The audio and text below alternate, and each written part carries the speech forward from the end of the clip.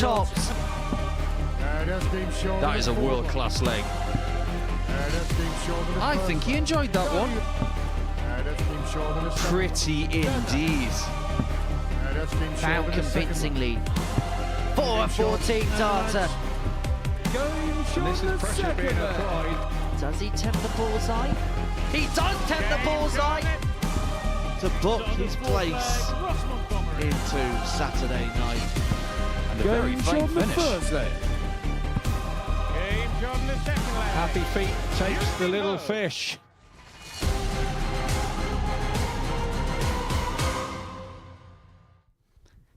Good afternoon and welcome along to a double session day here at the Modus Super Series. It's your Thursday double fling of tungsten action here from the live lounge in Porto. What an intriguing day we have as well. Two evenly weighted groups up in the offing between now and 1 a.m. And watching every single dart today, as he has done all week, is the asset Paul Nicholson. We have got two real intriguing groups, haven't we? This afternoon and tonight. It's quite hard to call either way. Yeah, I think it's pretty hard to call. I think if you look at the 6 players that we've got here this afternoon, going into the early evening, it's pretty difficult to choose 2 people from that. We'll have more information by the end of the day, going into day 2, of course, but I think it's a very hard thing to call, especially when we had such a tight Group A situation as well. Yeah, it's a very tight Group A. Group A in the end, that was won by Dan Asprey, the ADC qualifier on debut from the Midlands. But that's just half the story, really, isn't it? Yeah, there was a point where we were 2/3 the way through the group thinking there is a possibility that maybe 5 players are going to be on 16 points and everybody's going to be split by leg difference or legs won. In the end, Dan found the right results at the end. He maybe got a little bit of help along the way, especially in the last round, because it meant that when he played his last game, he didn't have to do anything but turn up. So Everts and Sherrick will be licking their wounds a little bit overnight and going into their Group B campaign. They had their chance, they couldn't take it, and now they're going to have to do it all again on Thursday and Friday. Yeah, we'll watch Ted Everts and Fallon Sherrick in action in Group B later on this evening. But Group C is going to be our centre of attention this afternoon. And we're going to see a couple of weekly winners back in action here at the Live Lounge. And Justin Hood and Johnny Haynes. And Justin Hood, a player who every single time he comes here, he delivers something. He does have this quality of, well, it's very hard to categorise. He goes up there with a really good action, but sometimes he just flings the darts the way he wants. And what I mean by that is there is structure behind his technique sometimes, and sometimes there isn't. It's just how he feels. He is a very unpredictable player, but he always seems to bring something to the week. Like you said, if he brings quality this week, he is someone who can go through a very stacked field. What about Johnny Haynes, a player who locally is putting in some very decent numbers? Has done for over 20 years. I think we always expect from Johnny, because when you have won a week here, we expect someone to possibly do it again. And we have seen it plenty of times in this series. We want to know where Johnny Haynes is at right now, and the same goes for Justin Hood. Well, they come into Group C. 3 players dropped into this group from Group A: James Vanbesien, Darius Labanauskas, and Andy Hamilton. I want to talk about the Hammer, because the first couple of days didn't quite go to plan, but there were some real encouraging signs yesterday. He was the player of yesterday. And when you consider how good yesterday was, when he had a really good leg difference and 4 wins out of 5, the fact that he was still last in Group A tells you how bad the first 2 days were. But he's got the experience and the know-how of being able to forget what's happened on the first 2 days of the week. If he can use yesterday very well and bring the confidence from yesterday into the next couple of days, I'd expect to see him in Saturday night. Is it fair to say we're not worried about Andy as much as other players who may be in his predicament because of the vast experience that he has? Yeah, maybe. I think sometimes we get carried away with the amount of experience a player might have. I think we should put more emphasis on where their game is right now. And if we look at the last 4 or 5 months for Andy, it's all been very encouraging, and maybe Monday and Tuesday was a little bit of a blip. Well, we mentioned that it's quite an evenly weighted group. Let's see what the odds compilers make of proceedings here at the Live Lounge report. So they have Justin Hood off as the 5-4 favourite. Is that because of the fact he's won a week here and he's been successful here in the past? Yeah, I think so. I think sometimes the odds compilers have got to look at previous behaviours if there's not a great deal of information to grab from other sources. Labanauskas is definitely looking for an extra few percentage points on his average. His doubles have been fine, but maybe not to the degree that he's going to win a group someone's going to have to find an extra level. And it might just be someone like Andy Hamilton. If he can replicate Wednesday and go on Thursday and Friday into the same sort of mould, then he is someone who could do exactly what someone did last week in Group C. Is there potential for somebody to emerge from the mix, and maybe there'd be one or two players in the odds market that, if they find their best stuff, could be worth a little bit of a punt? Yeah, because if you look at Dan Asprey at the start of the week, he was towards the bottom of the list because we didn't know a great deal about him. He's won Group A, so why not Terry Nash then? Why can't he do that this week as well? We don't know a great deal about Terry, but over the course of the next 5 matches, we'll get a really good look at him. And he is one of the outsiders, if not the biggest outsider of the week. So why not him? It's 18 plus. It's begambleaware.org if you're going to have a flutter on the Super Series this afternoon. Right, to our first game of the afternoon session. And it sees the return of Johnny Haynes here to the Modus Super Series. Former weekly winner at the beginning of last year. He's hoping to kickstart his 2024 campaign here in the Live Lounge with similar success. He takes on Andy Hamilton, who's already had a blistering start to his season. He's made a major TV final in the seniors, courtesy of the Champion of Champions. And he's hoping to be the champion here on Saturday night. Earlier on this morning, I had a chat with Andy to talk about his week so far. Well, Andy, saved your best starts for the end of Group A. Yesterday was a real good day for yourself. Yeah, I think the days before, and the good thing I can do in my career now, I can forget what's happened and just move on to the next day. And I think that's what I did yesterday. I was down after the first 2 days. I had to recoup myself and just get my head on yesterday and just enjoy it, really enjoy the game. And I think my whole career has been about loads of pressure and lots of trying too hard, and now I need to enjoy it now. And most of all, I have been enjoying it. I think the first 2 days was a bit of a struggle, but like I said, I'm coming show now, and the hammer never dies. The hammer definitely doesn't, and we saw yesterday you saved your best till last in Group A. How much can you draw on that confidence going into Group C? It's a bit more of a knockout feel. Yeah, most definitely. I think this game's all about confidence, and you're only as good as your last game. So I can take my last game into today. I'm sure I'm going to be a threat in these next 2 days, and I never give in. So I will give it all till the end, and hopefully it'll get me through to Saturday night. It's been a fantastic start to the year for yourself. You made a televised final at the Champion of Champions. You made it through to the second stage of Q School. You did well here in your previous appearance here at the Super Series this year. Things are quite good for the Hammer at the minute, aren't they? Yeah, most definitely. All I'm doing at the moment, I'm just enjoying life. I'm taking tournaments as they come along. I'm not putting pressure on myself to do tournaments. I'm loving the seniors. The great thing for him, Modus has been one of the best things that's happened in darts. It's apart from the PDC, this is a great thing for the amateurs and everyone else to get involved with. I've loved the experiences here. You get that stage presence. You get a good family of people in here as well. And it's a good practice room in there as well. Some real good players. And I feel like the general vibe around there will be very good. It'll be intrinsic to some good darts. Yeah, most. I think they will want to beat one another. At the end of the day, we've got to be friends in that room. And you don't want an atmosphere there too long together. Got to enjoy the game. You win or lose, you come off, then recoup yourself for the next game. No animosity in that room whatsoever. We wish you all the best, Andy. Good luck. Cheers, Henry. So here we go then. First game of the afternoon session. Game 1 of 15 we're going to be bringing to you here at the Super Series this afternoon for another 10 tonight. And it sees two well-experienced campaigners go toe-to-toe on the stage as Johnny Haynes takes on Andy Hamilton. Two players who recently have been putting in some good stuff, whether that be on the World Senior Circuit or courtesy of the ADC. Johnny Haynes is one of those players where locally, he is so prolific, and every area has a player like Johnny. The 59-year-old from Swindon is a former weekly winner here at the Super Series. Has played in World Championships in both the PDC and WDF systems. Whilst Hamilton, the 57-year-old from Stoke-on-Trent, of course, the runner-up in the World Championships 12 years ago now, can you believe? He made the final, the Champion of Champions in the World Seniors around about 6 weeks ago. He's had a real good start to his season as the Hammer. He didn't have a good start to his Group A campaign, but recovered well, responded well yesterday, and his numbers were sublime. Averaged just under 90 for the day on day 3. His doublings cooperated a bit better than it had previously, 18 from 48 there compared to other stats throughout the course of the week. But Haynes has been in sumptuous form on the ADC circuit, winning Vault qualifiers to play here at the Live Lounge. But the biggest surprise is this is his first appearance here since August. When you consider how often he was here originally, it's a little bit of a surprise. Didn't play in Series 6. His last appearance was in Series 5, Week 4. It was a week where he failed to qualify for the Saturday evening. 99. But when a player like Johnny plays here, you have a bit of expectation, don't you, on his shoulders? I'm trying to figure out if Johnny Haynes plays that way. I've been knocking around Johnny for the last 12, 13 years. Seen him at local competitions. Seen him on the PDC circuit predominantly. Watched him a lot here. Every time I see him, he's just horizontal.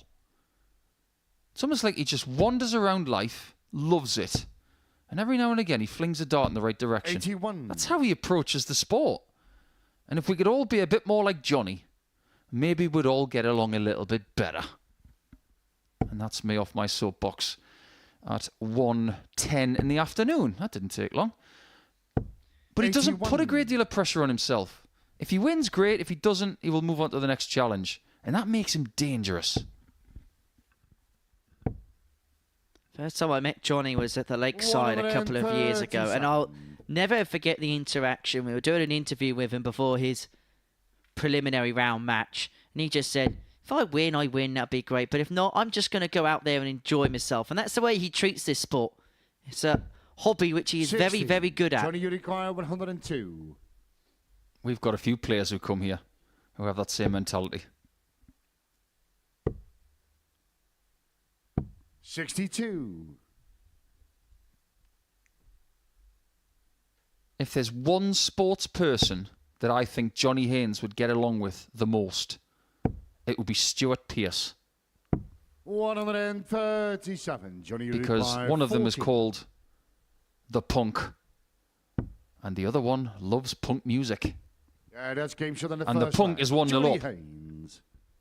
Second leg, it's Andy to throw first. Well, Andy's Game week so far can be categorised as Monday, it happened. Tuesday, it happened, but it wasn't good.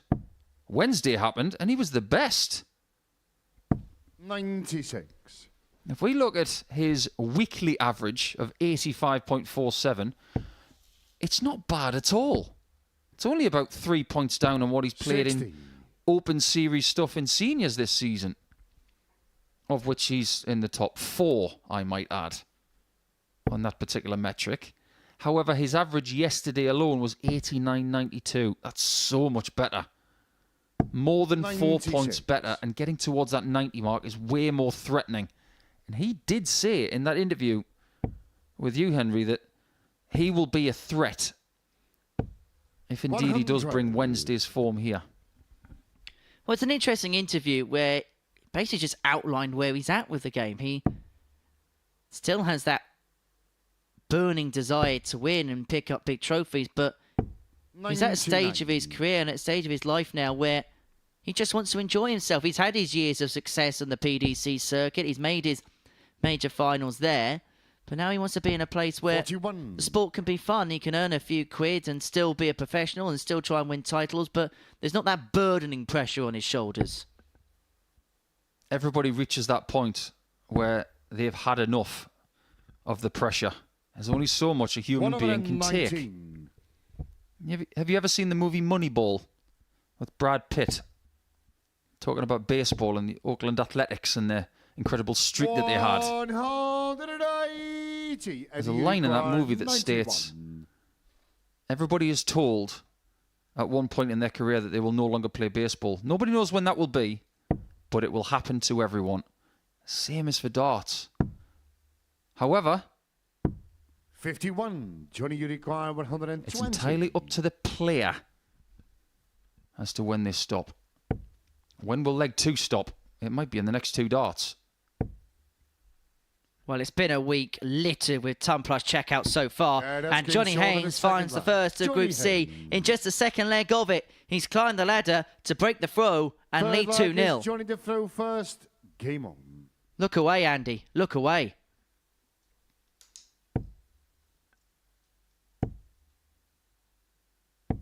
$76. How many people do you know that get off to a bad start in Group C and still qualify? Not many.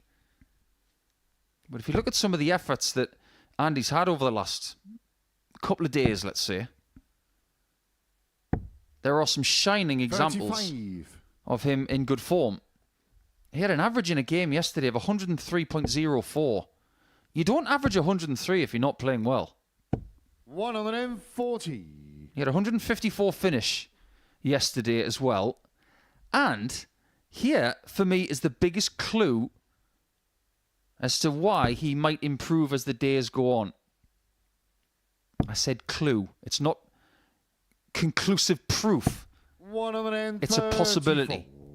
He had 9 180s after Monday and Tuesday. Yesterday, he had 9 on the day. So he doubled his total in one campaign. 100. But Haynes here has kicked off to some degree, averaging 96.44. 2 from 3 on the doubles. Andy Hamilton here hasn't been a slouch in this game by any means. Average of 90.08, but that's solely 56. a scoring average because he hasn't had a dart at a double yet in this match. And the way this leg's going, doesn't look like he's going to get one in leg 3 either. 60. Interesting play there from Johnny. With Andy all the way back on 276. I don't think he'll mind me saying this, but maybe a younger player might have gone for the bullseye. You might see a lot of traditional 100. thinking in this match from these two people Johnny, you require 120. over the edge of the bullseye.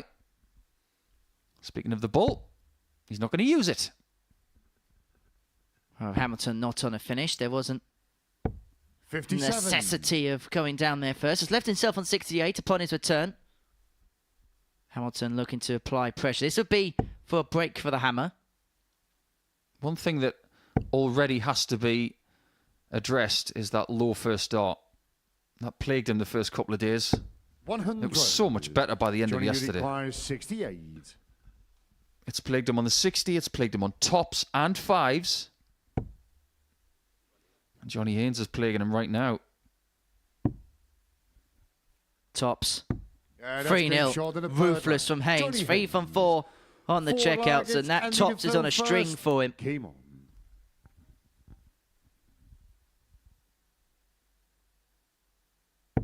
If you look back at the times when Haynes has been at Lakeside or Alexandra Palace, because he's played at both, it doesn't look like he's aged. 140.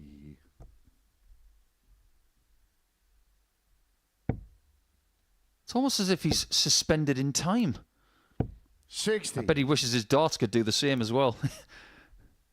They're losing weight by the season.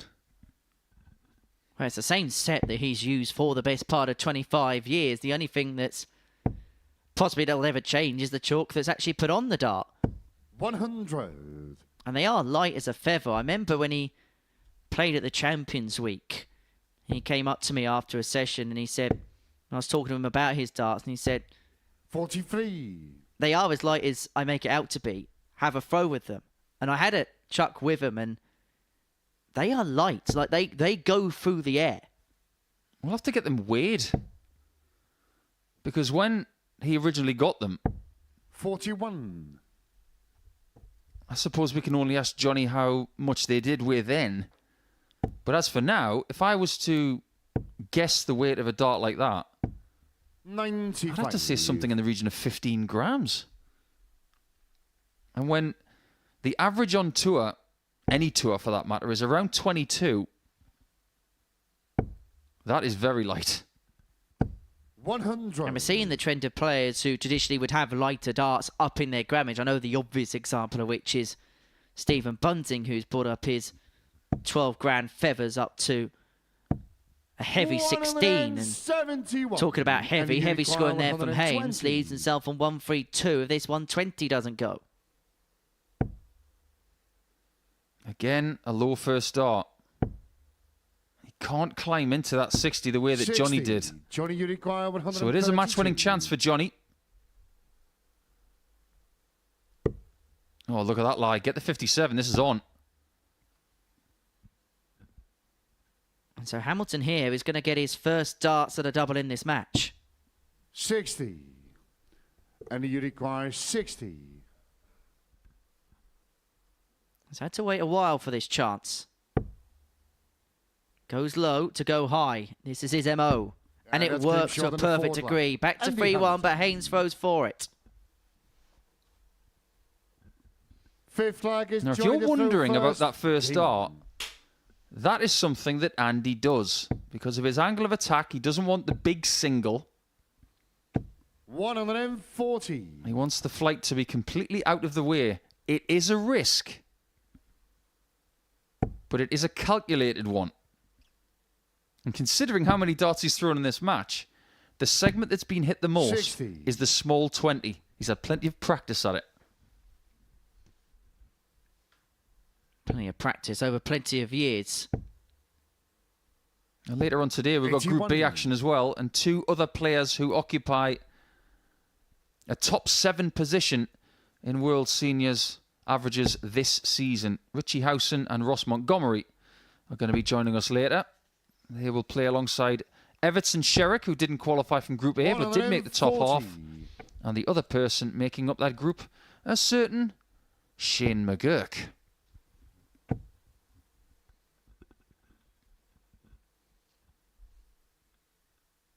Makes me think Hamilton made his debut 137. in the World Championships back in 2005. Lost out in the quarterfinals to Bob Anderson by 5-1. I remember exactly where I was when that was happening. 90. Johnny, you require I was 143. to go on a trip just before I moved to Australia. I remember that match being on the TV as I was packing. 59. Hamilton may be packing his darts away in a few moments' time because Haynes has left 84 for the match and a 4-1 victory to kickstart the group.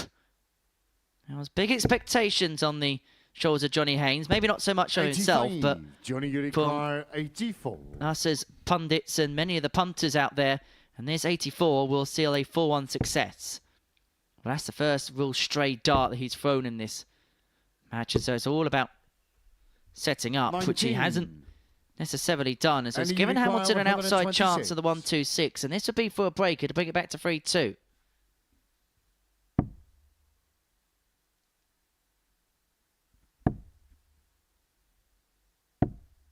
$54. Johnny, you require 65. An easier chance to win the match now. Options and tops. 45. And you require 72. Not to be. And so Hamilton is back for 72 to bring it back to 3-2 with Haynes sniffing about on double 10 to win the contest. Another one of them. Tops to save the match. 52. Doesn't go. He's been hanging around Darius Labanauskas the last 3 days, 20. leaving his arm out there. But Johnny takes it Game out. shots and a match. And he gets a Johnny first Haynes. win of the campaign. So Andy did get a leg in the end. He could have lost that one 4-0. However, he's going to have to settle for just the one leg in his first contest in Group C. Johnny Haynes starts very buoyantly with an 86 average and 67% on the doubles. He'll be very happy with that display because it was commanding at times. Next, we're going to see more of Happy Feet Justin Hood, and he's taking on James Vanbesien.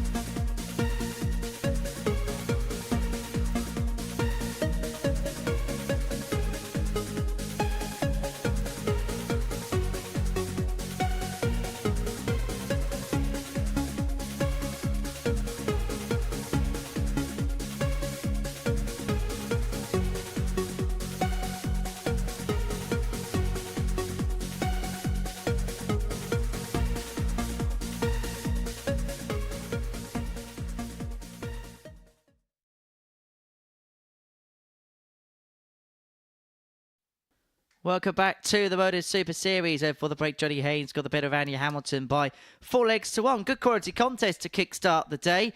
Next up for us, we're going to see James Vanbesien back in action up against Justin Hood. Happy Feet, former weekly winner here at the Live Lounge in Portsmouth, although it's been a few series since he got that particular victory. But every single time we see the 31-year-old from Glastonbury here, we see some good things from him. Played at the WDF World Championship, the World Championship, which took place at the O2 Indigo back in 2020. Up against the ADC European qualifier, James Vanbesien, 45 years of age, from Oostende in the Netherlands. The Phoenix will be hoping to once again make it through to Saturday night.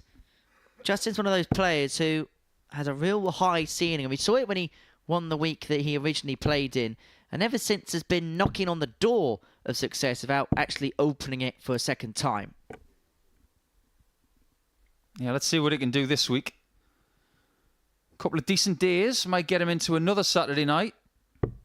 And we remember that Saturday night, don't we? When he won week 8 of Series 3. But think about it this way.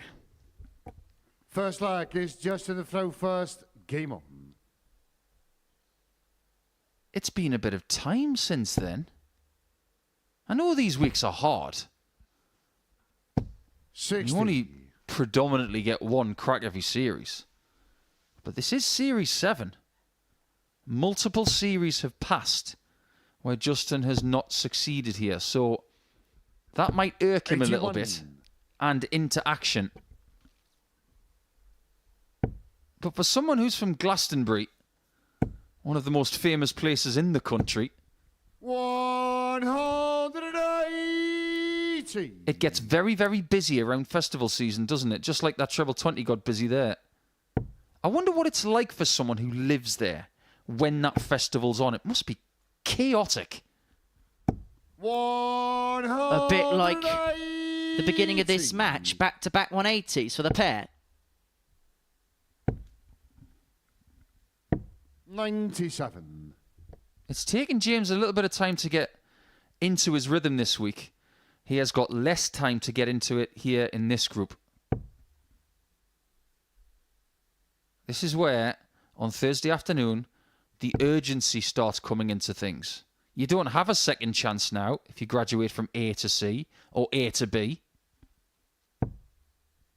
100. Justin, you require 164. And if I may pay full respect to some of the players who come into these secondary groups, predominantly the quality 42. James, you require is better 140. on Thursday and Friday. So you have to find more in the way of output.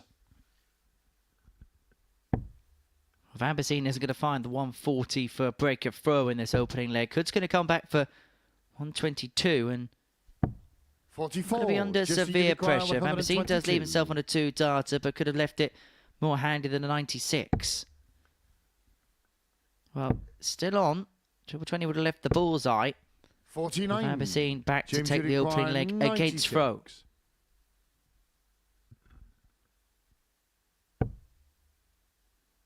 Can't surely go for the treble 20. And he didn't.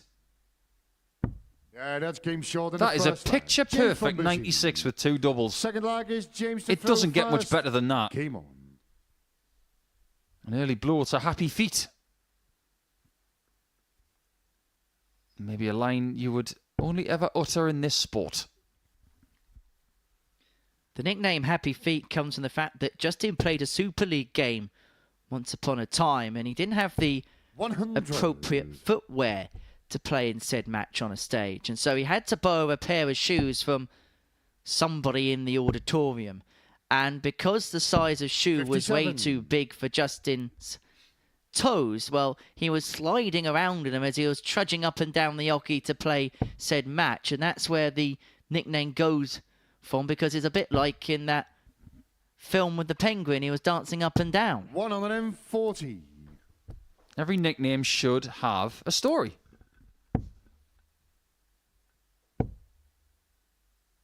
At least he's not called Hoodie. 118. But we are going to see Nashy next.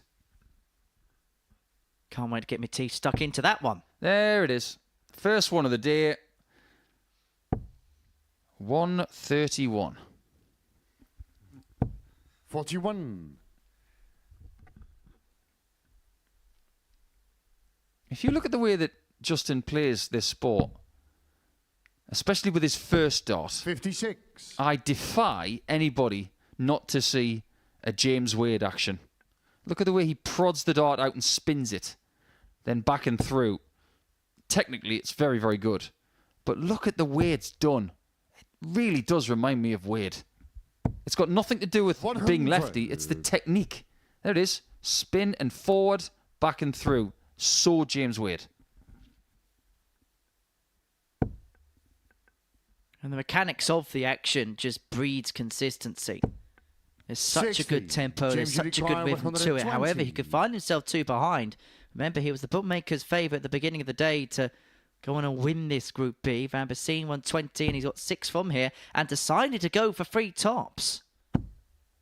And still persevered with that top segment. 80. Well, he's got there in the end, and he's left himself on tops upon his return. I haven't really seen many maverick moves like that from James in the past. We did earlier in the week, just once, when he had 80 and he hit 2 double tops. 140. James Unicry, That was on Monday. 40.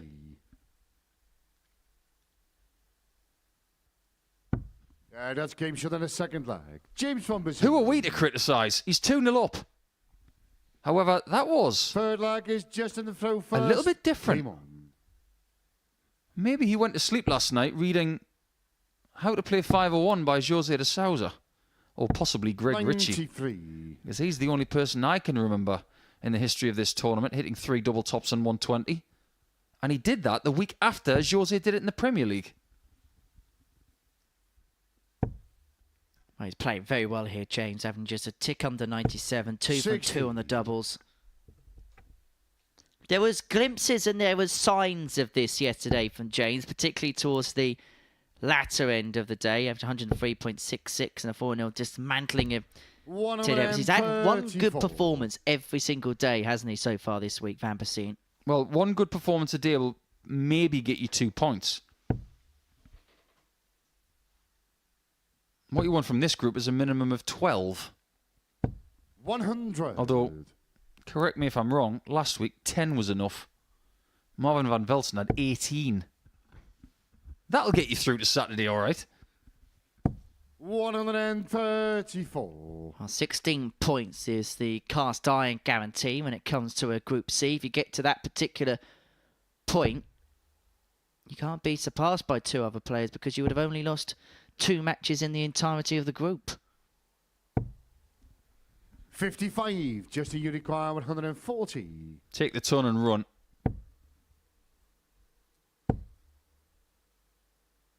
100. He's not going to run, but he'll take the ton. I don't know if you've noticed as well. I know I've likened him to James Wade with his action, but his darts look like MVGs to me. 94. Justin Unicry, 40. Tops after 12. And a that's 14 been darts short to in get the his third first leg. leg on the board. Justin Hood brings it back to 2-1, but he still Fourth needs leg to is find a James break. to throw first. Game on. We're seeing still in pole position. Those penguins on his shirt look like they've been shocked by something. So there's an idea for a dart shirt. If you can get something where the 41. caricature and the eyes change based on your mood. A mood shirt. But also on the back of that shirt, it looks like 96. those penguins are under the northern lights. Because of the pink in there. Because the northern lights have a few different colours, don't they? Bit of green, bit of purple. 40. So, technically, because you get penguins in the south, they wouldn't be under the northern lights, would they? 98. They'd be under the southern lights.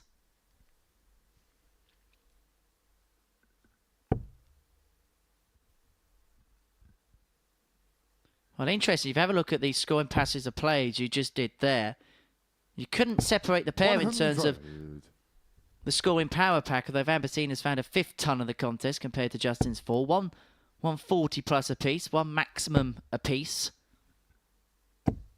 100. You notice he's got this different rhythm.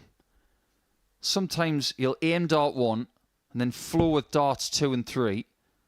There he aimed both darts 1 and 2 and was flowing with dart 3 alone. 100. That's why at the top of our show I called him a field player. He does everything very naturally. There it is. No aiming of that switch. 96. But he is in the lead in leg 4. He's just a very, very good player.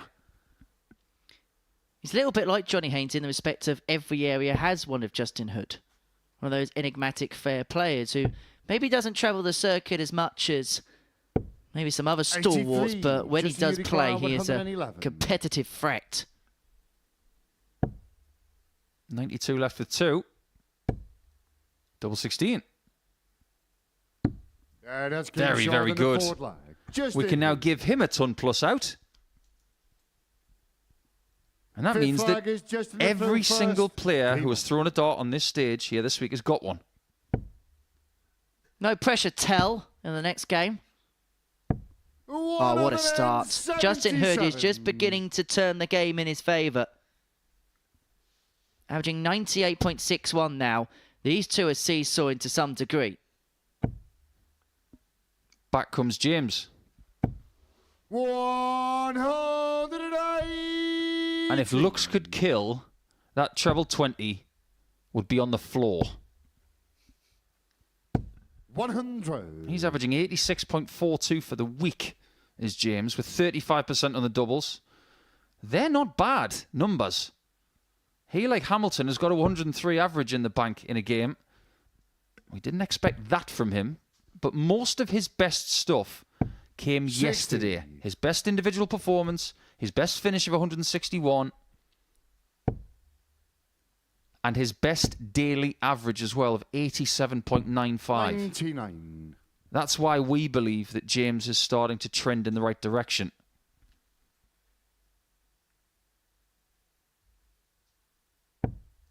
And he also got 9 180s yesterday.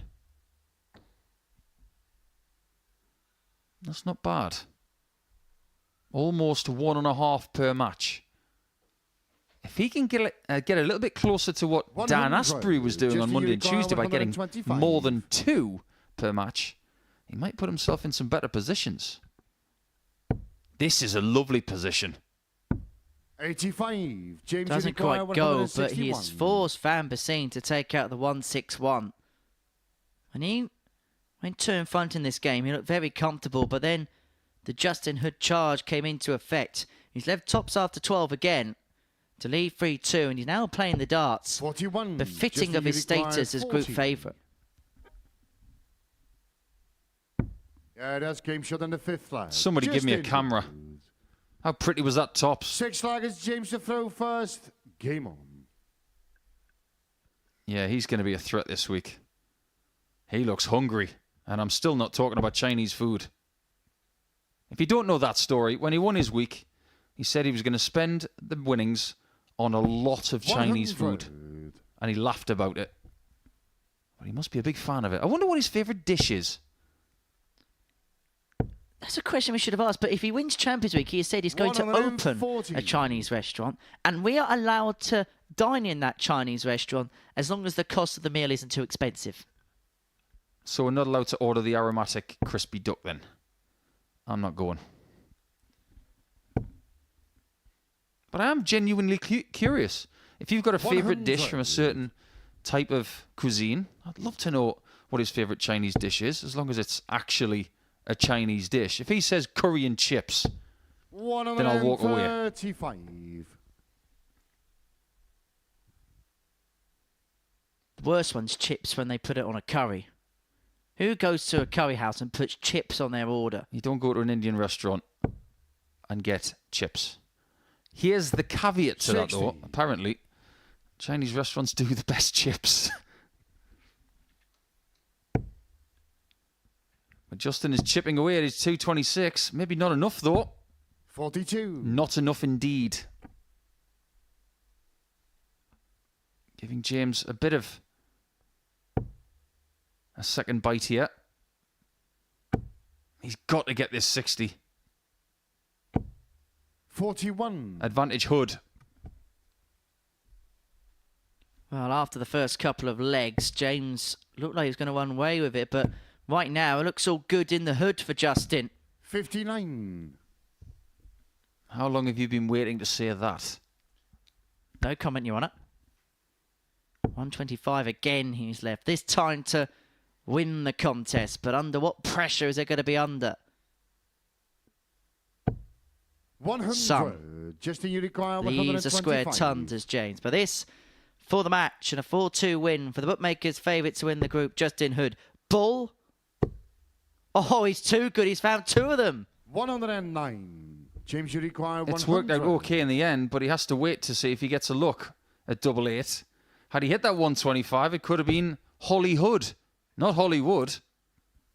And he is going to get a look at 88 now for a 4-2 win to start his Group C Justin, campaign. 16. And to confide in all of his darting happy feet buddies Game shot. for that 4-2 win and condemn our Group A graduates in the first couple of games to defeat. Hamilton lost by 4 legs to 1.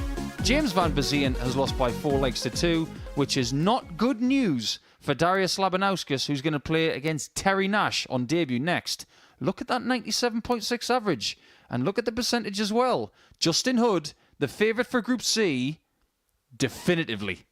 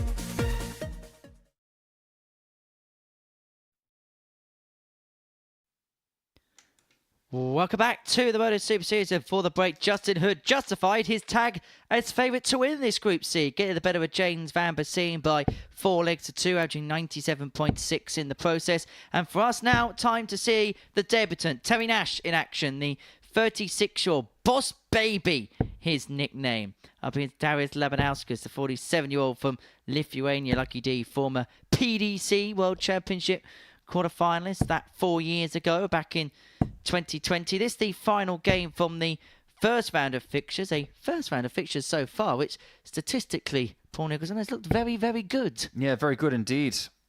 Great performance there from Justin Hood, 97.6. That's very encouraging indeed. But everybody else... First leg is Terry to throw first. Game on. Lowest average we've seen, 86.49 so far. That makes for decent 60. reading. But what makes for better reading is that collectively, the 4 players who have graced the hockey so far are 69% on their doubles. 140. I can say at this point that is unsustainable unless we have the most ridiculous finishing day we've ever seen 60. here on Thursday. It's great to have Terry with us. His debut day up against a bit of a big name in Darius Labanauskas. So welcome, Terry. Terry qualified through 100. the ADC Vault system in Wales to be here at the Super Series. His annual numbers are pretty much weighed up 60. by what he did on the WDF circuit by playing in the Welsh Open and the Welsh Classic last year. Across those events, had a running average of 80.24. His finishing in that tournament was very good as well, 43.28%. 41. And if you are looking for a little bit of light-hearted content to watch over the next few days, 100. you can check out our regular Bullseye Challenges. And these lads were doing theirs this morning, and I can tell you, without giving you the numbers, that Terry did very, very well. 100. Now, some players, they might not like doing those Bullseye Challenges. They might just want to keep themselves to themselves before 99. we start at 1 o'clock. 120. But it gives debutants a chance to get on that stage and throw a few darts under pressure before they've even started a game. I think they're a good idea.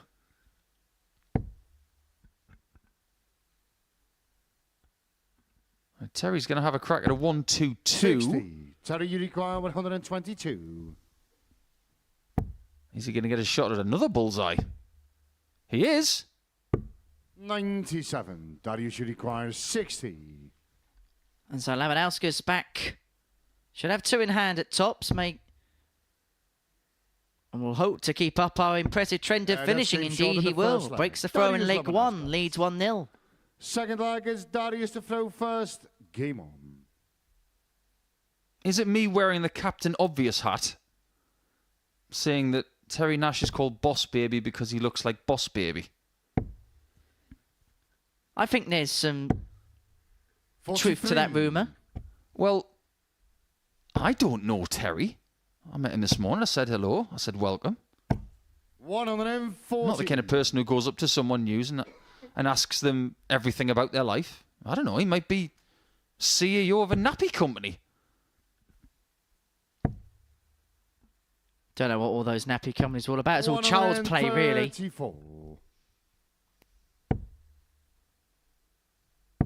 Well, this is a really good opportunity for Terry over the next couple of days 136. to find out where he's at with darts.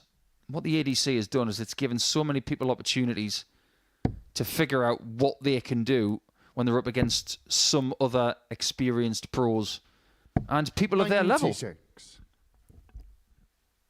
So we will find out over the next couple of days if we found another gem from Wales, because there are plenty there. 57. Although, you're not going to see Gerwyn Price at the Premier League tonight. Sadly had to pull out of the Aberdeen Premier League with a trapped nerve in his back. We hope he's okay. Looks like he's not going to the playoffs this year after making the final in 2023. We wish Gezi well in his recovery. First things first, Terry 100. left Darius, himself you on a require bogey of his 107. previous visit, and so he's allowed Labanauskas a free poke at the 107 here to double his advantage to 2-0. Should get a dart at tops or double 16, whichever he prefers. 15 for double 16. 91. Just inside, and so Terry, Nash you require 68. comes back for 68. His dart at the double in the previous leg was the bullseye. He's going to have 2 in hand at double 4. And now down for double 2. That's clean Pins short it of the into the second top leg. corner. Terry Nash. Gives us a little bit of a celebration as he wins his first leg Third on the leg Super is Series Terry to throw stage. first. It's a break back. Game on. It's 1-1.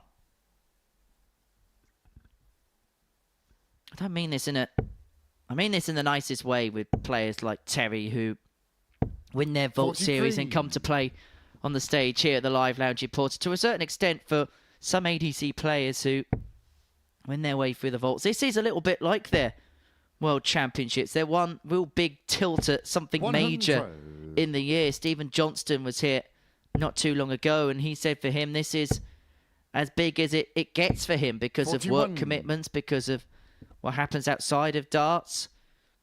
This is the one time he can commit to something major and play in front of the cameras and test himself against the best in the game. I absolutely agree. 60. And one of the reasons why people are gravitating towards ADC darts is because of the amount of games they're getting to play. 140. Terry does play county, and he's very good at it, apparently. But you could go all the way from any part of Wales and have a really long journey to play one game 85. of this length. That's a long way to go to play one game of darts. And what the ADC have done 99. is they've given people the opportunity of maybe playing 5, 6, 7 games in a day. Getting better, more exposure to pressure. A chance to progress with their standard. 60. And as you can see with Terry here today, he's progressed to this, where he's guaranteed 10 games. And the other thing is, and it's more a general societal point, 140. people want value for money. So if they're going to pay entry fees to play in competitions, they want to feel like they've got their money's worth. They don't want to just be playing one game and then going home and spent a tenner for possibly just 4 legs. You want to feel like you're in a 140. competition. You feel like you've 38. got something out at an event. 88. Goes for that's King 2-1 Sean lead. in the And this third is very, very Terry. positive from Terry. Averaging 86.94. Forward against 2 Darius from the 5 on the 31st. doubles. Game 2-1 in front against a man who has played on near every single big stage that this sport has to offer. 100. The only real exception to the rule would be the fact he never played at the World Match Play, which I'm sure is one that, in the back of his 96. mind, possibly irks him a little bit. Terry also played international darts recently. Played for Wales. He was in the same team as Sean Fisher, who we've seen 60. here. Sam Kankert, who we've seen here.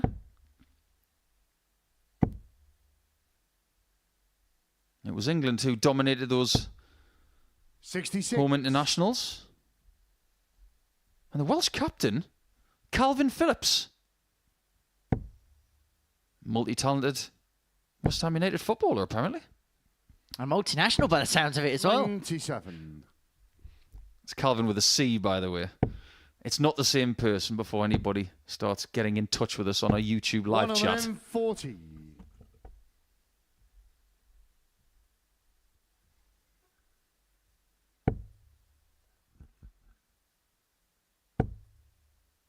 Well, it's been a good performance from Darius so far. He's averaging 90, but he has just been restricted 55. to opportunities by Terry in this game. And Nash has got 6 from here to break the throw and move himself 3-1 in front. He then have the darts to seal a 4-1 success. 137. This is decent from Terry. He might be riding a bit of a confidence wave here. If our sources are to be believed, he is 100. Terry, you require 62. a very, very interesting prospect. Okay. 10 off leaves 52, 24 off leaves 28. Just get the maths right before you go for the wrong double. 48. At no point did he think he was going to go for double 14 89. at that visit. However, this is a chance now for Darius to reel Terry in. Quite possibly an opportunity he didn't expect to come, but he's going to have a couple in hand at double 16.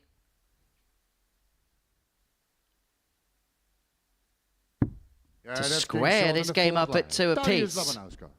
Those little mistakes. You just can't make them against someone as Fifth flag seasoned is as Lucky Terry to D. throw first. Game on. I wonder what he's thought of his debut week, because this is Darius's first week here too. 96. Albeit he's got 3 days in the bag before Terry makes his way to the stage. When they did their Bullseye Challenge as a team this morning, it was somewhat categorised 140. as Week 10, Series 7, Group C, the Bald Edition. 95. Because everybody doesn't have a great deal of hair. Apart from Marco Meyer, who looks very fresh this morning. 60. There he is. Have a look at that. Fresh trim. Ooh, dis. New drip for a Dutch ref. You're talking in 45. vernacular I've never heard before. Have you come to the right place? You almost sounded like a Cincinnati Bengals fan saying "Who dare?" Well, who's going to be the Joe Burr of this group? 131. You're talking to the wrong person. I am not a fan of the Bengals because they're in the AFC North and they are one of the biggest rivals of my Steelers. 170. Well, is it going to be touchdown Darius? Or is it going to be Champagne Terry? There is a Welsh player who was known as Champagne. 64. Terry, you require 132. Hope you're well, Barry Bates. He hasn't got any hair either. 57 for the Bull. 107. He's had a couple of shakes at the centre, but 106. neither time has he hit it.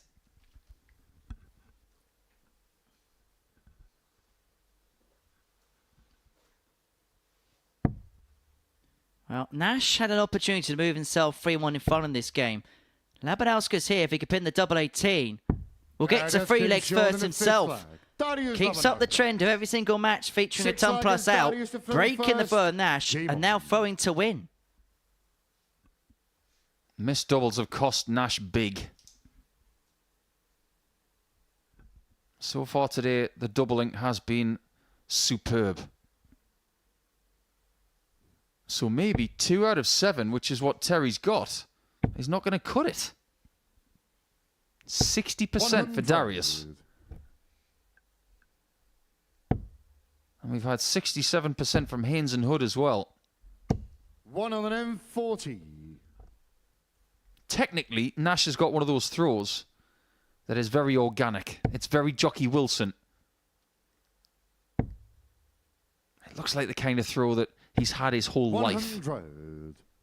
Gets into a good position. Nice and compact when he brings the dart back. Not a great deal of backlift, but that 85. thrusting follow through, which is not fully extended. It's almost like he's being electric shocked into action. There's a real frivolity, isn't there, about that action and the way the darts go into the board. 100. It looks like it's going to be Darius who's going to get the points on the board as far as this contest is concerned. Nash needs to find something makeable. 85. He's not going to leave himself on a finish, and so Lucky D has got 6 to pick up an opening W. On Monday, I was talking about how I'm not sure why he's called Lucky D. But in this match, he's been a little bit lucky. 139. Because he has been given a go at stuff that maybe against somebody else on a different day, he wouldn't have had the shot. 139. Darius requires 62. This might be his only chance to win this match. Because if Nash gets a shot at 52 and takes it, he'll have the darts on the last leg. So Darius is on watch. It's double 16 for the win. It's a double 16 that is found, and Darius Labanauskas gets the better of Terry Nash by 4 legs to 2. Nash had the opportunity to break the throw and move 3-1 in front, but the double 12 left double 14. Couldn't find that, and then Labanauskas picked up the pieces from there. An average of 92.65, 4 from 7 on the doubles. He beats Terry Nash by 4 legs to 2. We're going to take a short break. When we return, is Andy Hamilton up against Justin Hood.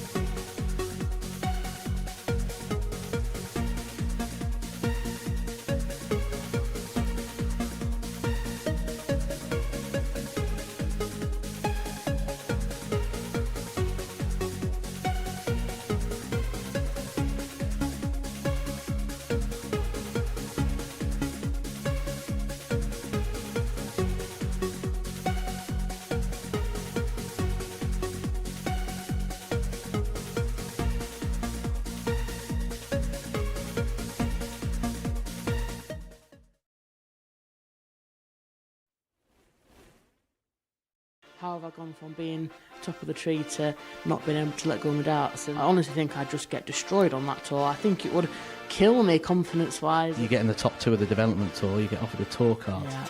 Do you take it?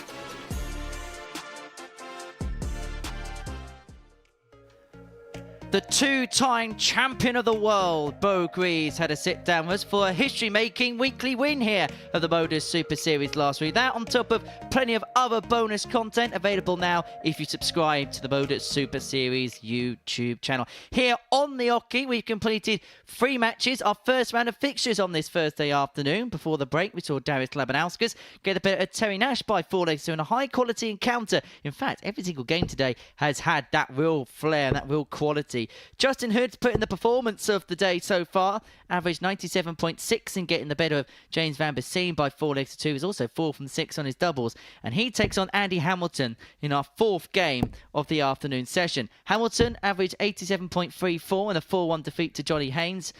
2 attempts at a double, pinned one of them on the back of a 60 checkout, and improved dramatically on Wednesday in his first 2 days. And there was signs of that in that opening game. However, Justin Hood took a couple of legs to get going in that opening game against James Vanbesien.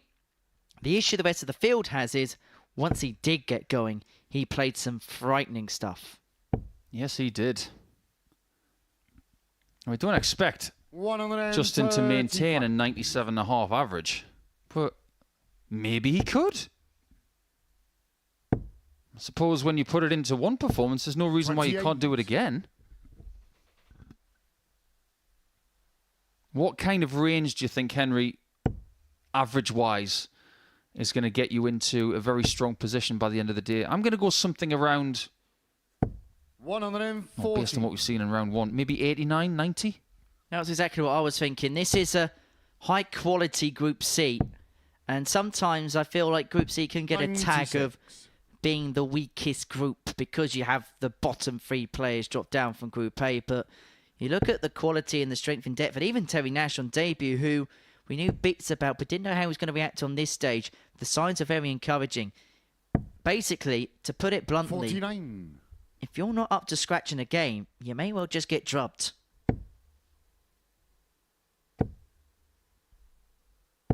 60. Like you mentioned, it took Justin a few minutes just to get going in his first match. Might be the same here. But he did have the darts against Vanbesien in Game 2. He does not have them here against Hamilton, who is having a very, very good start here. Somebody out there has surely got to get a darts t-shirt made saying, "Tops after 12."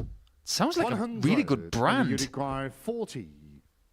It's never a bad thing to be on tops after 12.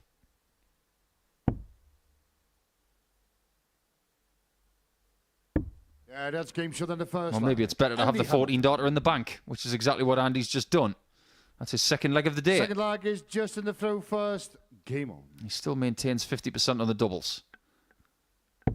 I don't know if you're a wrestling fan, Henry. However, for the wrestling fans out there who are tuning in, doesn't Justin Hood remind you of a young Eric Rowan? Just need to have him in overalls and a longer beard. 60. The beard he can work on. We'll have to buy him some overalls. And maybe give him another 18 inches in height. 140. But what he's proving as well is that height has nothing to do with things in darts. You can be 6'7" or 6'8" like Jimmy Van Schie, and you can win a week. You can be Justin Hood, well under 6 feet, and win a week. This is a sport for everybody, no matter where you're from or who you are. And that's one of the best things about it. 180. I think we're getting the pattern with Justin. It may just take him a leg to really get up to speed, but once he does, then he's going to be a severe threat. In some ways, it's almost as if the first leg could be a write-off for Justin, but he's going to play well enough in the subsequent legs that, to a certain degree, it may not even matter. 84. He is well in the distance in leg 2. Granted, it's on throw, but this is a potential 12-darter he could be on for here. But he's going to leave himself on 52. A double after a dozen darts, and that double of choice is double 16. Yeah, the double of choice is double 16. How many lefties do you know that prefer double 16? Not many. 96. Justin, you require Most of them like 32. tops and 10s and 12s. 2 8s. And a marker. 16. He's one of those rare cats as well, that when he goes to the board, he uses his throwing hand to retrieve the darts. 99% of dart players retrieve with their other hand. Look at Andy here. 134. Left hand Justin, you require retrieve, 16. throws with his right. Justin throws with his left and retrieves with his left. It's a small thing, but when you've been around the sport for as long as we have, That's game you shot pick in up the on second things like line. that. Justin Hood. Now, I don't profess to be Third any line is kind of Andy to throw professional first. at all, Game on. but when I've dabbled in local comps, I play left-handed. Now, because we walk off to the right-hand side, or if you play on TV, you walk off to the right-hand side, the natural hand to retrieve your darts and walk back in the most orderly fashion 96. is by retrieving with the left hand. I do something similar myself. Yeah, it makes sense. Because one of the first things that you learn when you play in front of the cameras is because this camera that is what you see right now is pointing 100. at the players. And they are instructed to walk off to their right-hand side. So it does make sense. But other lefties do use their right side, which I suppose would be unnatural. 100.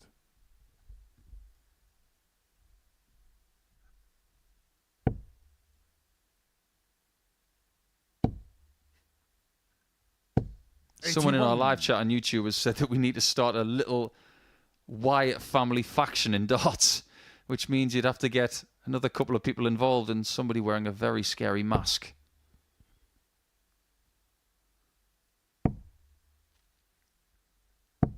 I'm not sure we should be starting 86. factions in darts, but if we could, I would be very much involved. I'd love to do something like that. Well, both of these players played at the 2020 BDO 140. World Championships at the Indigo O2. This was kind of the tournament where Justin Hood kind of burst onto the scene. He had a quiet couple of years for them playing here at the Super Series. He won his preliminary round match against Gabriel Pascoe, Romanian qualifier, averaged 90.24 in a 3-1 success. He'd then play in the first round where he'd lose out to Richard Vainstra, averaged 90.22 in a 3-1 defeat. And losing to Richard Vainstra in those competitions isn't a disgrace at all. Vainstra, the number 3 seed for that particular tournament. Hamilton here, 79 to move himself 2-1 in front, with Hood sat on tops after 12. So this is going to have to go, otherwise it could be broken. Can he get past it? 39. He can, but not Justin, into the section he wanted. 40. And so tops for Justin is doubling. Has been a little bit suspect in this match. 20. And he has allowed Hamilton an opening. And you require 40. That's 1 from 8 now on the outer ring for Happy Feet.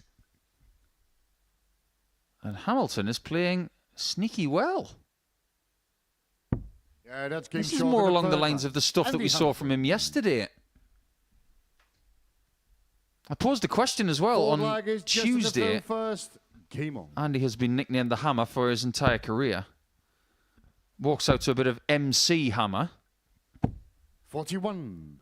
But I asked what kind of hammer would he be? Is he a sledgehammer? Is he a claw hammer? Could be a jackhammer. If you look at the back of his shirt, he's a claw hammer. Because there's a curve on the hammer. 81. Which means he's very good at getting rid of nails in the wall. And he doesn't want to be nailed to the wall.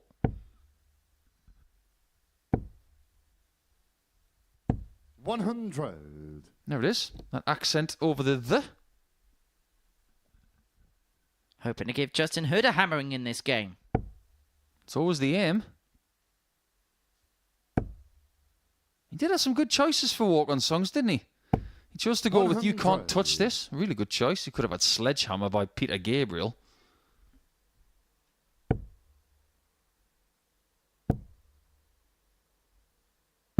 $58. Do you remember when he played in the Premier League? He had that hammer, but there was a CGI effect from the TV companies in the walk-on, which was like a lightning bolt which came down onto the hammer like he was some kind of Thor character. Yeah, I really liked those graphics that they used to have.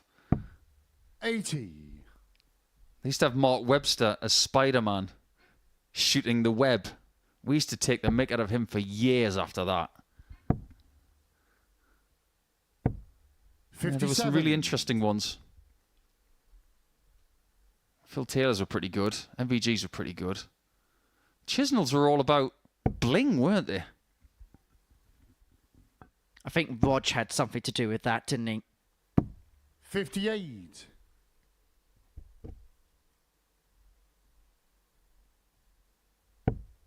That's a great first start from Justin. 100. Only walking away with a ton, he will see as a bit of a failure there.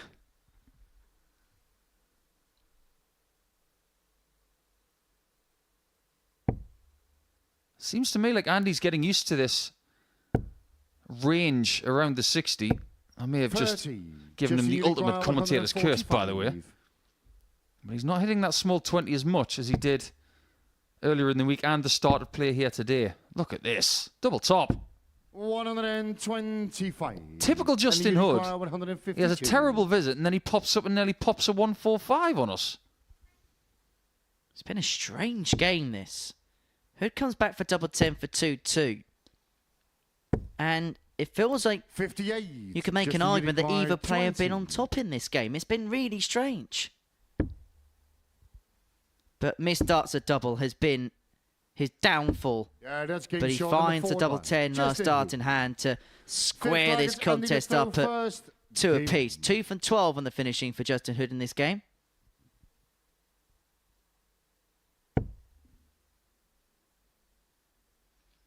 So Hamilton. Kick-starting leg 5. 99. 99 to kick off. So that leaves him on 402. Game is all square at 2-2, so we have best of 3 from 57. here. Troubleless to start this one for Justin. Apologies for the loss of graphic there, but we are back. Now, was Andy starting on the 18s in that moment? I would have to say yes. You don't often see him 42. miss the 60 by over an inch to the right or left-hand side. By the way, I've just been asked in our live chat, 22. what Lithuanian words do I know?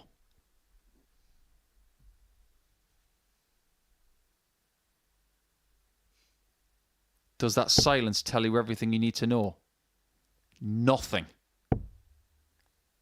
I haven't even asked Darius any words. 98. Do you know any Lithuanian words? No. Yeah, there you go. We don't know everything. 59. I'm not going to profess to say that I know anything about Lithuania. I know Mindaugas Barauskas was the first Lithuanian to play here. I know that they've played World Cup together. 140. And that Darius is the most successful player in Lithuanian history. I need to get some literature on Lithuania then. Well, they 97. qualified And for you League require C of the 122. UEFA Nations League recently. They beat Gibraltar in a playoff to get there. You might know more about Lithuania than I do. And these players are going to know much about Darius by the end of this week. And this very strange match, which is 90. backwards and forwards, has taken another swing as Andy is on the cusp of a 3-2 lead.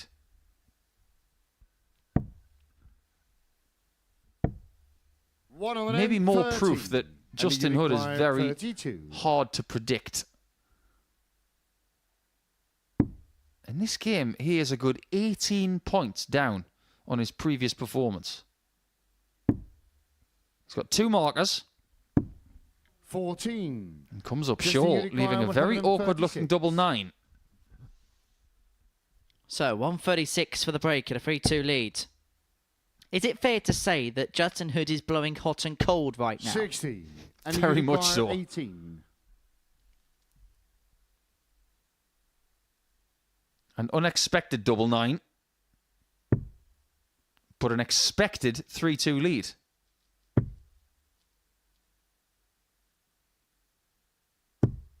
Nine. But he might not get it now. Requires 76. When you speak of the tales of the unexpected, this is an unexpected chance for Justin Hood. So it's going to be a solitary dart. At double 18, which he that's been finds, shown he in the leads fifth 3-2. one. Justin It Hood. feels like Justin last dart in hand with one dart in hand. That Six seems to flag be is his just in hit. the throw first. Game on. Might want to give Andy a few seconds on his own. Because that was not very nice. That was killer 57. from Justin. You get one chance, you take it. And you compound the misery of your opponent. Well, suddenly from the abyss, Justin Hood is now 3-2 to the good and throwing for the match. And throwing for 2 wins from 2. 80.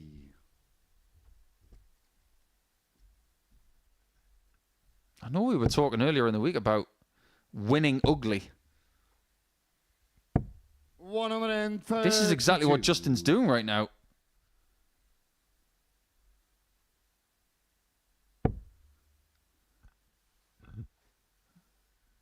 He was saying a little bit earlier to you, Henry, that 23. he was maybe trying a bit too hard in the first couple of days. This proves that trying too hard does not yield good results. You've got to be 100. having that ability to relax when you play if you're going to get the best out of yourself. Do whatever is necessary to give you that power. Try and remove pressure. As much as you want something, you can't want it too much. 134. I think that's the way that Justin plays the game. He doesn't put pressure on himself. When he plays locally, internationally, domestically like this. 120. Some people can do it very easily. For some, it's a big challenge. So, Hood 92 for the match, leaving it after 12 darts. And he's had spells in this game where he really has been off the boil, but he has found the important stuff when it's mattered. If the first victory was due to an impressive performance, the second victory, 97. if he accrues it here, has been 92. sheerly by digging in and sticking with the task.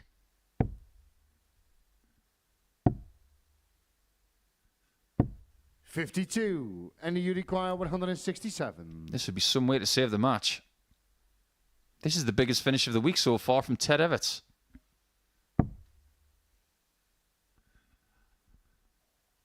Got a fancy Hood to take this away, 57. even if he is Just 3 you from require 13 on the 40. doubles. Tops of Hood.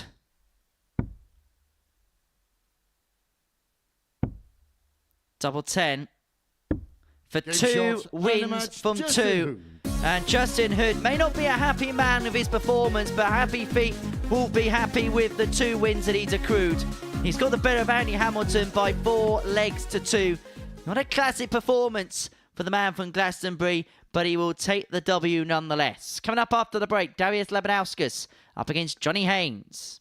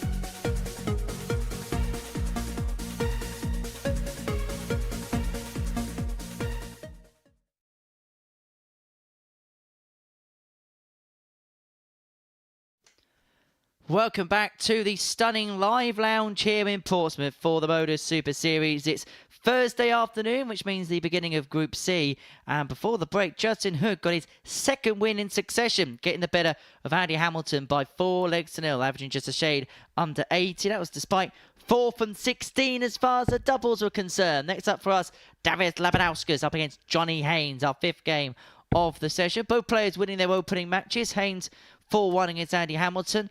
Labanauskas 4-2 against Terry Nash. And both players very impressive as well in victory.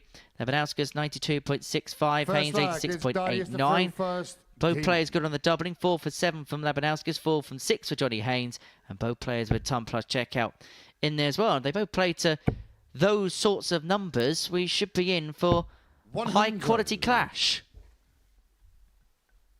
Let's hope so.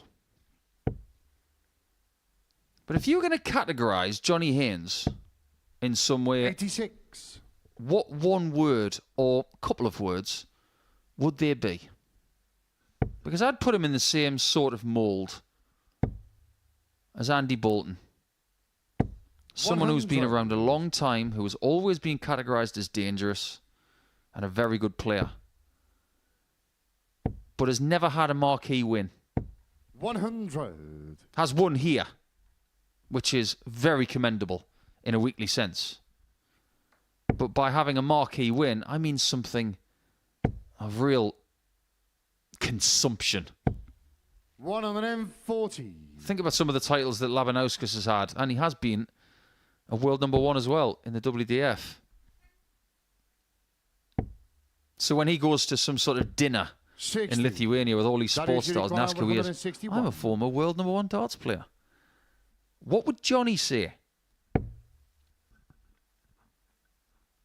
Because he's played at Ali Pali, he's played at Lakeside, he's played at 11 UK Opens. But at the age of 59, he's still looking for that one win that will follow him for life. I feel he's one of those players that he's proud of what he's achieved in the game, but I don't think he gets overly hooked over what he has achieved. He just enjoys the sport, and for as long as he can throw and throw to a good degree, that's exactly what he's going to do. And he may get a chance here if Labanauskas cannot take out the double 6. 18. Johnny, you require 120. He's already had a 120 today, is Haynes. Yeah, and Darius has just been giving himself a bit of a dose there. Oh no, Johnny. Missed single. I was talking about Darius feeling disappointed, but now Johnny 80. is sipping from the same cup. 6. The cup of missed opportunity. Yeah, that's The Labanauskas sinks the first leg to lead 1-0. Second leg is Johnny to throw first. Game on.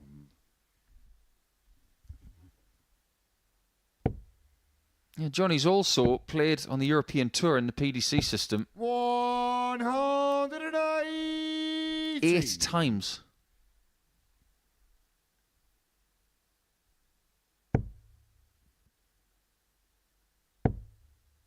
Back in 2014, in Gibraltar, 85. he made the last 16. He lost out to Steve Beaton, who ended up losing in the final to James Wade. 140. We were all hoping that Johnny was going to be on 141 after 6 there.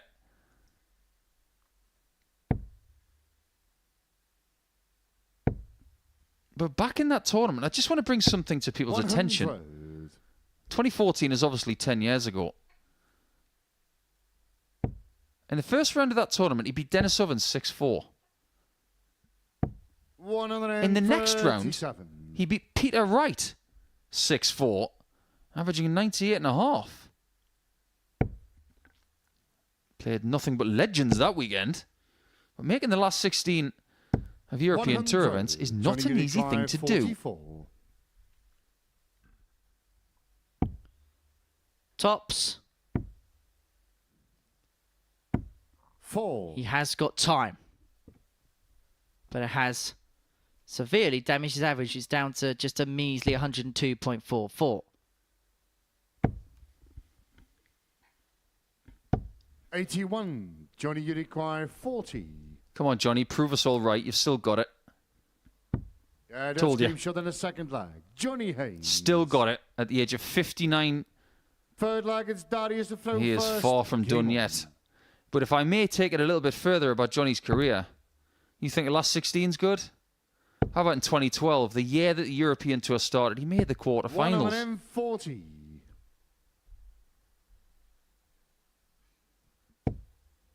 This was his route to the quarterfinals of the Dutch Darts Masters in 2012. 140. He beat Peter Wright 6-5 in the first round. Then he beat Raymond van Barneveld 6-5 in the next round. Then he beat Jamie Caven 6-5 before losing to the eventual champion, 140. Simon Whitlock.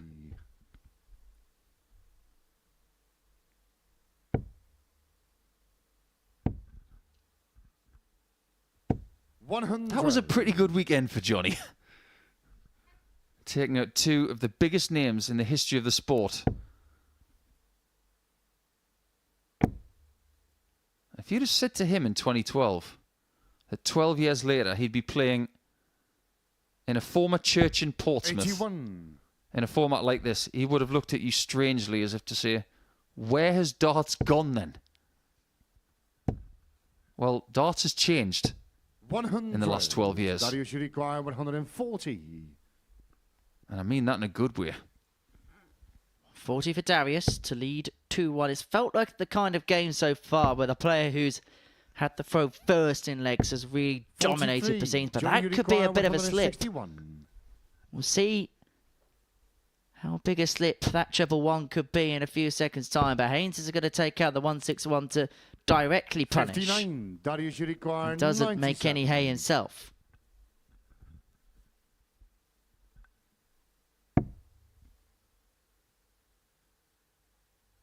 It's a 50-50 call here on double-double. He decides against it. 57. Johnny, you require 102. So 102 for Haynes for the break. And that is the worst possible dart because that leans him on 99. Yeah, if you're going to miss, hit the single. 62. Darius should require So 40. both players left on tops after 15. Labanauskas first poke.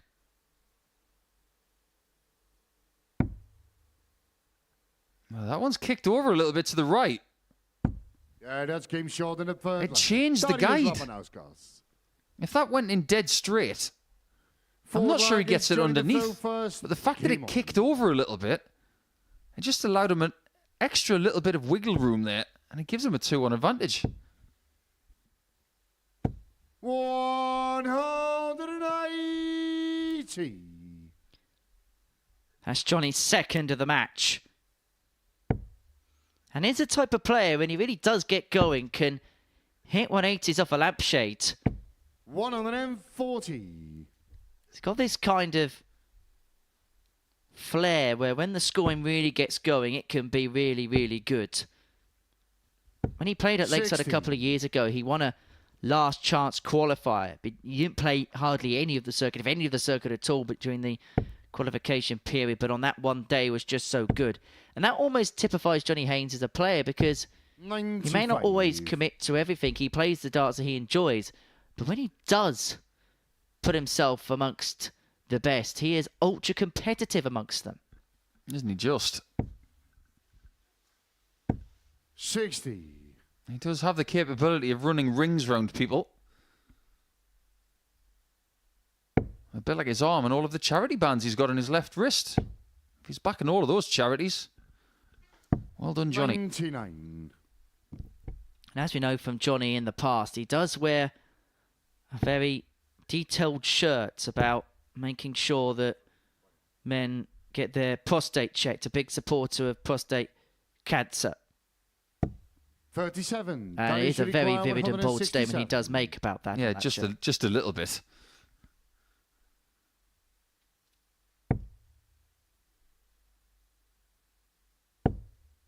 That's a really good second dart.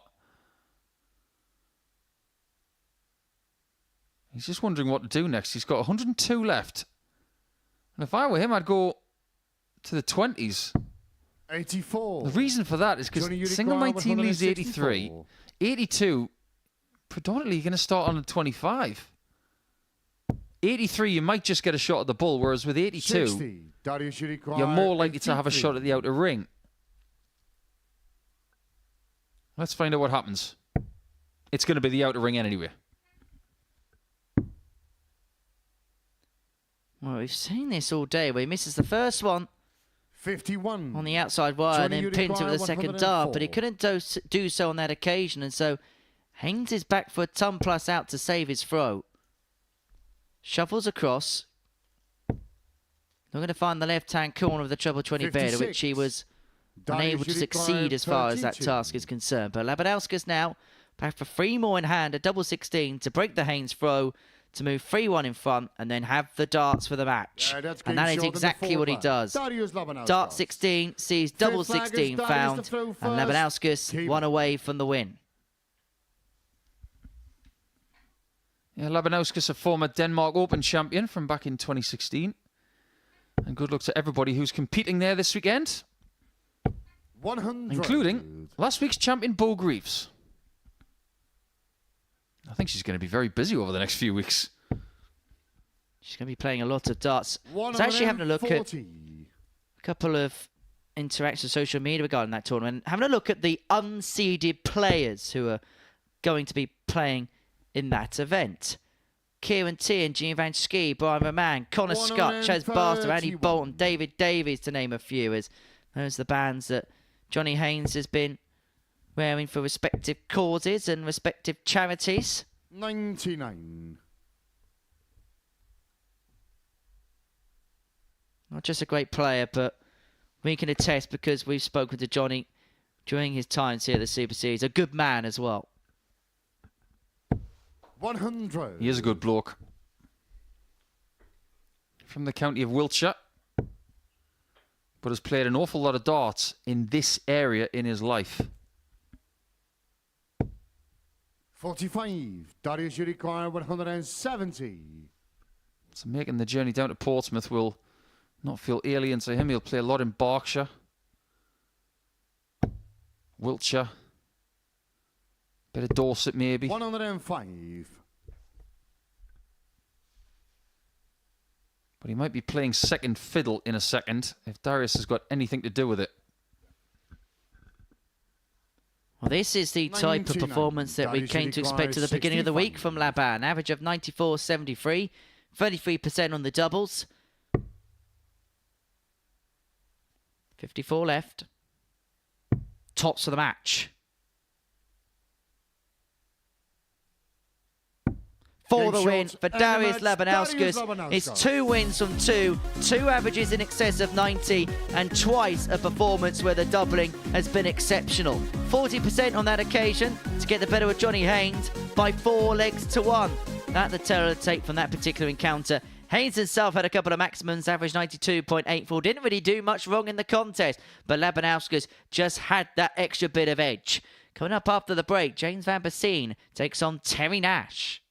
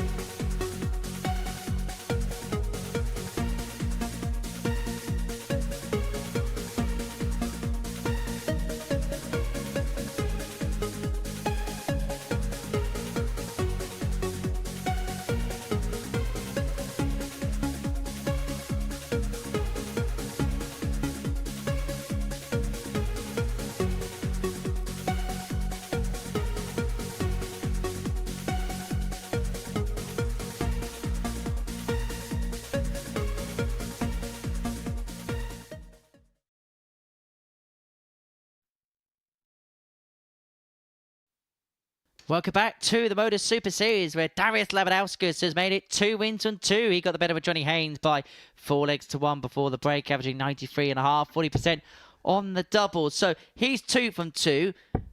Andy Hamilton and James Vanbesien and Terry Nash are looking to get their first wins on the board as far as Thursday is concerned here at the Super Series. Both players lost out in their opening matches by 4 legs to 2 to Justin Hood and Darius Labanauskas, respectively, who is going to respond the best. I wonder in this one. Both players put in some good numbers in their opening games, but just came up against performances just a little bit better.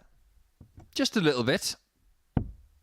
But if you are going to have a debut match like Terry had in Game 3, where he did not get the victory, Is James to throw first. Game on. it's still got to have bright sparks, and it did. He averaged 93. Missed a couple of key doubles. But maybe the key double that he missed was because he missed a single. Ended up hitting double 12 when he wanted the single. 100. And ended up going for double 14 instead. Let us see what else he's got in the locker. 100. Panache from Nash. You can tick that off your sheet now. You said that.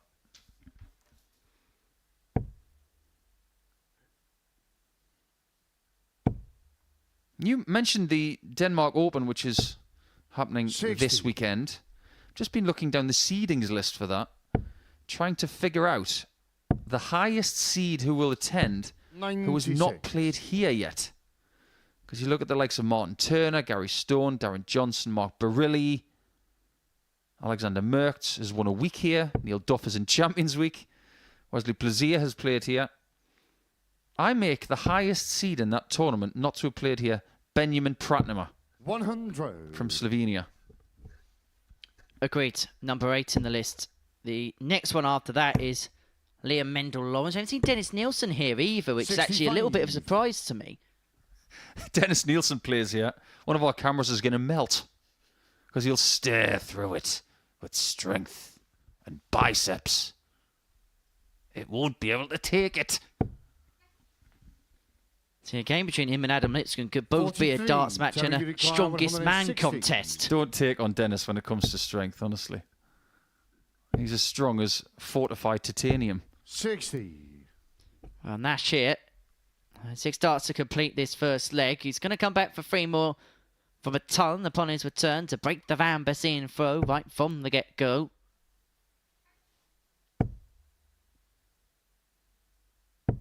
$95. Terry, you Not a require bad visit, that. 100. But Nash has got a chance of breaking in leg 1.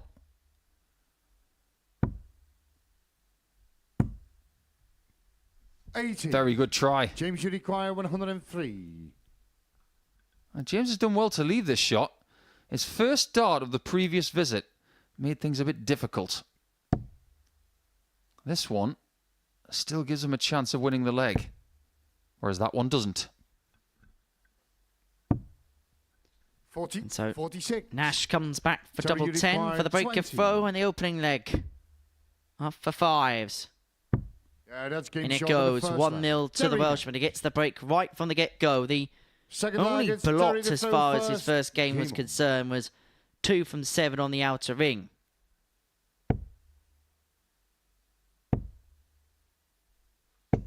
$100. But there was a lot to be pleased about as far as he's concerned. I think there are a lot of people tuning in today to watch Terry Nash. Welsh players are historically very popular. 41. I'll tell you who we haven't had here this year yet. Richie Burnett. Do you remember how 60. popular he was when we played in Southampton? Whenever he was on, everybody was electrified.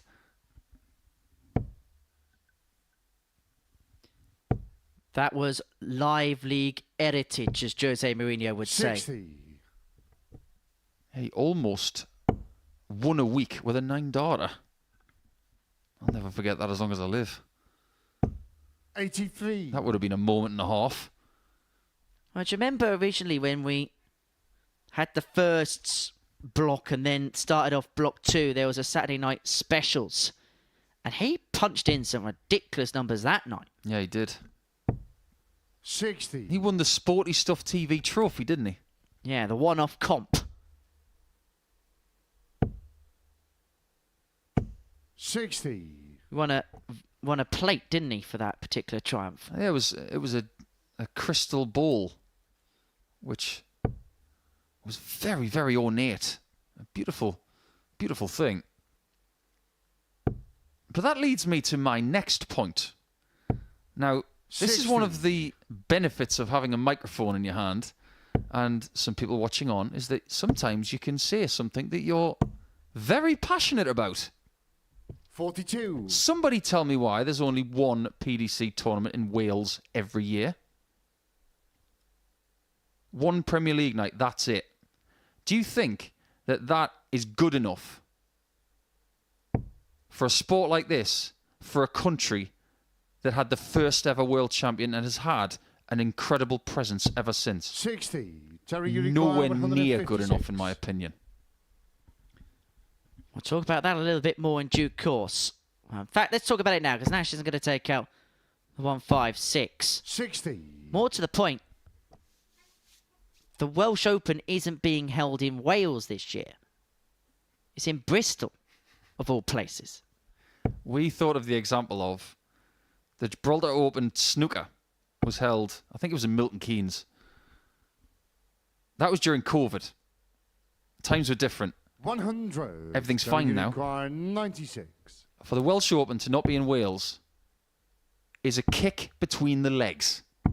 56. James, you require 120.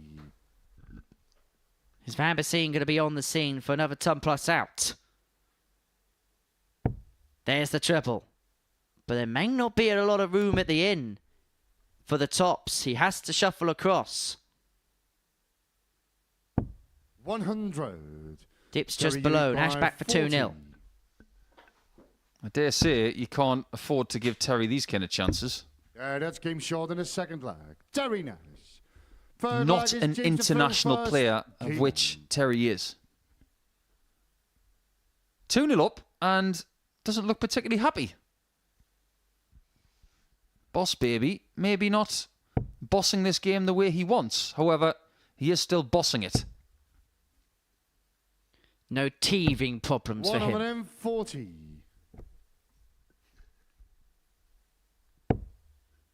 There's a lot of love for Terry in the chat on YouTube. 96. Marvin Barnett, we're here for Nash. I quite like that. Smash It Nashy from Eddie Maddox. Leprechaun is saying, 60. same, come on Nash. There's a lot of people out there want Nash to win. I think he might have a bit of a cult following.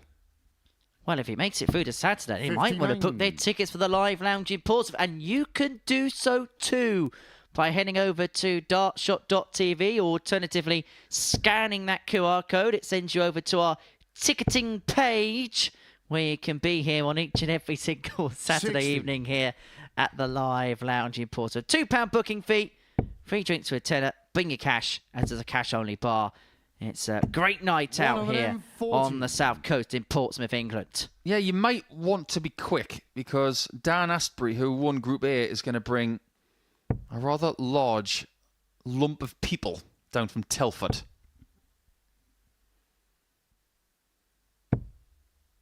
$45. Terry is in control of leg 3.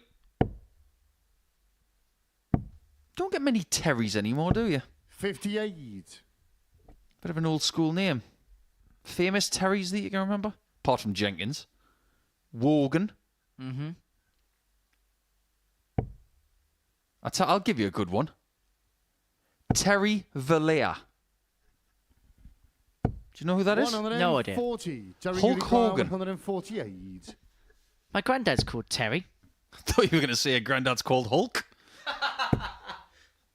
That'd be a cool granddad name. 60. All right, James, you Grandad require Hulk. 56. What have you got me for Christmas? Smash. Double top for James. Back on topic. He wants to be back on top. 36. But Tops Terry, does you not require cooperate. 88. This is for the double break for Tell. Famous Terry Venables. Double 7. 81. I like the way you James, shoehorned that require in. 20. If Terry was Spanish, he'd be Terry Venables. But he did manage in Spain, didn't he? Barcelona. 2 5s. Oh no. This game has not gone to plan for 15. James at all. Last dart didn't count. Terry, you require 7. And a foul dart as well. Called by the referee. Madhouse for Terry. Is it? It shouldn't be. Yeah, It isn't. Short in a third leg. Terry Nash. Renders the illegal dart Forward leg, irrelevant. it's Terry the throw Nash first. leads 3-0 with a Game double on. break and now throwing for the match. Now, put it in the situation of the players when you, in that situation that James in, he's just had a dart disallowed. What happens to your psyche and your mindset? 60. To be honest with you, I don't know because I've never had a foul dart called on me before. You'd have to ask someone like, I think Mensah Sudovic has been called a foul dart 100. on a European tour. I know that Alan Norris has been called for a foul dart. Vincent van der Voort has by Kirk Bevins. 96. But I can only imagine it's a sign of where your head is at today if you're doing something like that. Well, we had that famous Danny Lauby incident here where he had the foul dart where the dart was dropped 85. on the floor and it was rendered a dart that was already thrown.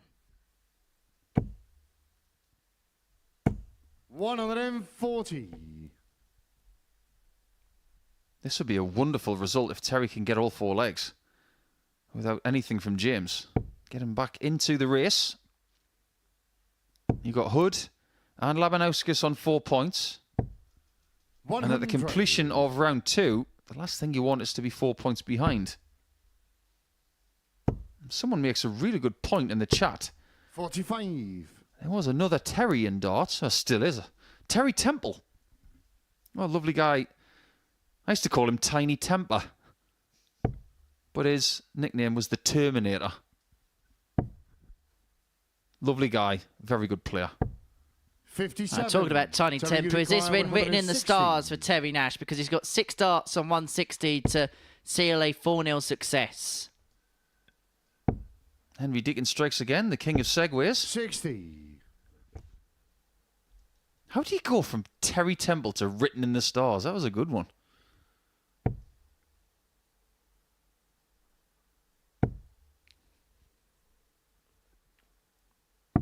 Maybe we'll come back to famous Terry, you Terrys in require round 3 100. when Nash plays Hood. Double top.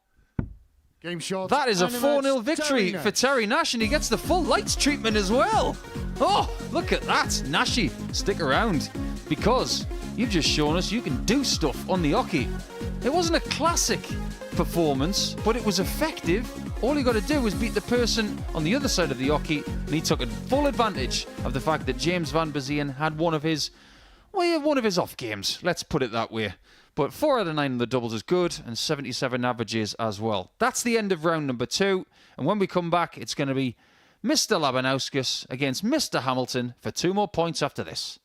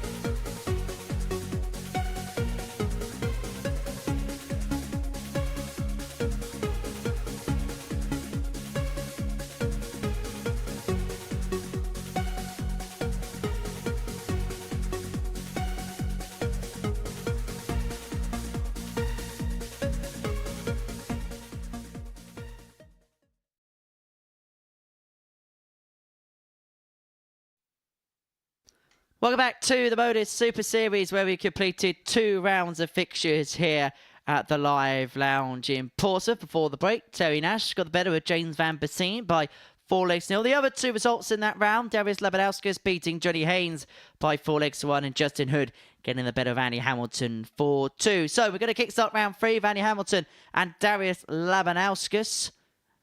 Well, this really could be a game that could grace the PDC Pro Tour stage, but we're happy to see him here at the Super Series, jousted out against one another. Hamilton, who has had such a good start to 2024, but as far as today is concerned, he's lost both of his opening 2 matches with averages of 87 and 83. But for Darius, well, these are more like the numbers we came to expect of him when Monday morning reared its head around. Averages of 92.65 and 93.55. Good doubling performances as well. 4 from 7 and 4 from 10 respectively. But what we're going to expect from this one, Mr. Nicholson? Well, let's look at what these guys have delivered against each other this week so far. Pretty close. Andy Hamilton is 2-1 up for the week. 2 games that have gone 4-2. One of them which was 4-1 to Andy on Monday. But remember, that was the first day of Darius's career here in Portsmouth. He was maybe just getting used to things. I expect more from them today and tomorrow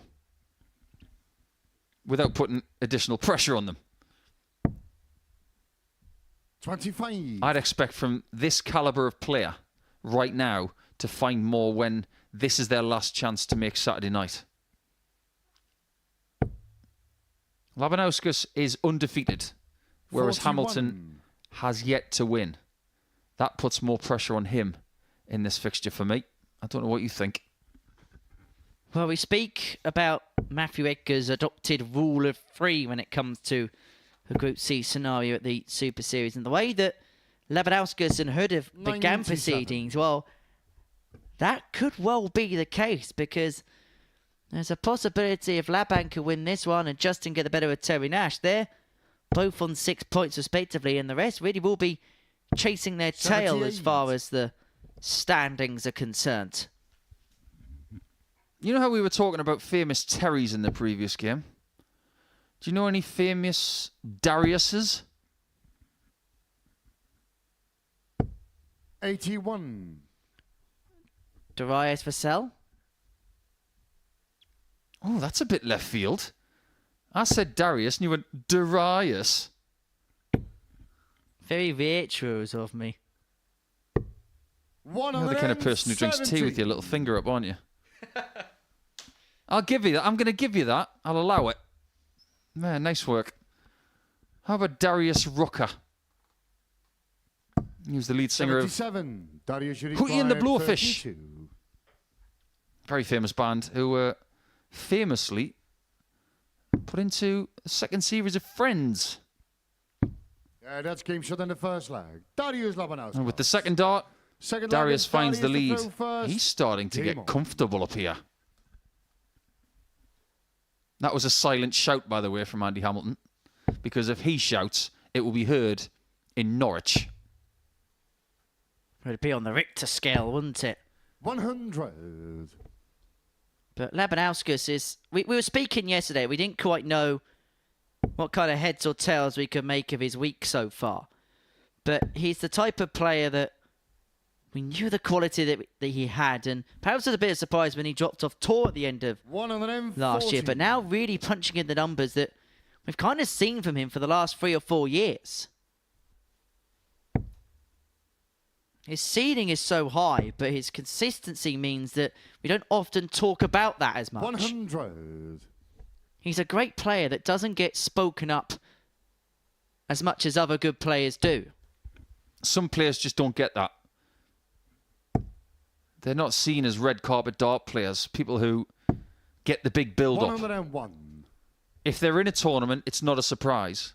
If they're not in a tournament, it's not a surprise.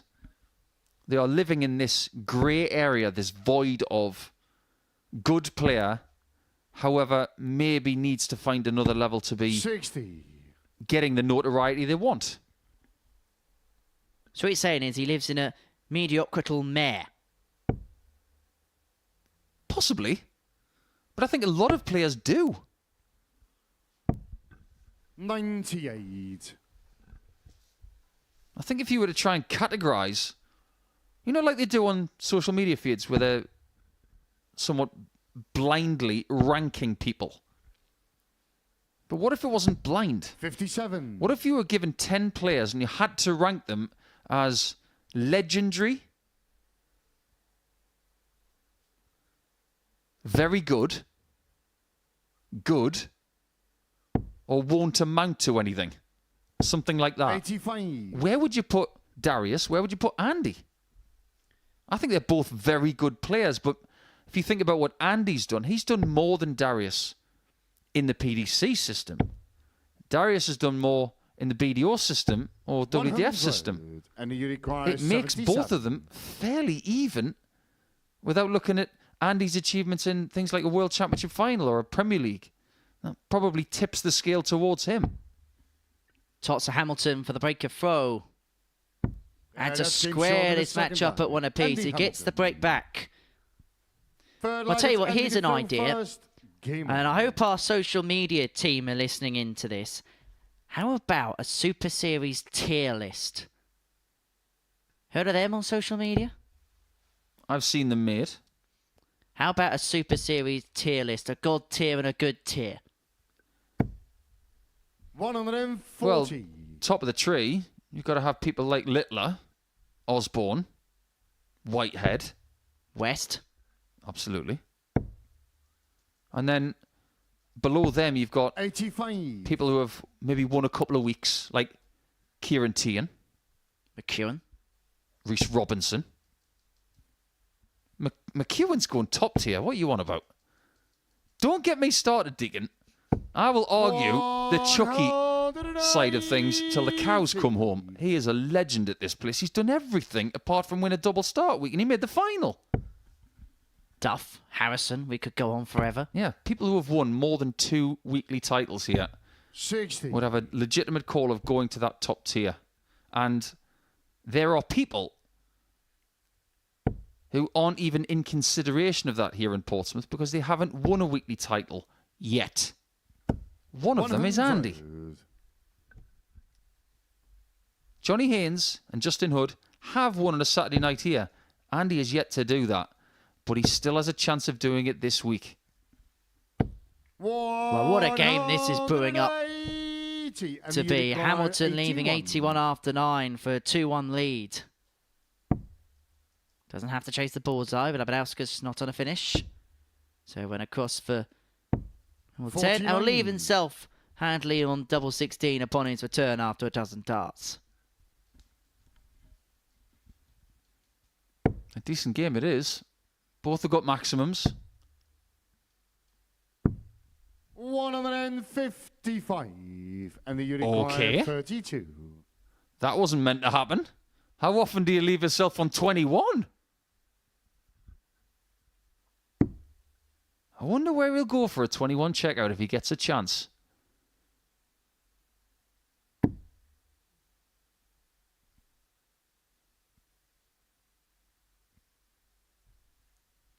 This is a difficult dart. 14. And that is not the first time he's done that today. Darius, you require 21 checkouts have only been attempted in this series 3 times. Well, it's somewhat of a rarity. How many times do you see 21s checked out for a 15 darter? Not very often, and you won't see it there. That's a good point. And you require 18. That really was a weird approach. Andy likes weird when he gets a chance after it. He's going to back himself on 4s.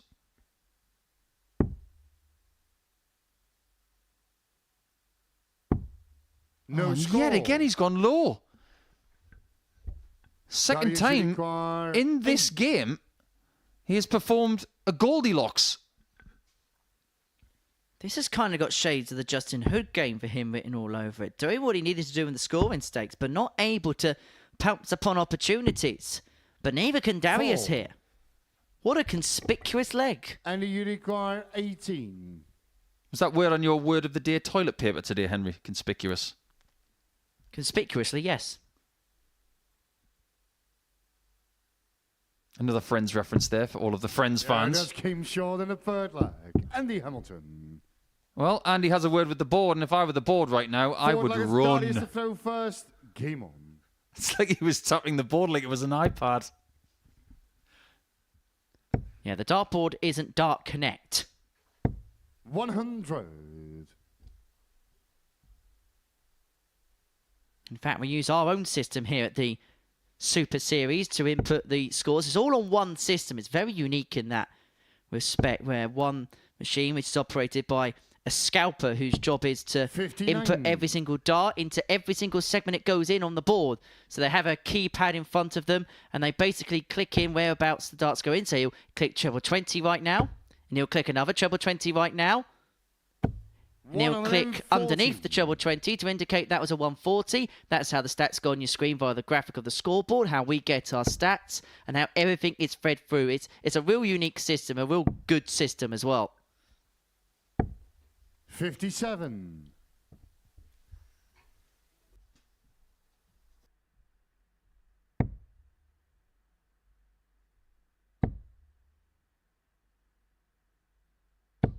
$100.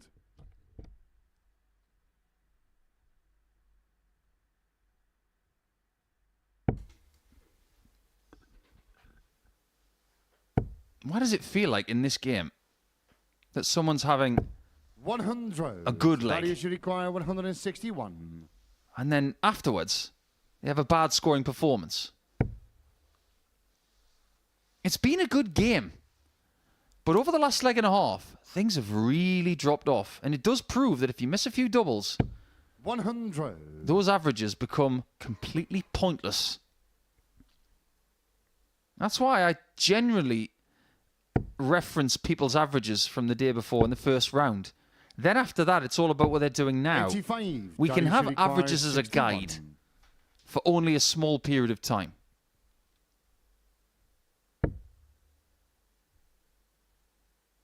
This is a shot where he's not under pressure at all.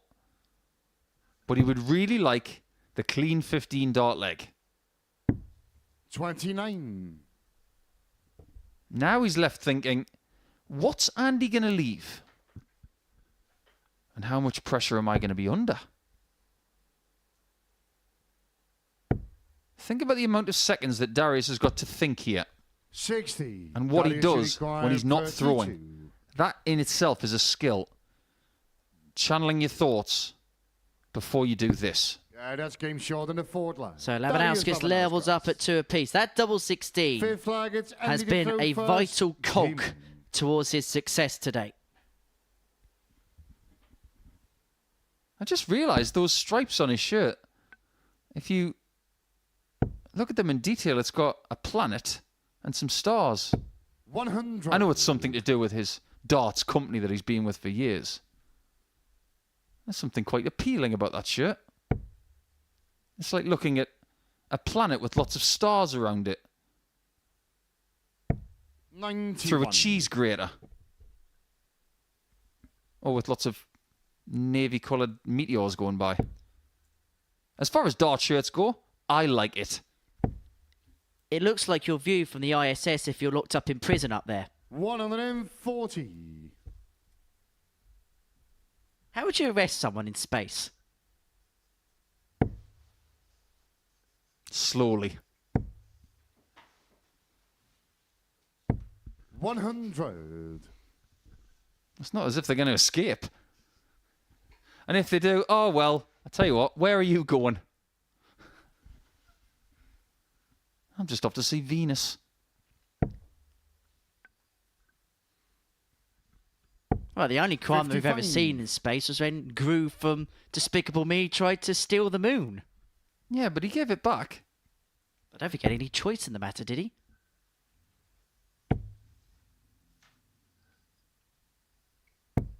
$85. Still maintain there's nothing lucky about Lucky D. But it does have a nice ring to it. I suppose it sounds better than very good, D.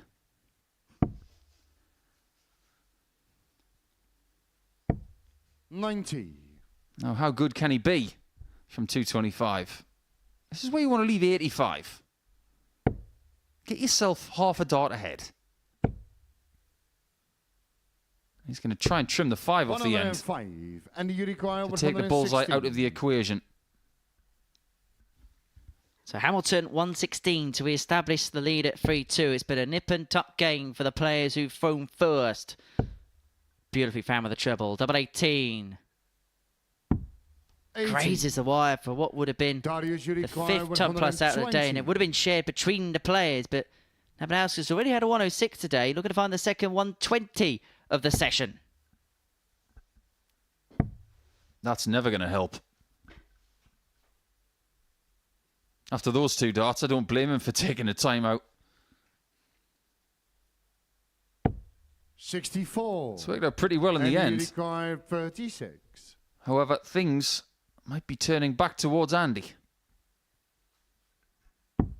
3-2 he leads, double 18 found with Andy dart Hamilton. 16. It's been a, well, nip and tuck 6 affair. targets, Hamilton leads Darius to throw 3-2. first. Labanauskas Game throwing on. to send us all the way.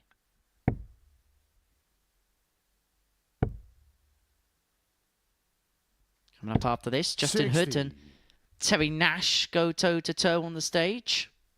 That'll be an interesting contest.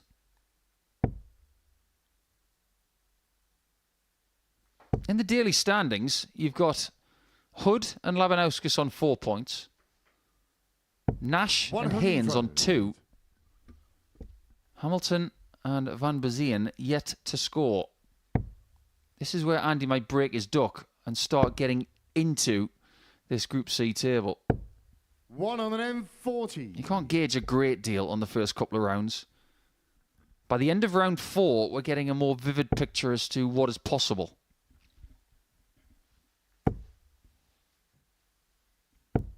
$81. I wouldn't say there's a definitive favourite in this group still.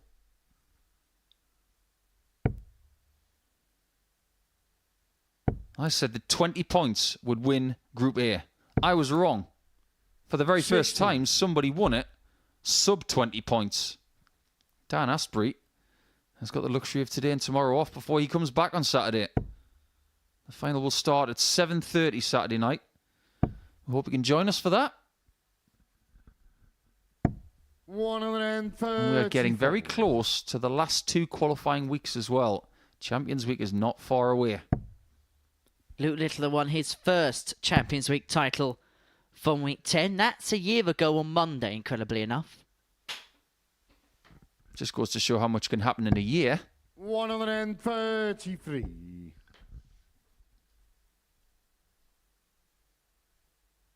Feels like a game that's going to go all the way to a decider, and it feels like a game that is befitting of a deciding leg as well.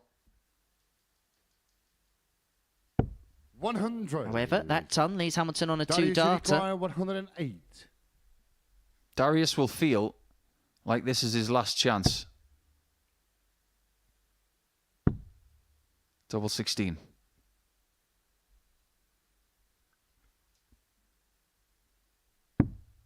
$92. Can Andy put him away? And you require 86. He was tapping the board at the end of the last leg. Is he tapping the bullseye?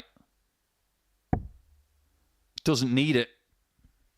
Double 16 for a 4-2 win. And his Great first shot, win of the and the group. match, And the Andy hammer Hamilton. is on the board. He gets the better of Darius Labanauskas, who has his first defeat inflicted upon him. Well, he has been showing signs, is Andy Hamilton, and now he gets his first win. An average of 85.36 in the end, 4 from 11 when it came to the checkouts. Labanauskas with another average in excess of 90, but 2 from 10 on the outer ring. That was his undoing. Coming up next, Justin Hood up against Terry Nash.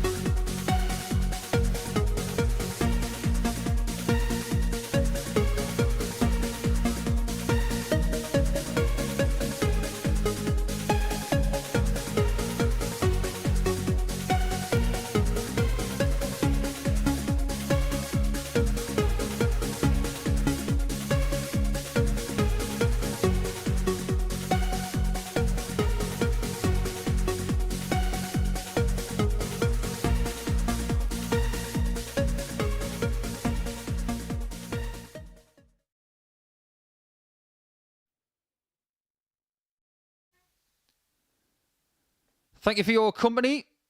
And it is the middle game of the day coming straight at you now with Terry Nash about to take on Happy Feet Justin Hood. Terry got his first win in round number 2. And it was by 4-0.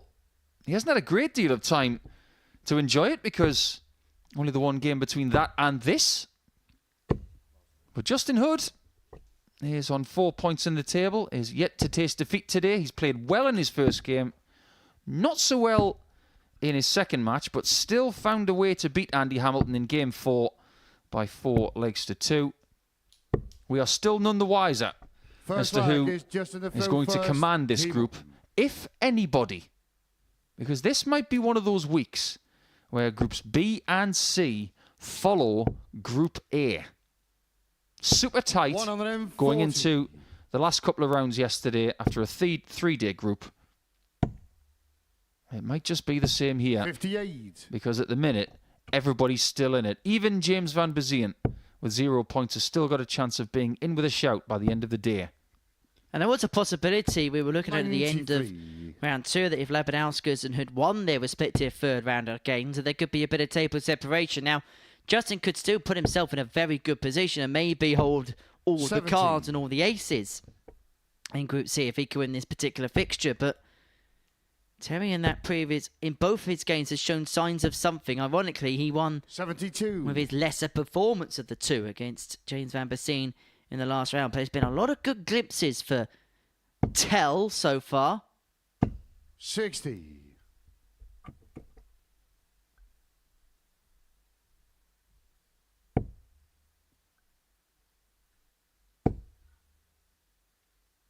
There was one thing that we definitely grabbed onto at the start of the 2 games that Justin's played in. He didn't start particularly well in both of those games. 57. A little bit different here. 16. Yeah, that's game short in the That first round. is a very good start. Casual 13 dart to the kickstart proceedings. 1-0 to Happy Feet. Terry the throw first. Game on. He noticed at the top of his dart sheet, it looks like he's been trodden on by a duck who's been putting his feet in the paste again. That's one thing about dart shirts I love. There's just no end in sight to creativity. 98. Because back in the 80s, dart shirts were one colour. They were boring. 140. Until Eric Bristow decided to get a logo made.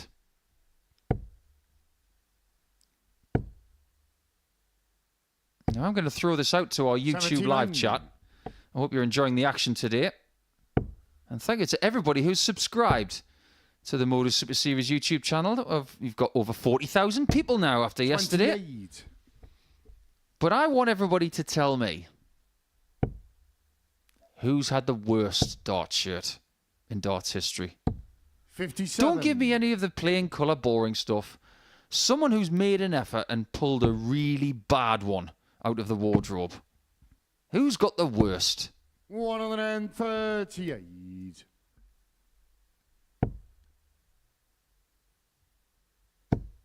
There's been some bad ones over the years as Hood finds some acts of pile the pressure on this 56. This is for a 14 dart response to the 13 darter of the previous leg. Doesn't go. And so Hood's on for 14 of his own if he could pin the 87 in 2. He's leading a charmed life as Justin. But sometimes you've got to make your own luck. Yeah, that's fabulous. Second leg. Justin Hood. Opportunistic darts at its finest.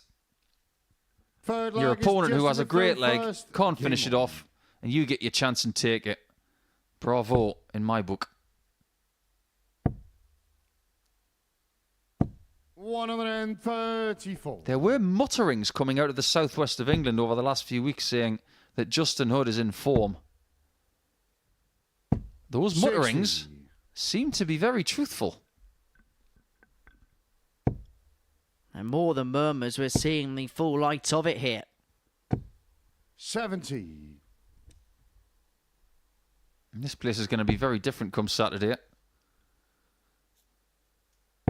Some of the names that we've got in 41. Champions Week Oh, big names. At this stage, I wouldn't like to hazard a guess as to who's going to win this series. But there are plenty of people out there who think that it might just be Bo Greaves. I think that win last week's changed people's perception, because prior to that, a lot of people had Harrison down, didn't they? Yep. Very true. Bradley Brooks is another good one. There's a nice split occurring as well of people in this Series 7 Champions Week who have won weekly titles before and people who haven't. It's around about 50-50. And it will be 50-50 of people who have won previously and people who haven't, if this week is won by Hood or Haynes. 76.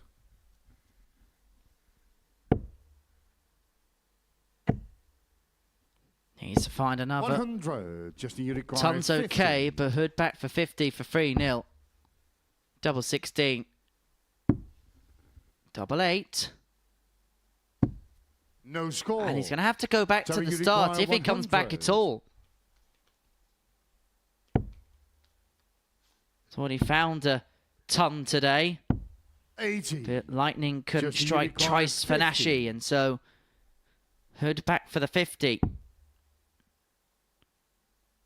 Double 18 leaves double 7. 36. Well, he's made a bit of a mess So of this, you hasn't he, require Justin Hood? And he may 20. be broken here if Nash can find the double 10. Up for 5s. But he's 10. missing big opportunities, Just is you Terry. require 14. This is going to have him in knots. But only if Hood doesn't take his chance again. Yeah, that's King But he Short in the does. third leg. Justin Hood. He's finding seriously different ways to win today. Terry to throw first. Game on. 90 plus, 70 plus. This is 80 plus. Whatever he delivers, he seems to find a way to win. But no hits out of 6 60. darts at a double tells you a very vivid story for Terry Nash.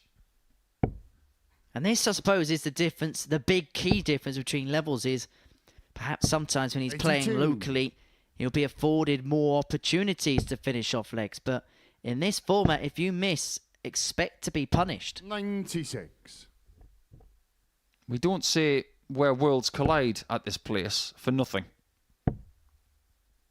We've had the best of the ADC, 58. the best of the players coming away from the PDC Tour, the best of the WDF, and the best of the Women's Series 85. as well. You don't come here because you've done nothing. You come here because you've done something. 58.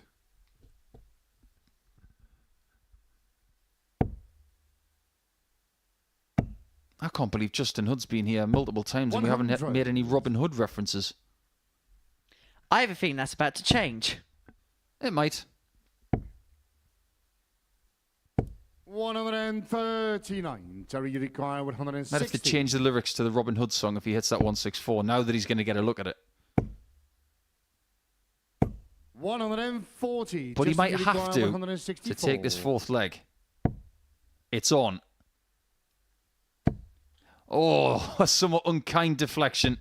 86. And Terry is still looking Terry, for you his require first 20. successful dart at the outer ring in this match. Is it now? Yeah, that's game short in the fourth. His leg. 8th Terry attempt Nash. is successful. 5th leg is just in the throw first. What has that baby Game on. got on the back of the shirt? There's a car, there's a bottle. That is one busy baby. That's because it's the boss baby. This is the ball there. There's a briefcase, is there? There's a lot of thought gone into that shirt. 100. Looks like the kind of shirt that would be designed by a former weekly champion. Potentially. Because one of our former weekly champions here has done a lot of dart shirt design. 58. John Worsley. Yeah, that's a caricature from that particular film. 58. Well, this is the film caricature Derby.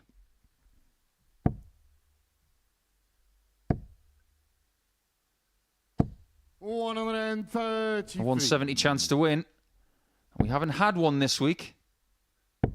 And penguins do like fish. 76. Justin, you require 170. But not big ones. Maybe this dart player likes big fish. 105. Doesn't even like the baby fish approach. However, has left himself on 65. Nash not on a finish 100. until now. Justin, you require 65. But this is for a 4-1 win and for a hat-trick of victories and to put himself in pole position as far as Group C is concerned. Double 16 33. doesn't go for Terry, the you match. require Nash, 167. a Hail Mary 167. Isn't found, and so Justin Hood will come back free in hand at double 16 to complete the job. 71. He's just had a Victor Tingstrom-like bounce out there. 32. That left a mark on the wire. This could leave a mark on the match. Show off. Game But shot it pays and a off, match. and Justin Hood picks up a hat-trick of victories to kickstart his Group C campaign. Happy Feet is darting with delight to the top of the Group C table. He gets the better with Terry Nash by 4 legs to 1. That's the tail of the tape from that particular encounter. An 86.5 average, 4 from 13 when it came to the doubling. Hood beats Nash by 4 legs to 1. Coming up next is Haynes up against Vanbesien.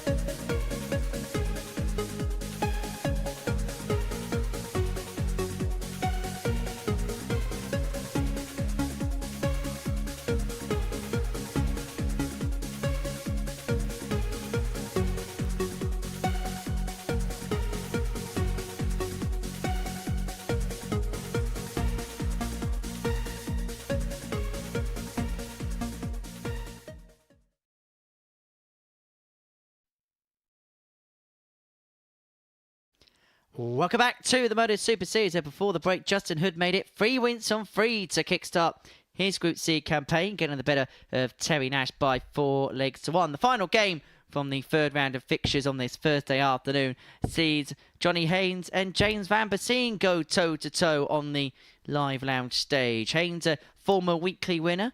Vanbesien on his previous appearance here, then it through to a Saturday night, and that is what he's looking to do for a second consecutive occasion. But you get the sense that for the pair, a win is vital. Most certainly for Vanbesien, who's lost both his matches and only picked up a couple of legs. You've just seen in this round Justin Hood 100 embellish on what has been a really good start for him. Andy Hamilton has arrested his slide Now, it's up to James to do the same. What I want to address at the start of this match is something very small, but it may be very important. Why is James hiking up that right sleeve? 90.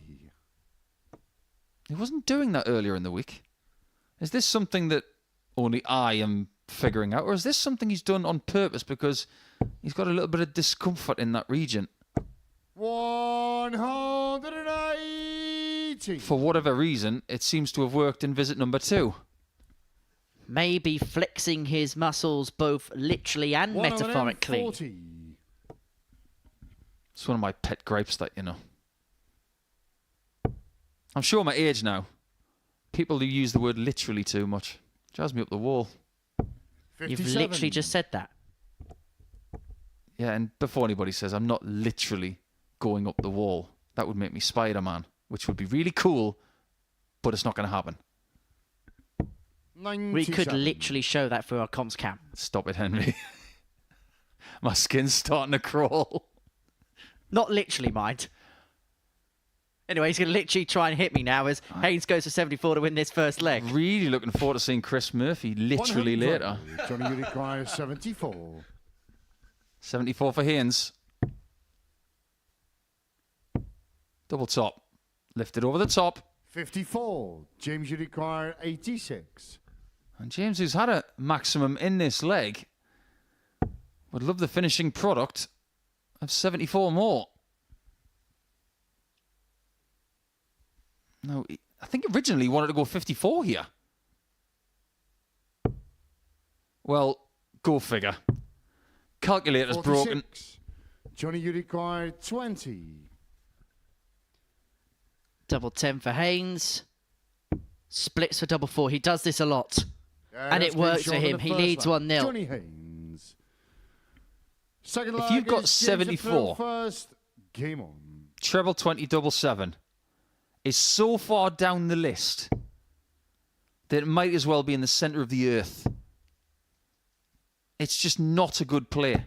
100. But with 2 darts? Anybody who takes 74, no matter what way you do it, 100. you can kind of guess why. So is there a little bit of method in that madness? Or are we just sticking to the script too much? Is there any reason why you would go treble 20 double 7 in any way, shape or form? I think there's only one way you should do that. And that's if you're on 134 and you've already got a dart in the treble 20. Michael Van Gerwen has hit that shot many times before. 60. Well, let's have a look at the way the players' darts land in the board, shall we? Vanbesien, as you can see, have a big barrel and a long stem, and so anything that drags below means that the bed is blocked. You can actually see that with the way the third dart went into the board. As for Haynes, just sits up a little bit to attention, and because of the way the second dart stands up, he has to chase for cover on the 19s, and that's exactly what he does there. The thing about Johnny's lighter darts as well is that when they collide, there's not as much rebound. If you look at the behaviour of Stephen Bunting's darts prior to him getting the 18 grams that he's got right now, they would bounce very differently to somebody else's. 100. The lighter the dart, 61. the less rebound you get. It's just physics. Well, Vanbesien looking to rebound here. Double 18 to level up at 1 apiece. That's a nice guide for him, but he 43. cannot use it. Johnny, you require 144. And this is the type of finish that Johnny Haynes can more than threaten, but he won't do so this time. 56. Vanbesien James, you require 18. returns for double 9 to square this match up at 1 apiece.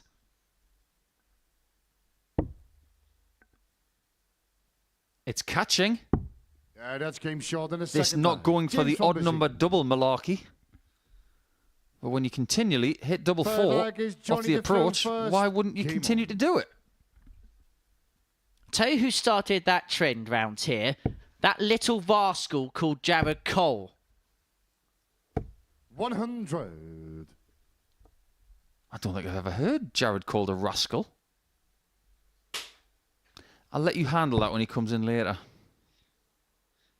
King of the rascal instead of the king of the castle. Oh, I see what you did there. 100. That was a bit corny, Grunewald.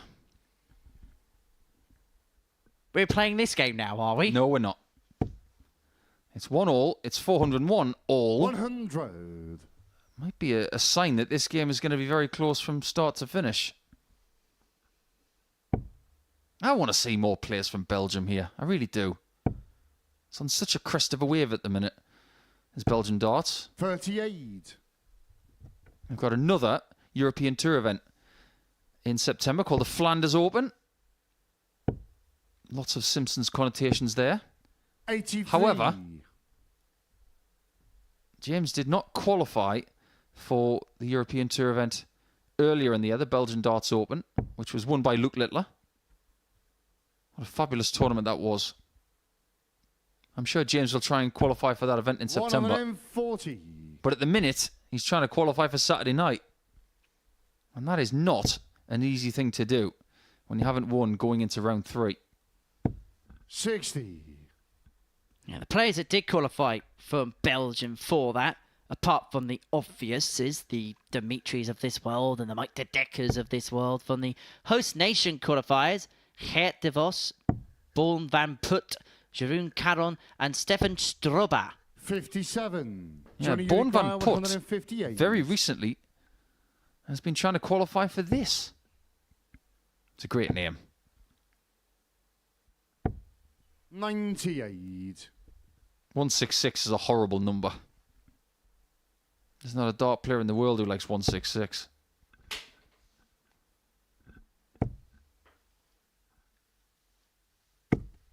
Oh, and 80. again, he's had one spit out the board. Johnny Uruguay, 60.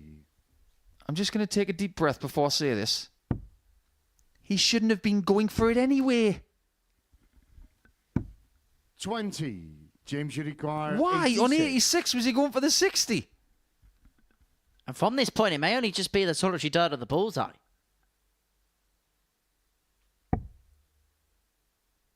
Another single leads the ball. The treble leads double 7. The bullseye is. Didn't even scare the treble. But beautifully finds the bullseye. James Vanbesien. It's a breaker throw for the Belgian, and the Phoenix leads 2-1. Game on. Much to the bemusement of my co-commentator. It just goes to show that when you do make a calculating error, if you continually get away with it, you'll probably do the same if you were confronted by that again. 60. What started really well for Haynes in game 1 today has taken a bit of a turn here. 81.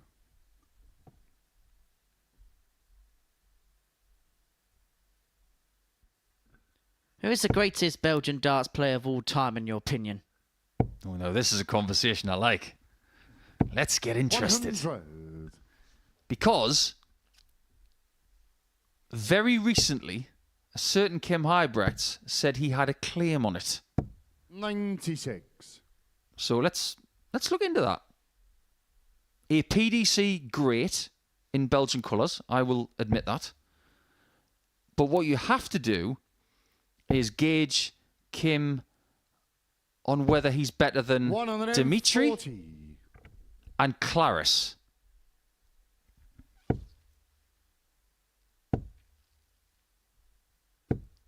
$95. Before I give my judgment on that, what do you think? On the basis of what they have won, I think you just have to side with Dimitri. And I'd have Claris in at number 2. Oh, Claris is a world master 140. in the 90s. Always been hard to win that tournament, but back then, the talent pool, my word.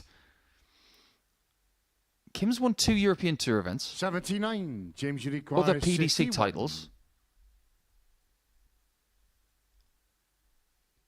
Let me put it this way, he's in the top 3.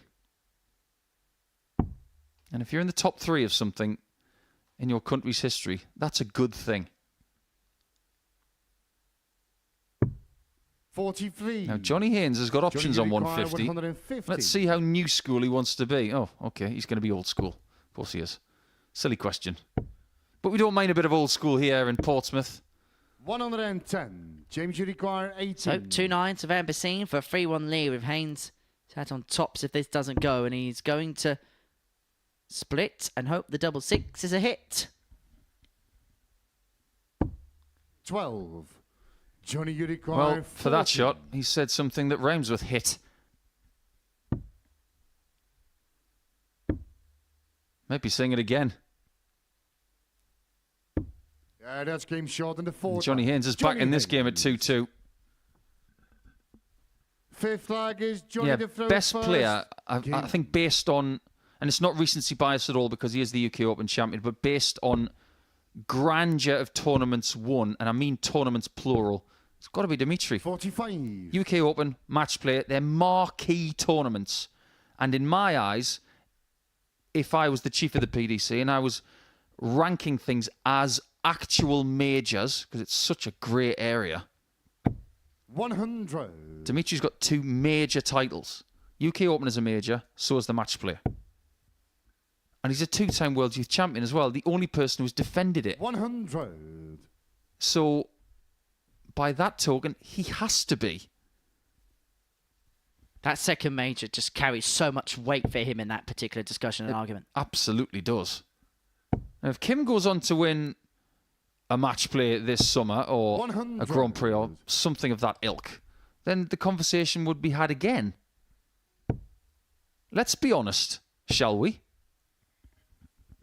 95. Who's the greatest Australian dart player of all time? You would say Simon Whitlock, but I know what you're going to do here. No, it is Simon Whitlock. He's not a world champion, but because of what he's done, he is right up there. However, 100. there is an Australian world champion in Tony David. And Tony David was a great player. And Tony would be in the top 5. I don't know exactly where he'd be, 100. but Simon Whitlock is the greatest Australian dart player of all time.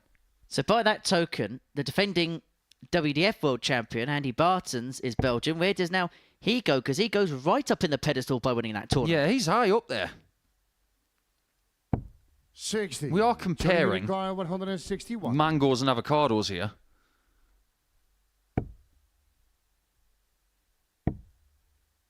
We don't have a shot at the bullseye here, but we have the ideal setup shot from Johnny. 141. 141 for Vanbesien goes down to head up. Double 16 would have left double 18, and so Haynes 89. double 12 Johnny for a Uruguay, 3-2 24. lead. Get those gains, Haynes. 12. He didn't get the James gym reference. Uruguay, 52. Could be pain for Haynes if Vanbesien can take out the 52 for the break of throw and a 3-2 lead. 2 in hand at double top. That stands up quite nicely for James. Yeah, And that's he game works short in its the way fifth in round. from there. James 3-2 Vanbesien with the break. He now throws for the match. 6 laggers, James to throw first. Game on. One more thing about Belgian all-time players. If you're going to have Bartons, Huybrechts, Dimitri and Claris, 41. who takes another spot in the top 5? Could be Leo Lawrence. Could be Ronnie Huybrecht. Het de Vos, WDF World Trophy winner. Yeah, good shout. Good shout. I think it's a decent discussion to have about the greatness of certain nations. I'm always really keen to have the conversation about Scotland. Gary, Peter, Hendo, 140. Jockey. So many names that could be part of that top 5, but isn't it funny how Robert Thornton has got 2 96. World Senior titles. Anderson's got 2 PDC World titles. Jockey's got 2 World titles. Wright's got 2 World titles. So we're saying is Hendo now needs to get another World Senior title. I'm thinking he's going to get another one. It's just the way it has worked in Scottish darts history. 100. And I just wonder how Brian Roman would see that conversation as a former WDF #1 and somebody who could have gone on to have won a Lakeside 57. title back in 2022. It was only a very, very good Richard Vainstra that stopped him in a fantastic quarter-final.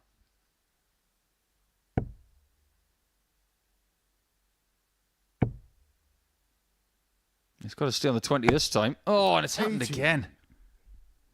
Second time in the match that Dart 3 has not been allowed in. However, the setup does lead to a lot of bounce outs because there's a lot of components, a lot of big components to 122. Vanbesien's setup. And the setup there from Haynes was on point. Vanbesien 140 for the match. Doesn't go. All about trying to leave a square ton. Good luck getting through that. 60. Two bounces at the door, and they say, "You got any ID?" Obviously, Dart 3 didn't. That is 73 left. Treble 11? Could have used it. 52. James Udicar. HSB the one. But Vanbesien should get a match dart from here. Stay straight. Tots, but what can he see of that? Not enough. 60. Dragged low. Johnny He was Udicar, throwing it 40. almost blind. This game could change. That's game short in the 6th leg. Johnny Haynes. That one brilliant dart now gives Johnny Haynes a chance to win the match on throw. 7th and final leg is Johnny to throw first. Game on. And miraculously, that's the first time we've seen somebody start leg 7. 140. We've not gone the distance today until this game. We've had a lot of 4-2s though in this session, which is indicative of a very tight group.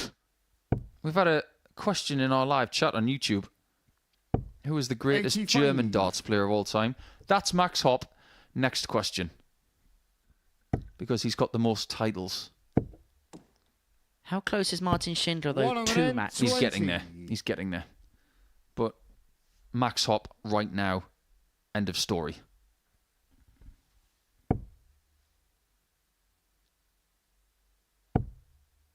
Have to judge people on what they've won, not what they've 83. almost won.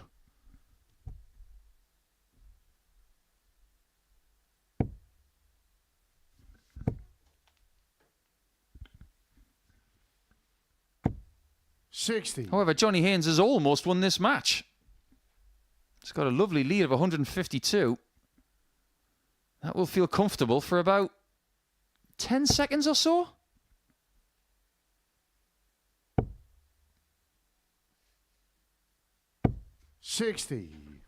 It's going to feel a little bit more comfortable now, knowing that he's got 6 darts from this position. He might not need 6. 170. There's someone who hates a 170. Well, here's the thing, Johnny. You didn't have to go that route. You could have gone somewhere else, like treble 7, treble 15. Now you've got yourself 100. into a bit of a corner with a small 11. number, but he does like double 4. Swatted it away like a bee in his garden. Double 4. Now double 2. It's fouled for the win, and just about. But it's just about a win for Johnny Haynes as he gets the better of James Vanbesien in our first last leg decider of the day. A 4-3 win for the Punk with an 85.6 average and 4 from 15 on the doubles. Coming up next, Darius Labanauskas and Justin Hood.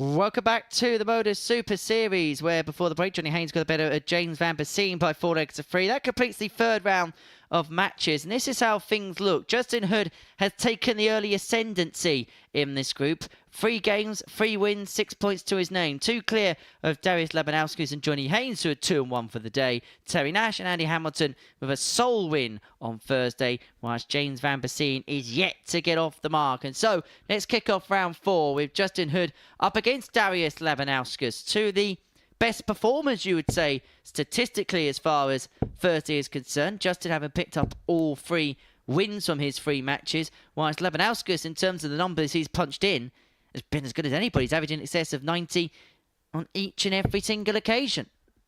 Yeah, it's been much more like it from Darius today. He looks likely. One of the likely lads, you could say. He's probably never heard of that programme. But this may be the biggest test in this group based on what we've seen from Justin Hood so far. Nobody has beaten him so far. He's got this game with Darius, and he's got Johnny Haynes in game 14. He has a superb chance of walking out with 10 points today if he gets a really good performance in the bank First here. leg, it's Darius to throw first. Game on. Now, if he does get 10 points today, he might be singing Justin Hood, riding through the glen. Justin Hood, with his band of men. 96. Feared by the bad, loved by the good. Justin Hood.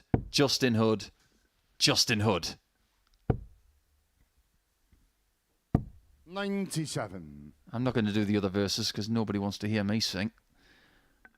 But he will be very happy. No. We can do the verses. No, we can't. 95. When you say that we can't do something, it means that everybody else will want you to do it. Well, I'm not a request machine. Well, I'll tell you what. If we get 100. over... Don't you dare.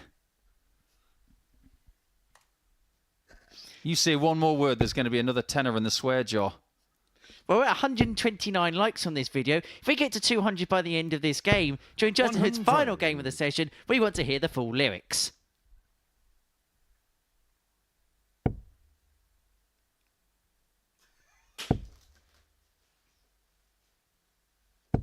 $140. This is a good start from Justin. But he's only a dart ahead of Darius, who has been lurking all day long. If there was any sort of ring rust when he flew from Austria on Sunday, 170. Justin, you require it's gone. 164. He's looking very shiny all of a sudden. Second 170 in the last couple of legs. 64. Darius, you require 40. But neither were to finish, but to approach. Haynes left 11 from 181. Darius might leave nothing after 15. Yeah, that's game short in the first leg. 1-0 Labanauskas, 15 darter. He's shown us glimpses of this form in Group A, but not on Second a leg consistent is Justin basis. to throw first. Today, Game we on. just know where his base is. It's around that 90 average, and his doubling, by and large, has been good. The only brot was in that game against Hamilton last time out. 2 from 43. 10, but other than that, 4 from 10 on his doubles against Johnny Haynes, and 4 from 7 on the outer ring in his opening match against Terry Nash.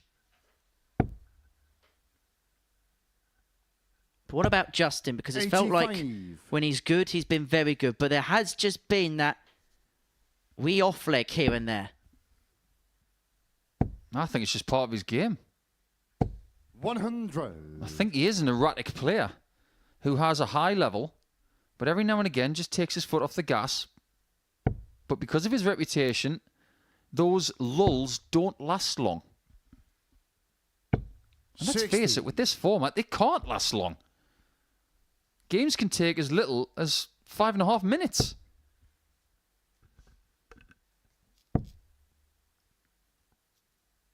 Quite literally as well. 134. Did you just use literally again?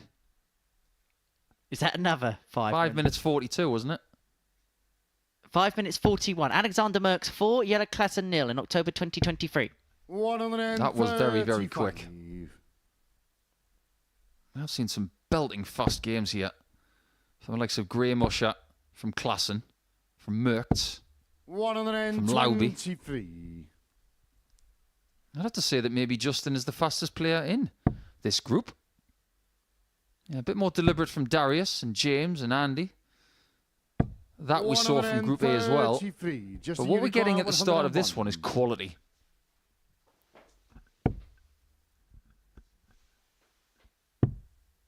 No single 9. And it gives us the old pirate wink. 85. Darius, you require. It's like waking up in the morning. You pick up your phone and you look at it with one eye as if to say, please don't tell me that I've got a parking ticket. This would be just the ticket for Darius if he can find the bullseye. Would have been for the break of throw and a 2-0 lead. And so Hood back 3 in hand 16. at 8-8 to level this game up at 1 apiece. Does he like it? He doesn't like that. 8. Darius, you require. I could have easily gone into a song there. Does he really like it? Does he think it's wicked?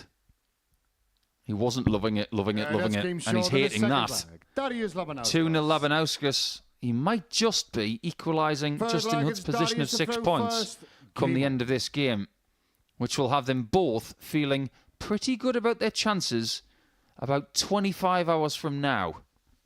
32 darts to take it to what could well be the halfway stage of this particular contest. The 10th game of the day. 10 and 15 they're going to bring in this afternoon. Then we've got another 10 matches for you tonight. What a Group B we've got for you. Ted Evitts, Fallon Sherrick, Richie Howson, Shane McGurk, and Ross the Boss will all be in action. It's going to be one heck of a Group B. A lot of people are saying that the winner of this week could well come from that Group B. I wouldn't be surprised.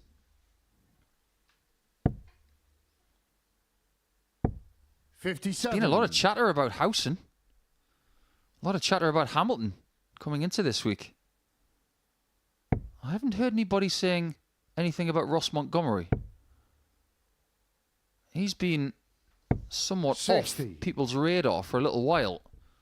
I refuse to have someone of that quality off the radar. I think he could well be someone who wins this week. Well, I've been spending some time in the company of Jack Garwood, who spends a lot of time at World Seniors events, and he was saying to me that Ross, in every single event, if he's not there in the latter stages, has been beaten by a big performance early on in competition. He's got a very high level and an ascertainably high level as well.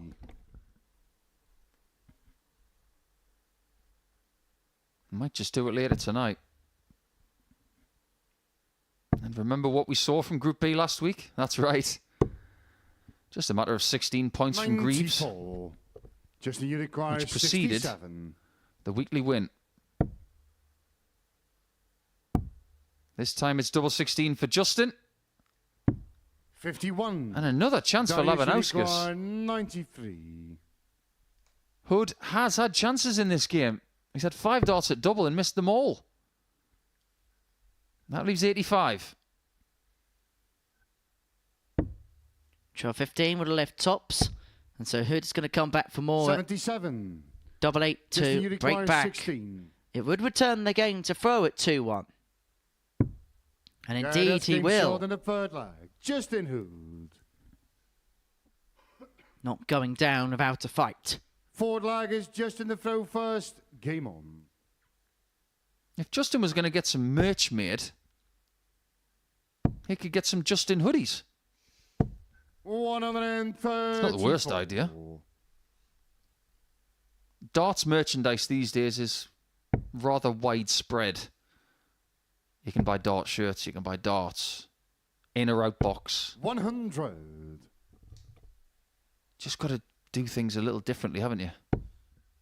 Terry Jenkins had everything. He'd have a stall at exhibitions, and if you wanted 43. a Terry Jenkins keyring, you could get one of those. A Terry Jenkins coaster. Mouse mat. Go to a Jamie Caven exhibition. You want some Jamie Caven contraceptive stuff, you can get that. 96. Absolutely true. I'm surprised Conor McGregor hasn't launched a hoodie yet. He could have a martial artist hoodie. 59. You don't want to hear my opinion of said person. It's not very nice. It's tailored to some people, that's for sure. 41. Let's just say I'm not a fan. And the less we say about his performance in the new Roadhouse movie, the better. 41. Premier League action tonight. Fortunately, Coed Price has pulled out of Aberdeen. So Luke Humphries will receive a bye into the semi-finals. And into the final few weeks of the Premier League now. What have you made of this year's 79. campaign? I think it's been really good. I was one of the people at the start of the campaign who said that maybe the format needs changing, but I think what Humphries and Littler have brought to the campaign has given it some extra 94. juice. I think it's been superb. Nicely shared out, all of the wins. We've seen dominant periods for Humphries, for Littler, for Van Gerwen. Some good stuff from Michael Smith as well. I think it's been a great Premier League. 170. Another Just 170 newly from acquired Darius. 130. So, the big fish, followed by the Littlin. It's the bull. Big Yeah, fish, that's little been shown in fish. the forward leg. Justin Hood. You don't know the next lyrics, do you? Yeah, cardboard box. Fifth There line you is go. You should have Darius said it to then. throw first. I didn't want to give you the Game on. justification. I laid it right on a plate for you, Deacon. What a missed open goal that was. 95. I'm not sure how a cardboard box would fit into the analogy because we did see the 170, then the 130. 134. Yeah, but a good Premier League. And I think the playoffs will be something else. Aberdeen tonight. It is one rowdy place when you play darts there. I've been privileged 42. to see Premier League darts at the new big arena in Aberdeen and the previous smaller one. The smaller one was the loudest place 96. I've ever heard darts played. When Terry Jenkins walked out with Gary Anderson, my word, I thought I needed some sort of eardrum transplant. It was deafening. 97. The streets will never forget the GE Oil and Gas.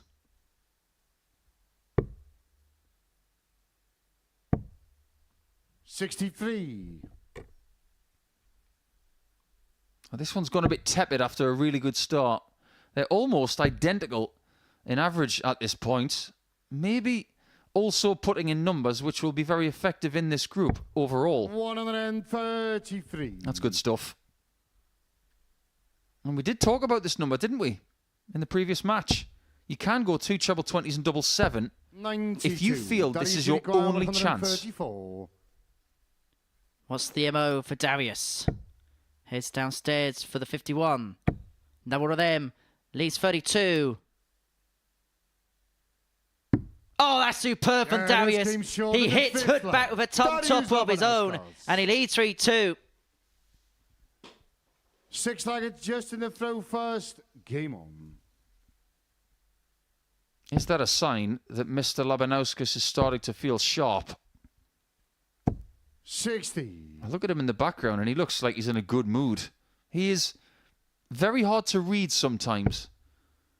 Doesn't show a great deal of emotion. Even when he made the quarterfinals of the World Championship, he didn't show a great deal of emotion doing that. 45. I think it's cultural. In his part of the world, they don't tend to jump around and shout when they win things. It's very respectful. 96. Just think of a fellow Scandinavian in Andreas Harrison. Yeah, he's from northern Sweden, though, where emotions almost don't exist. 136. You can tell when he's happy because his beard wags up and down like a dog's tail. Does it? Does it? 80. Really? I've never seen that. He's got an infectious laugh when you get to know Andreas. That's true. But one of the reasons why people from the Baltic 100. states or Scandinavia being good at poker or things like that is because they don't have the natural outward show of emotion. 95. It's a cultural thing in Northern Europe. You look at someone like Patrick Antonius, who's been one of the best poker players of the last generation. He's from Finland. If he won $12 million in a high roller event, 100. Justin, you require 170. honestly, he's got about as many emotions as a camera. He just doesn't show anything. Well, Justin Hood may be going through the motions 58. here because he's going to be Darius hoping and require relying that 120. Labanauskas cannot find what will be the game's third ton top, and if he does so here, he'll run out of 4-2 victor. Treble. Doesn't go, and so Hood's going to come back for 112. 60. Justin, you require 112. And it'll have to go, otherwise the game could be over. Is he going to try for the 60 again? Looks like it. And that's why a lot of people in that spot 56. go for the secondary shot of Darius, treble you require 18 for double 60. 19. Darius needs 60 to be on the same amount of points as Justin Hood.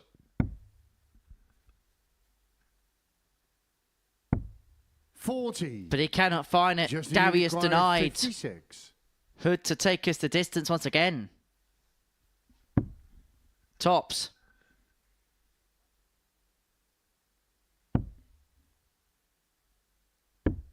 $36. He's not really waving the white Darius, you flag at the require minute, but he will 20. expect to be defeated. Approaching the game very differently, Darius knows the importance of this. To be 3 wins out of 4 games.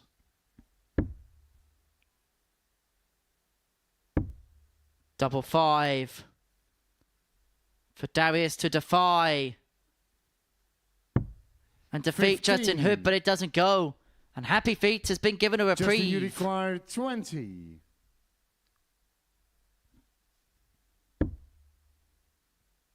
Might have to move for that one. He is moving. Open the angle and find the bed. Came short in the 6th leg. Justin Hood. 5 match starts missed by Darius. 7th final leg. It's Darius to throw first.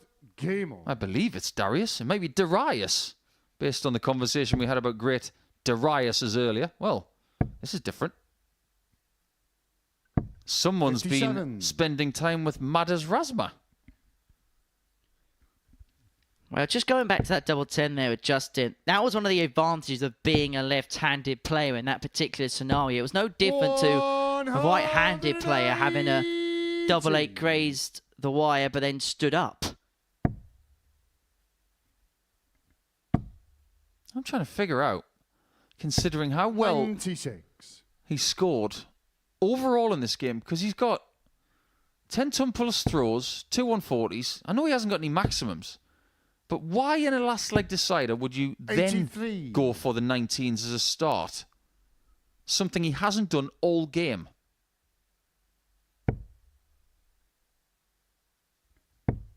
He's got me perplexed. 100. And he's lost his throat. If Justin Hood gets out of this, he might be leading a very charmed existence here on Thursday. 58. He could easily be back in the practice room right now, and based on the behaviours and the tendencies and the likelihoods of today, he could have 1 win and 60. 3 defeats.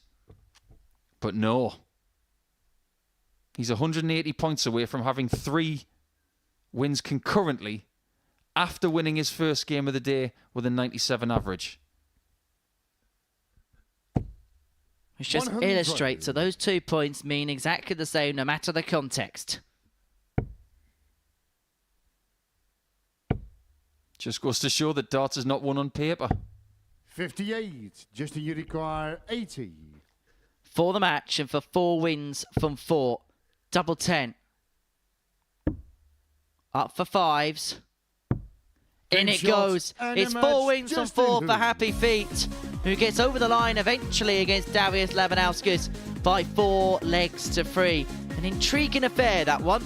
Both players averaging 86, both players having their troubles on the doubles, and both players with a ton plus out. We're going to take a short break. We'll be back with more darting action from the Super Series next.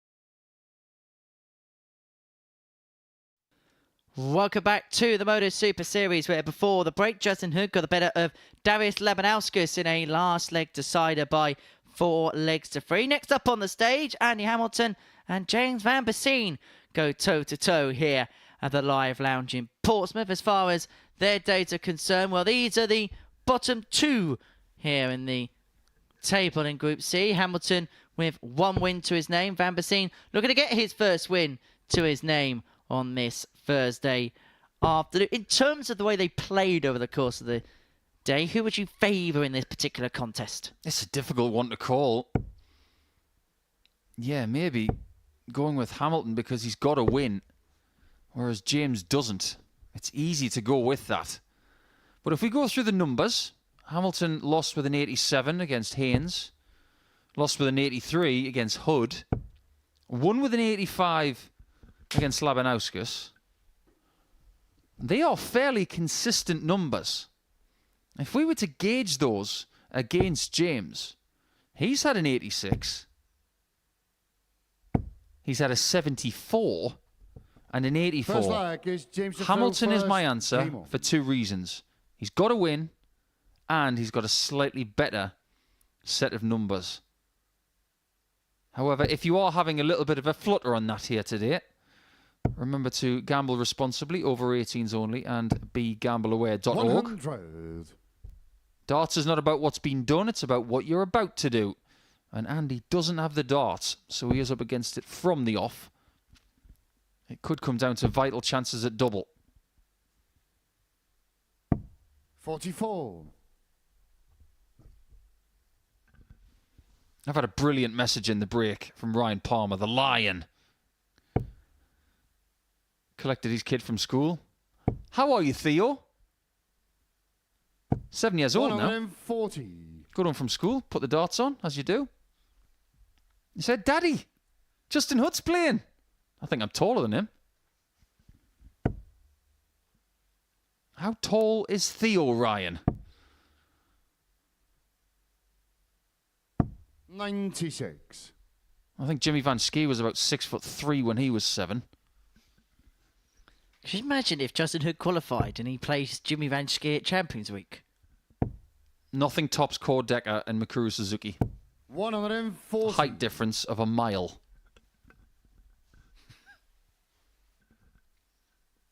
Jimmy Van Ski makes Marco Meyer look small. Did you ever see that picture of Boris Krutchmer and Darren Webster when they played in Kansas City? Yes. That was a great picture. 134. James Uruguay 121. He's got time on his side for this 1-2-1. I don't like the bull here. That's why. Because you don't have the luxury of a bust shot now. If you go left or right to this 3, you're snookered. And he's only just left double 4. It just makes things harder. You got 61 with 2. I've seen people go for the treble 11. Not sure about that one either. Treble 7 is a great shot there. Great shot. 57. James Uruguay 8. However, he is on 8 after 12 darts here. Hasn't done anything wrong. Yeah, that's Hasn't game done for the anything first wrong in leg. that first James leg. Vanbesien.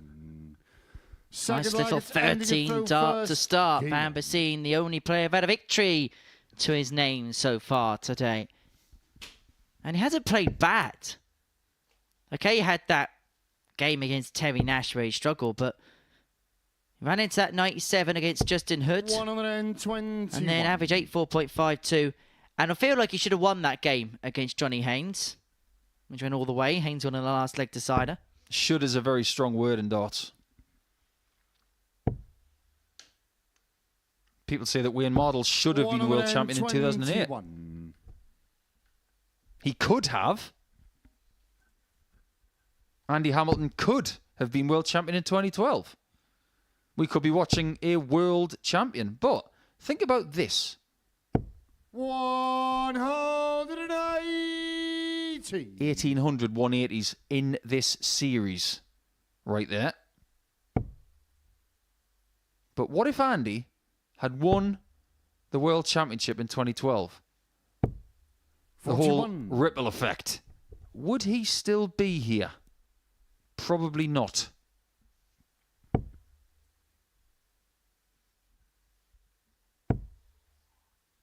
We have had world champions play here, haven't we? 50. Martin Adams, Andy Barnes, John Part. Neil Duff. Plenty of ladies world champions like Greaves and Suzuki. Trina. Did you say Bo Greaves world champion? Stop 40. pulling at that And thread. Uruguay 150. She is a world champion. End of story. 150 for Hamilton. Another one of them, potentially. And of course for the 18s. 90. Let's see where James goes on 299. Our survey said...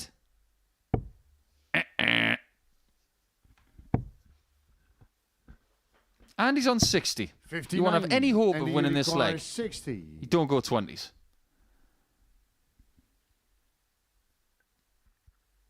To square up, he goes low to keep the bed clear. Double 10.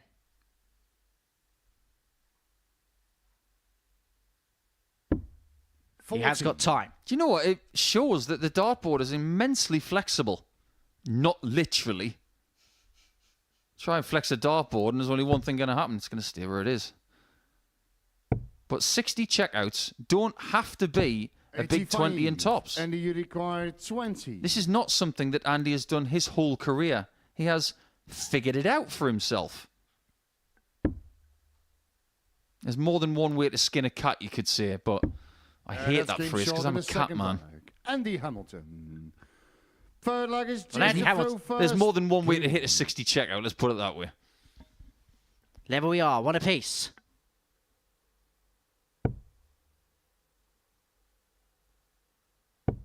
We have had Glenn Durrant here. He's won 3 world titles. 60. Any other world champions you can think of off the top of your head? I think we might get another one next year. Steve Beaton might come here. That would be something. 99. Well, technically, you can count John Henderson and Robert Thornton in that category. I would absolutely count them as well. And we have a world youth champion playing tonight in Ted Everts. 100. We've had 2 of them. Aaron Monk also played here. Bradley Brooks. He's in Champions Week. And the list goes on. Josh Richardson, BDO World Youth Champion. 60. Leighton Bennett. Yes. Bradley Roos.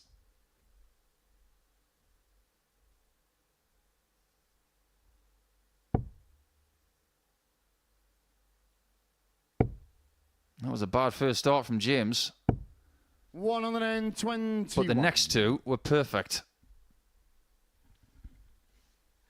These guys are playing their 4th game of the week. Currently 2-1 to James. After he won the first couple of meetings this week by 4 legs to 2 and 4 legs to 0 on Tuesday. But Andy rebounded on Wednesday. So his head-to-head record with Vanbesien is very reflective of his form of the week. So this contest will tell us maybe 60. what kind of group he's going to have.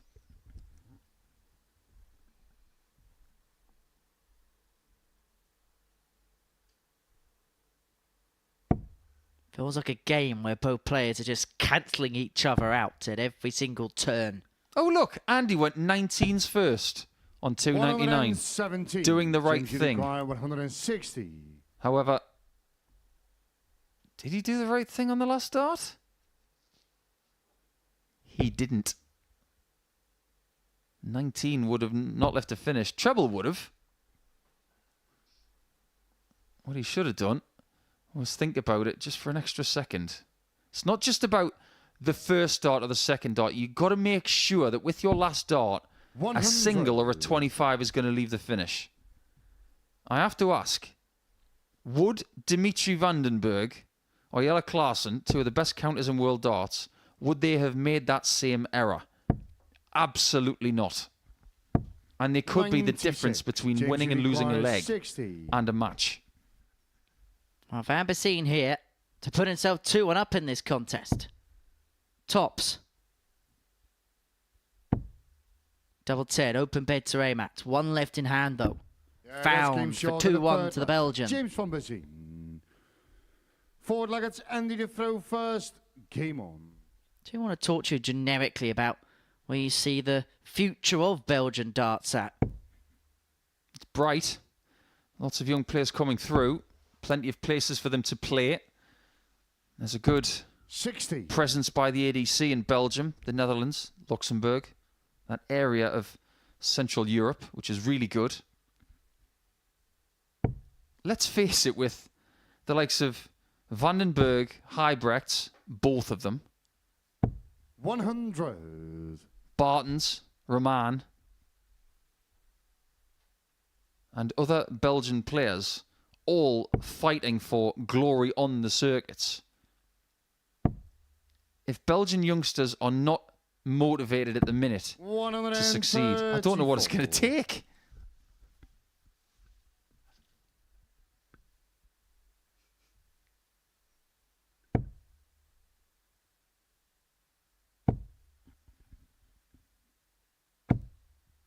$60. We had a world champion last week, didn't we? Scott Mitchell. How can we forget? The point is, we've had so many world champions play here that if we were listing them, it would take us at least 2 or 3 legs to get them all mentioned. 85. A lot of people thought it was going to be his week. It just so happened that it wasn't. Still looking for that first elusive weekly title is Scott Mitchell after what was an incredible Group A campaign last week. Becoming the 4th person to get 28 points out of 30. One of them 41. is going to be playing tonight in Shane McGurk.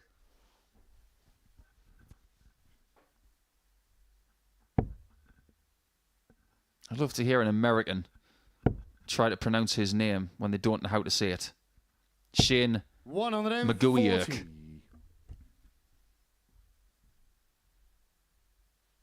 I think he's really promising, you know. I think Shane's going to make Saturday. He might just make some waves here this week. Is he just patiently building up to something big in your view? Yeah, he has been the last couple of years. He's definitely getting better. I think Irish darts is in a good place without having the support it deserves. Double top. Another low shot on tops. It has plagued him all week. And if McGurk does win this week, there'll be 4 players from either side of the Irish border guaranteed to be in Champions Week. Conor Heenahan, Neil Duff and Kieran Tian all there from both sides of the Irish Isle. Double 10 for Hamilton to square this particular contest up at 2 apiece.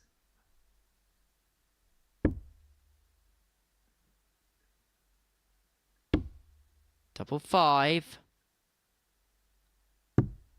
Doesn't go. Vanbesien has got an outside chance, but a chance nonetheless. 149 for the breaker throw and a 3-1 lead. It's not out of the question. His behaviours this week have suggested getting better as the day goes on. And these two guys, at the end of yesterday, were remarkable. They both averaged 103 in their 5th game of the day, proving that they are players who have plenty of gas in the tank at this stage. That's game and they're locked at 2-2. Andy Hamilton. 5th flag is James to throw first. Game on. Let's talk about those performances, because you think about James as a player, you think maybe he's a 85 to 93 average kind of guy, which predominantly he is. And then yesterday, against Ted Everts, when Ted needed a win, James pops in 103.66, 50% on doubles, and a 161 checkout. And that was a 4-0 victory as well. 59. Has he shown anything like that today? Or any other part of the week? No. So could you say that he's a better player when the shackles are off? Now, what it proves is that he can play to that 100. level. But what has to happen for him to find that more often? And that is something that dart players wrestle with all the time. They're just trying to find that magic formula more consistently. But now that we know his ceiling, 93. How does he get there more often?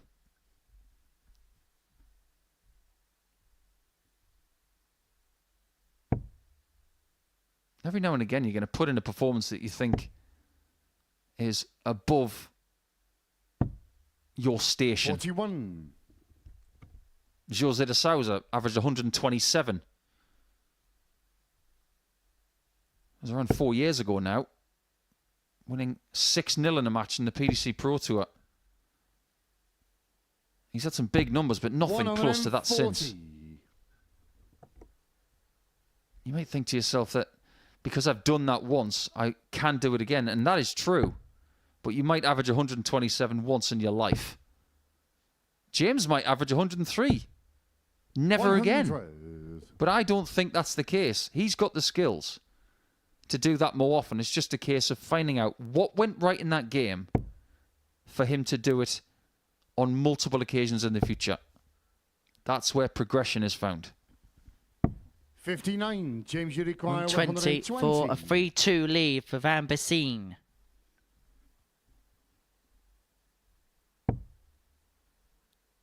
Dead centre in the single. Just below the treble. And so it opens up the door for Hamilton on the 150. 100. And it's going to have to go because Vanbesien's left himself on double 10. Going to be 19s then. Would love another. Don't leave it short, Andy. Don't leave it short. He gave it a chance. 95. James, you require 20. I think the play there is to thrust that dart right at the other one and just don't be denied. 5s. Yeah, that's game short in the 5th. One of the best darts he's thrown this week. Those third darts at odd number doubles are so vital. Was he playing air guitar there? A nice little riff he was playing there. Maybe he's just finding a little bit of a sensation of discomfort in his fingers. Maybe he's just a very big fan of Wayne's World. Excellent. Just get the sense, I think, from James after that one. It's been an okay game. It just needs a bit more energy in proceedings. In our live chat on YouTube, Simon has asked if there are any German players in the next few weeks. I'm not at liberty to tell you. 99. I don't have that kind of authority here, Simon. But thanks for your question. The moment I know, we will let you know. It's Thursday, so it might be tonight, being the time where we let you know who plays in week 11. So stay tuned later. You can if you like, but I won't be there.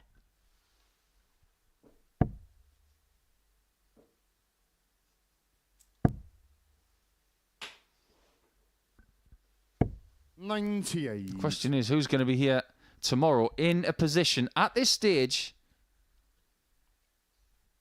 of positivity to have a chance of qualifying in the top 2 of this 6-person group?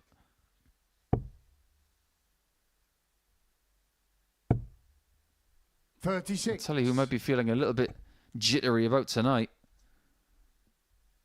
Ted Everts will not be happy that he let Group A slip. But if he gets through Group B this week, that will tell us an awful lot about him. 140. Because he's been through that before in week 12 of the previous series. James, don't go 20s. Don't go 20s. Oh. 94. And he requires 68. To send us all the way.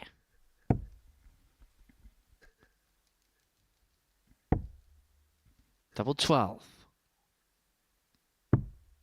Doesn't 56. go, but he is going to come back for more. And that's because James got his approach wrong. And if I may be brutally honest, do yourself a favour, James. Go and practice with Brian Roman for a week and figure it out. Because he knows all the tricks. And you require 12. 2 6s at 3 o'clock. Yeah, that's game short in the 6th slag. And at 4:40 local time, we have 3-3 for the 3rd consecutive game.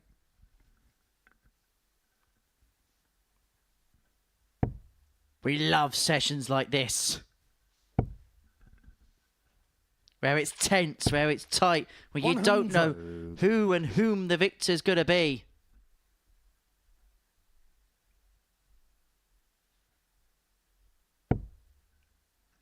You don't like sessions where you know exactly what's going to happen and when. Sometimes 140.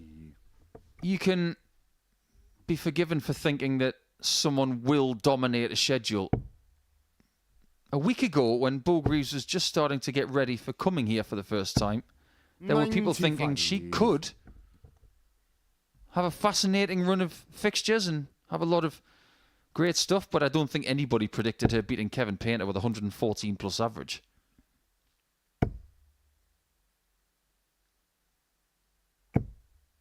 $100. Or indeed, winning 12 games in a row. The first person to ever have an undefeated week at the Modus Super Series. 36. I do not want that lost from last week because that is an outrageous achievement. And when she comes to Champions Week, she's going to eye up the biggest streak 85. here, which is 17 games. Darryl Pilgrim owns that record, and that had stood for ages. So she's going to have to win 6 straight games to get another record. And he's going to need 6 starts from 176, but at least this time James has got the approach right. Harry'd love a 136 about now. Harry'd love a 140 about now. 100. Time will do, unless 170. Vanbesien can finish with a fish. Not to be, as a Hamilton back for 76 to see the encounter out. 94. This is to keep James on 0 points 76. and to put him in real trouble in this group. But it's going to have to be 11s. Oh, no. No shot. If James puts his hand in his pocket, has he got himself a get-out-of-jail-free 44. card? James, you require 76. They felt like tired darts after what has been quite an attritional battle that we head into our 23rd minute of. Tops of the match to get the job done, and Vanbesien wins by 4 legs to 3. He gets the better of the hammer in 7 here at the Live Lounge in Portsmouth. So Vanbesien beats Hamilton. That's the tail of the tape. We're off for a break. Nash against Haynes comes up next.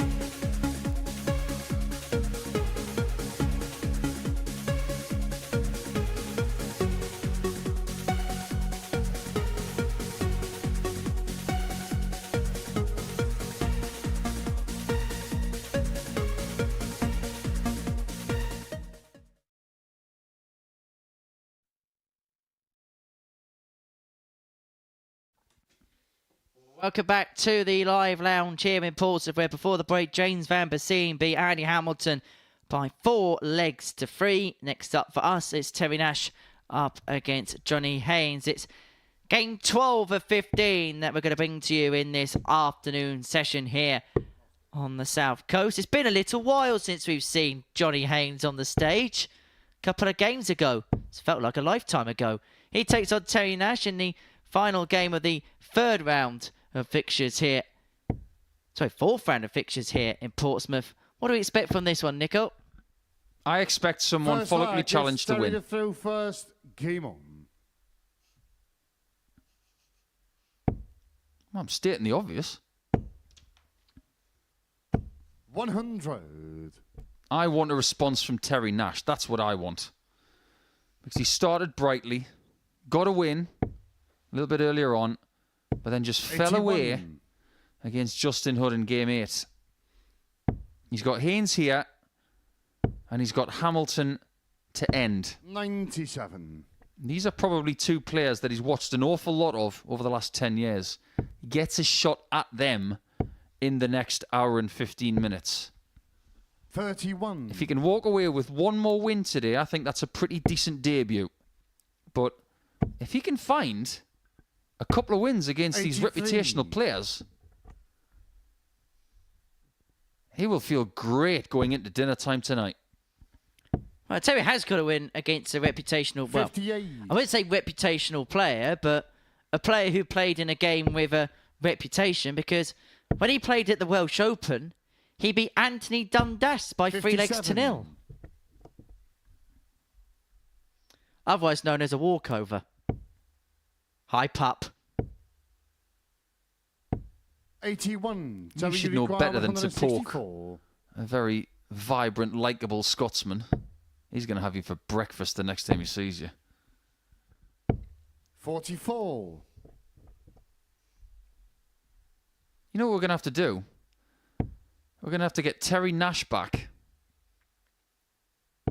60. And we're going to have to put him in the same group as John 120. Scott. Could be Nashy versus Nasher.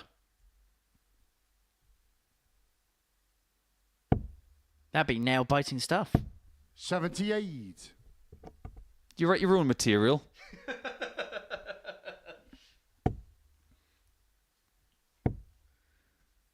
Got to leave it 90 shot here, and he does. 100. Terry, you require With that somewhat 42. pirouetting dart through the air. Does he get a look? That's That's a clean lovely in the shot first from leg. Terry. Terry Nash. That's what you want to do Second when you've leg got the is Johnny to darts. throw first. Game on. It's only a 21 dart leg. However, you just want to make sure that when you get your chance, you take it, and you don't give your opponent any hope. 60. I think he might be getting a little bit hot on the stage. One of the benefits of having a half-zip 60. shirt is it's flexible. I don't necessarily think it's hot on the stage. It might be a bit warm in the practice room. 85. I guarantee you it's not hot in Portsmouth. Well, we did have some great thunder and lightning overnight. Who needs a TV or a smart device when you've got 96. thunder and lightning? That stuff's incredible. And who needs an alarm clock either? 3 o'clock in the morning that was, and it was piercing. 60. Not that I needed any kip anyway.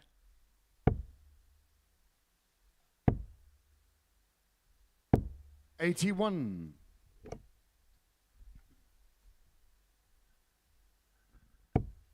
Well, there may be some rumblings of excellent darts later on this evening when Group B gets underway. Another 10 games after this 81. session is done from 10 o'clock. Headlined by Ted Evans and Fallon Sherrick, and the introductions of the champion of champions, Richie Howson. 100. Another star of the seniors, Ross Montgomery, and Shane McGurk will be in action from 10 p.m. on the Super Series YouTube channel. 99. Nash Terry, you require 164 for the break of 164. throwing a 2-0 lead. Another one of them. Would have left the bullseye. So Haynes back for 116. And it looks like he's going to have to take it. He does stab the darts through the air, doesn't he, Nashy? Double top for Johnny. Yeah, that's game short in a second. Yeah, that is game Johnny shot. That's a Haynes. wonderful shot. Typical Third leg Haynes is Terry to in throw leg two. first. Game on. That's the 7th Ton Plus checkout we've seen in this session so far. Haynes is second after the 120 in his opening game 66. against Andy Hamilton.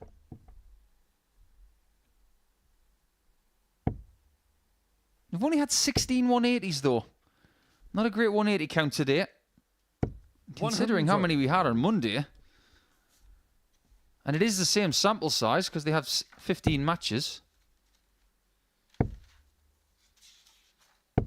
We had 39 60. on Monday. That's a great total. Haven't had that many on a daily 83. campaign since. I do wonder what we're going to get tonight from the likes of Montgomery, Sherrick, Everts, McGurk and Howson. 58. Two of those players are not going to be here on Saturday night. Good luck guessing who. Yeah, that promises to deliver, and in some ways I don't expect it to 49. disappoint in any which way whatsoever. I'm going to call it. I think you're going to see tonight. I'm not going to say what, but I'm going to plant the seed 88. here. I think tonight something very special is going to happen at the Super Series. Wow, that's so vague. That's like saying, do you know what, tonight the stage is going to be black. 97. There's going to be literally lights. is. There'll be a dartboard. There's going to be a referee. And something special is going to happen. It could be anything. Be more specific. 139. I think something's going to happen this evening, which we will remember forever at the Live Lounge. If I keep pushing, am I going to get an actual answer? 100. Terry, you require No. 90. Let's see Terry go for the bull. 65. Johnny, you Almost require leg 3 in the bank. 72. I'm not going to let this go, Deacon. Johnny did finish tops off in the last leg. And he's done it That's again. Game short in the third leg. Johnny Been good on that target Haynes. today, hasn't he, Johnny Haynes? When he gets the Four line laggers, right, it's Johnny perfect to for throw him. First. Game on. Okay, so tonight is going to have something special happen. I'm going to give you 3 options, and I want you to tell me if I'm hot or cold. 60. Someone's going to hit a 9-darter. Lukewarm. Someone's going to set an average record. Cold, cold, cold. 122. Someone's going to get a 350 and 6. Cold, but I won't put it out the question. So what is it? 66. What is it then? You think something's going to happen? Come on, Mystic Deacon, give us some insight. That's what we're here for. I think Fallon Sherrick at 41. one point tonight will average over 100. That's what I think will happen. I think Ted Everts could win a game with 4-ton plus checkouts tonight. Okay, I can get behind that because he's done 43. 3 this week in a match. Okay, I like it. And that'll only be the second time it's happened. But it's never happened here, right? Because Graham Usher did it in Southampton 140. during a Live League Champion of Champions special event, which basically christened goodbye to the old format. All right, I'm glad we got there in the end. It only took 2 legs. 140. Is it advantage Johnny or Terry? 130. Is it just me or is Terry starting to speed up? He's getting a motor and he's got a dinner to get to. 98. Well, it's Terry, not a you bad time of require year for 60. classic Welsh cooking. Spring lamb. 50. Johnny, you require How can he leave tops from 94? 94? Because he's hit it twice already. He's not going to leave tops. He's going to leave the bull. 46. Terry, you require Clip 10. of the barrel. And so Nash is back for double 5. Yeah, that's Finds game a shot in the double fourth 5. leg. And Terry Nash. level we are at 2 apiece. Fifth leg, it's Terry to throw first. Game on. Let me ask you a question, Henry. Which country are we going to get our series champion from? Now, some of the people who know Terry in our YouTube chat have stated that he's a big 180 hitter. 140. Okay. We will take that on board before you give your answer to that question I've just given you, Henry. 55. Nash had no 180s in his first game. He had 1 in his second. And none in his third. 125. He's got 2 for the day. Does that statement tell us that this today is him finding his way through the contests? 82. And maybe tomorrow, if the real Terry Nash does come through, that more 180s are inevitable? I'm curious. 140. Be intriguing to see. Haynes has left himself on 96 for the break and a 3-2 lead. He'd then be throwing 60, for the match, Johnny throwing to Unicorn, win the 96. contest.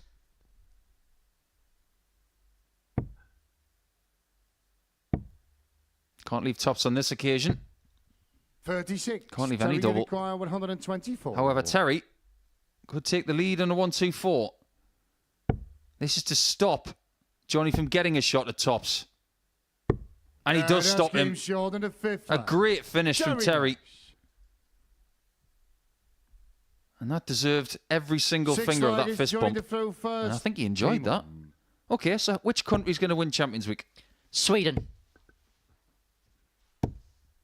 140. Would you like a bit more time to think about it? It's like you said that. Like you were on the G of the gun. 97. Or the B of the bang. For me, Andreas Harrison is still my favourite to win Champions Week. I can understand that. 100. I think it's Andreas and Bo, the 2 players to beat. 140. It'll take a very, very confident person to renege that. I think that's a very, very good assumption. However, I will say that might be the type of 45. comment that may, if he's watching, give Neil Duff a little bit of umbrage. And no one wants to upset Neil. 140. I'm just waiting for Conor Heenan to get in touch with you. He's going to fancy his first crack at Champions Week. He said he's going to bring a coach load if he gets to the Saturday 100. night. Terry, you require 124. Another one? All right, then. That's different. 84. What is it with these players Johnny, you today? require Just taking 116. the textbook and shredding it. Another one? Yeah, that's game short in the 6th leg. Rinse Johnny and Haynes. repeat, and we go the distance again. 7th and final leg. It's Terry to throw first. Game on. Nothing but 7-leggers at the minute. Strap yourselves in, everybody. Well, this one has taken about half the 77. time of the previous game.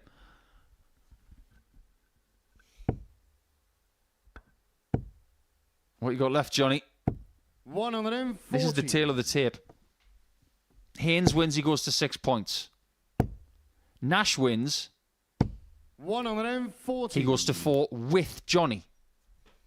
Bunching things up, all behind Justin Hood, who finishes 140. against Haynes in game 14. It will be Labanauskas and Vanbesien who will finish first. And those 180s are starting to flow as his pace starts to quicken.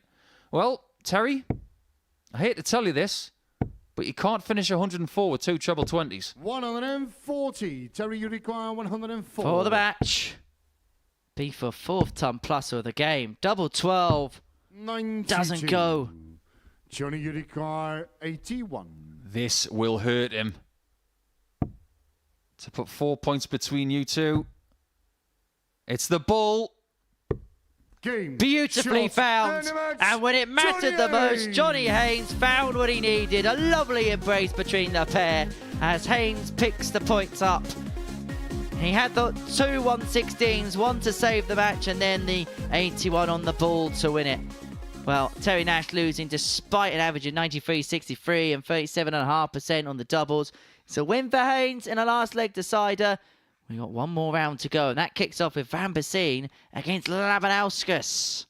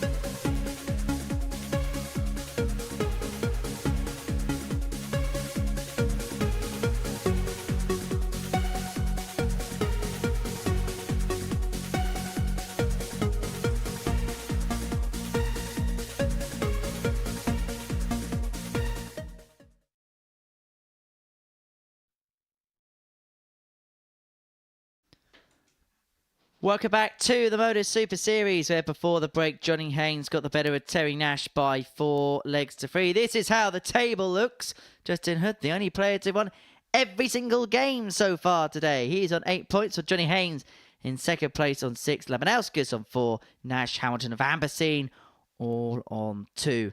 Well, Labanauskas can also move on to 6 points if he gets the better of James Vanbesien. It's the first game of the final round of fixtures on the afternoon session here on day 4 of the live lounge. But don't forget, fear not, if you haven't had enough darts today, well, we've got more coming up tonight from 10 p.m. when Group B gets underway. Fallon Sherrick and Ted Everts headlining the cast of names involved in that. But what we're going to see from this particular encounter, on the basis of today, you would have Labanauskas as a very heavy favourite.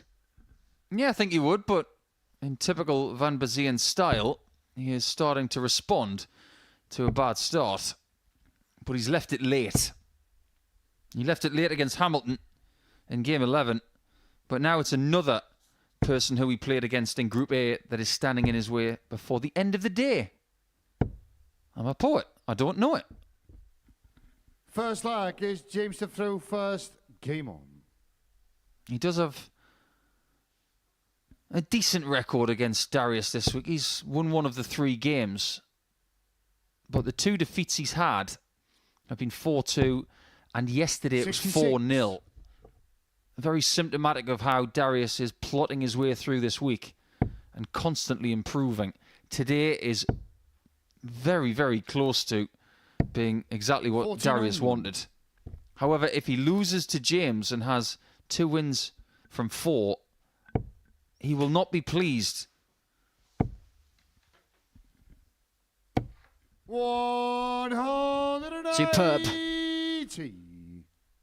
From Vanbesien, who has shown at times this week glimpses of brilliance, even if he hasn't been able to convert it on a more consistent 83. basis. Right. Are we going to see the version of James that we saw in Game 5 yesterday then? Because the start of this game is telling us yes.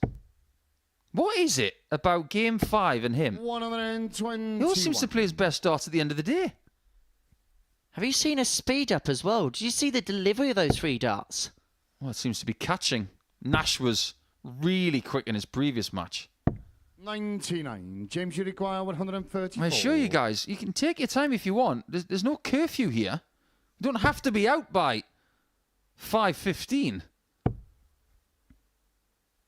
But what I will tell you is that certain 78. players do tend to speed up as they get more comfortable. And maybe James is just like that.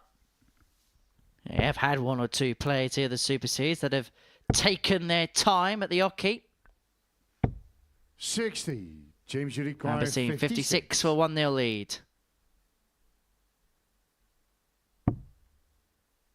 Double top. Yeah, that's game shot on the Starts first in an leg. ideal James fashion. Vanbesien. Without casting dispersions at slower players. Second leg is Darius to throw first. Certain Game on. players turned up here. Between matches, we might need to get more licks of paint on the wall. 100. Yeah, there's 1 or 2 infamous games which we won't go into. I might do later. I don't think you'll have time later. I think you're going to whiz by the games later on tonight. Yeah, possibly. 100. Everts and Sherrick do not hang around. McGurk doesn't hang around. Howson's just brilliant. And Montgomery is one of the best Scottish players of the last 25 years. One of the most unheralded. Yeah, 1 word to describe Montgomery. Excellent.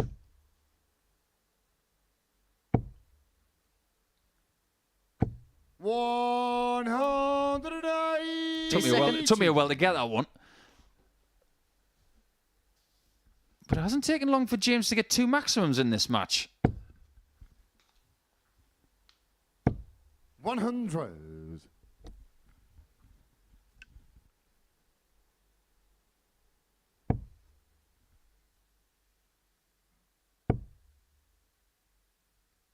He's played a lot of darts this week, 57. as has Darius. This is their 20th game. If you are in a Group A situation and you don't win that group, The amount of games you want to play is 29. 57. James, you require 164.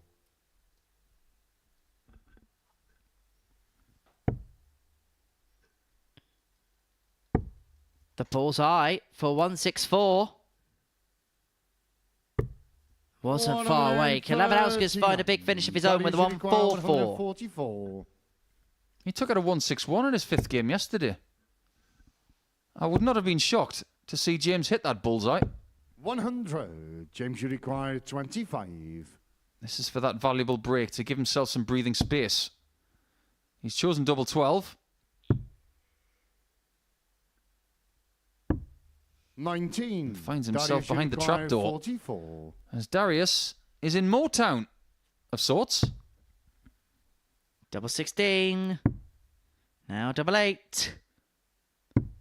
Doesn't go, 36. but James, you require this 6. isn't kind at all. He's not hesitating. He's going straight for it. Left or right? How? That's how. That came short in the second leg. James Lack of Vanbesien. hesitation there. Courage in his Third leg conviction. is James to throw first. That is a wonderful shot. I'm going to offer you a theoretical point about James Vanbesien and final games. The fact that it is the last game, does it add a knockout feel to it, whereas maybe in other games you could feel like you have to ease your way 60. into a day? Possibly. But even commentating on his second week here, I'm still trying to figure him out. He is somewhat idiosyncratic 100. because he goes for shots that don't make sense. But he does very good things at very good times. Maybe he's not the finished article, even in his mid-40s. 123. Might be a late bloomer, because he has had his troubles in his life. However, he's definitely not the finished product. He has got weaknesses. But they are the kind of weaknesses that can be ironed out very quickly. 100.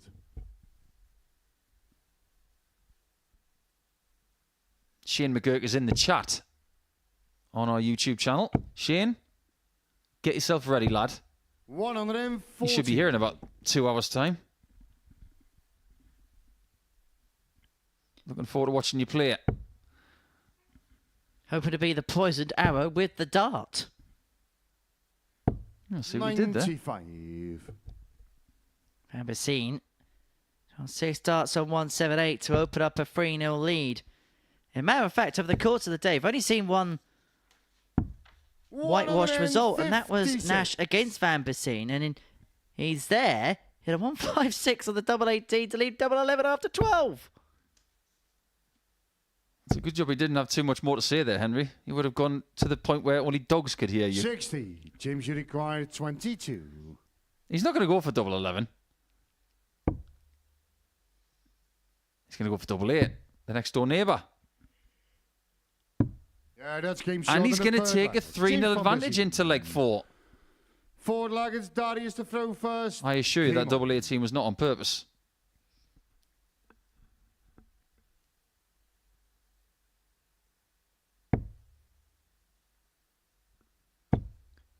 Vanbesien averaging just a shade under 96 in this 45. particular encounter, but for Darius, this has been a residual drop-off from what we've seen from him elsewhere today. Absolutely, well said. Not the first time we've seen it this week. Or in game 5, he has dropped off. But what I will say is the staying power of James is very impressive. He lost 140. his first 3 games today, and he's on the cusp of winning his last 2. On Monday, he lost his first 2 and won the next 3. There's a pattern occurring with his play. 100.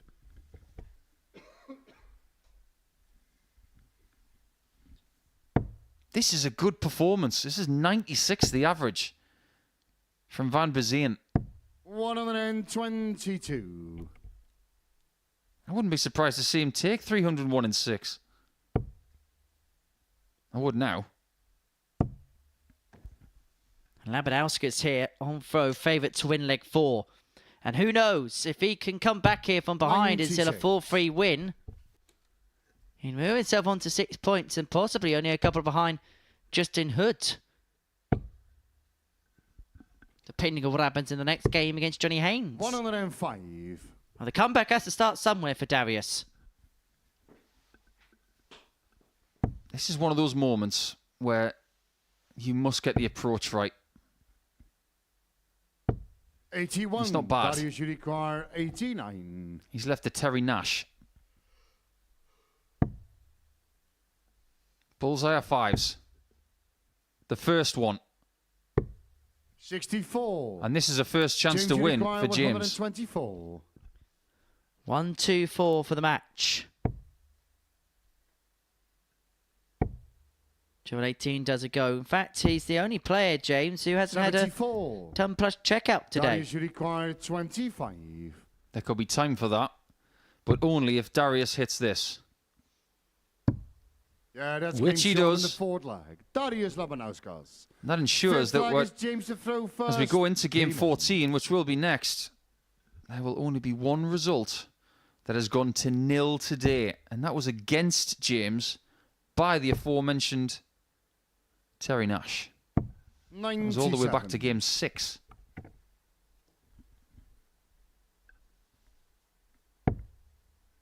It's the comeback charge beginning here for Lucky D. 140. Considering the fact that the last 4 games have all gone the distance, why not? Let's do it. You're talking to the wrong person. I've got no influence on this result. It's all about Darius. 59.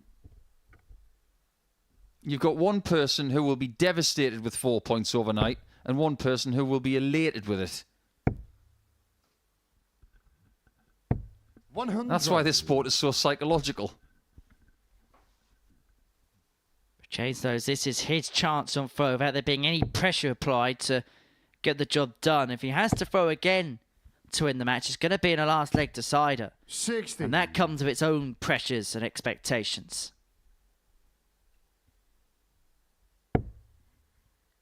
And this will be their first match tomorrow. 140. Just perish this thought. If Darius does not come back and win this match 4-3 somehow, 41. Darius, you require it 121. is James who could be in front of him by the time we get to round 2 tomorrow. That is a horrible thought for Darius. But try and think of it another way. 81. If he can get the comeback and win tomorrow, he'd be on 8 points. And in round 2, James would be on 2. These 100. turnaround fixtures Darius, you from require round 40. 5 on Thursday to round 1 on Friday are fascinating. Tots are 3-2. And this would be for the break. Yeah, that's game short in the The fifth first leg. of 2 that he Darius needs. Labanauskas. And Sixth Labanauskas leg, it's throws Darius to to throw first. take us Game all on. the way to a last leg shootout.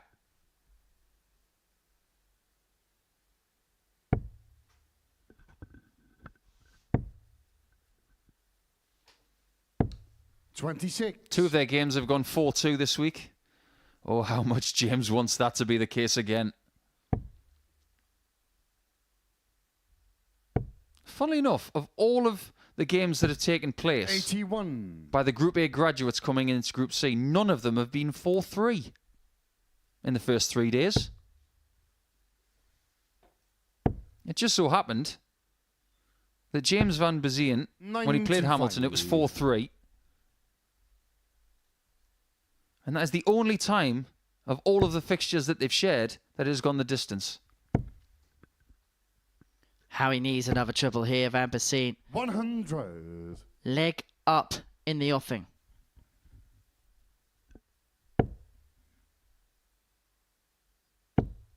This is where every single ounce of concentration 95. and muscle memory is needed.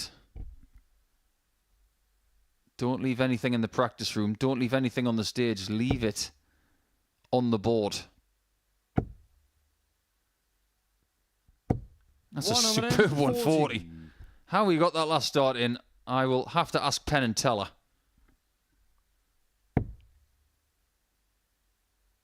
So he starts so from here to complete the job to win the match 4-2. To end his day with 2 wins from 5. It would then mean that Haynes v Hood would be a massive game in terms of who's going to really take control of proceedings. Hood can virtually get the job done if he beats 100. Haynes, although if Haynes wins, both players being a very good suit going into Hamilton against Nash, because both of them players won 2 points. Oh no. The best he can do is 104.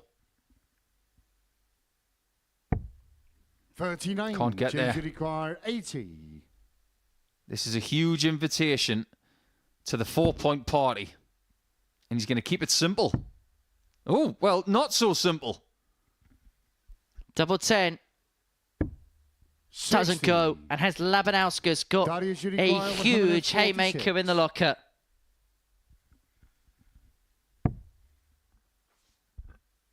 James should have been on tops with 1. He was on 10s with 1. 95. James, you require 20. But on this one, he can't miss.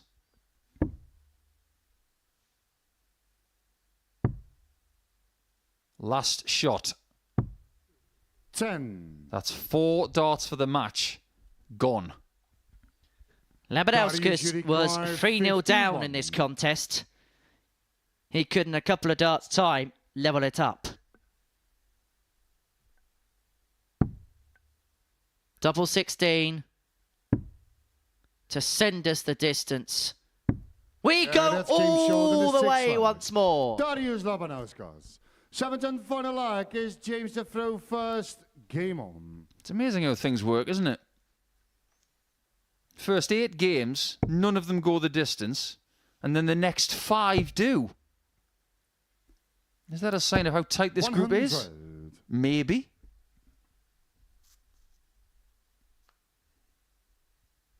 But winning from 3-0 down is a rare occurrence. On average, it happens once a week. 60.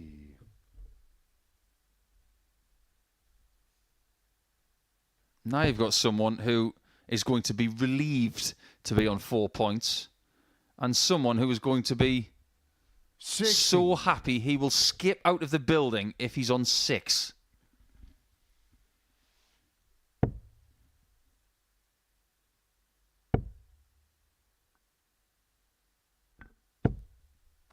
Advantage James. Can he dig himself out of the hole that he's created himself? Game was in the palm of his hands and he's let it slip, but he may just now have it back in his grasp once more. 140. You can't dig yourself out of a hole. You just got to know how the hole works. You don't keep digging down. You dig steps, one at a time. We should clarify that he's not literally digging himself out of a hole here. Yes, let's not use literally again. You quite literally said the word literally.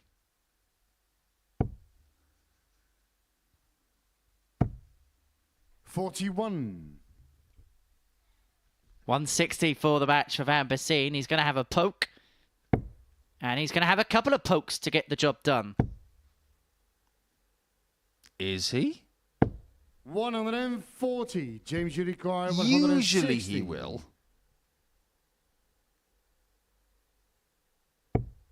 It's not going to happen. But I assure you, if Darius can find 296 in 6, Darius, you require this will be the highlight of his 156. week.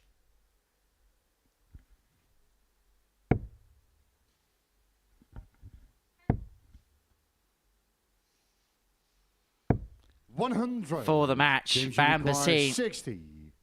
should come back for 2 at tops. It's happened again!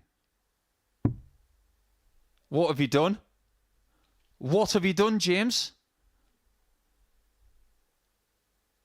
Has he got double 2? Oh, he's going for another basketball shot. He's looked at Darius' score, Game but it shot doesn't matter and the how. match. Somehow, James and I Vanbesien. don't know how, James Vanbesien has won that last leg decider. I don't have a clue what happened there, but Vanbesien has won nonetheless. 4-3 against Labanauskas. Haynes Hood is up next.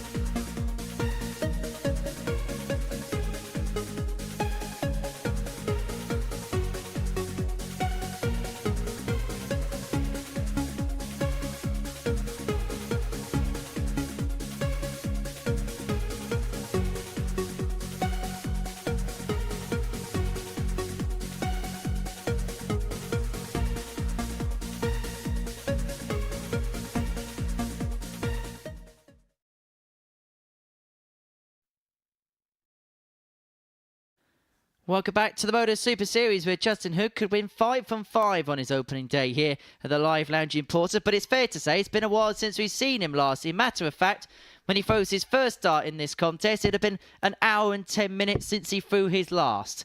That has been the nature of the 4-3 games we've seen over the last few matches.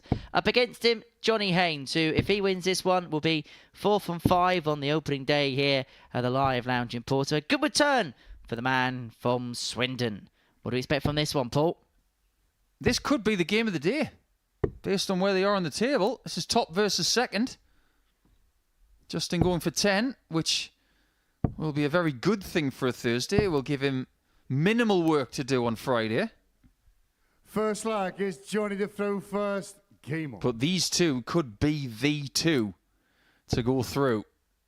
Now, if you look at what we've got left here, if Haynes wins, 97. and it's 8 points for both players going through, and Andy Hamilton wins the last match, or Terry Nash wins the last match, we've got a 4-point cushion between the top two and the next two.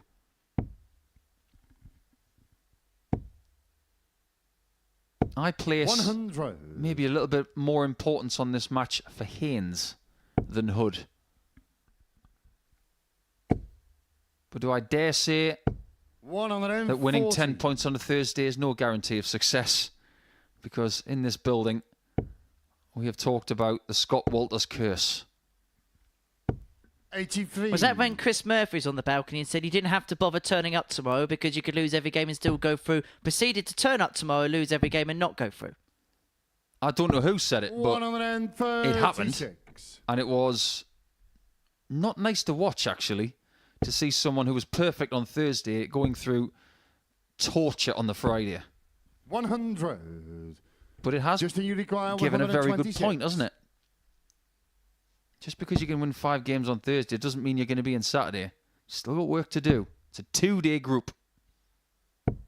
58. Johnny, you require 121. 121 for Haynes to take out the first leg. He's had 3 ton plus checkout today, including 2 116s. Is the 1-2-1 going to be added to the mix? 96. No is the answer on this occasion. So 68. Hood for the break, 68. Double 4. On that's game seven of the a first string. round. 14 dart breaker throw for Justin Hood. 1-0. He's looking pretty good, isn't he? Justin to throw first. At no Game point on. today has he looked ruffled, not ready.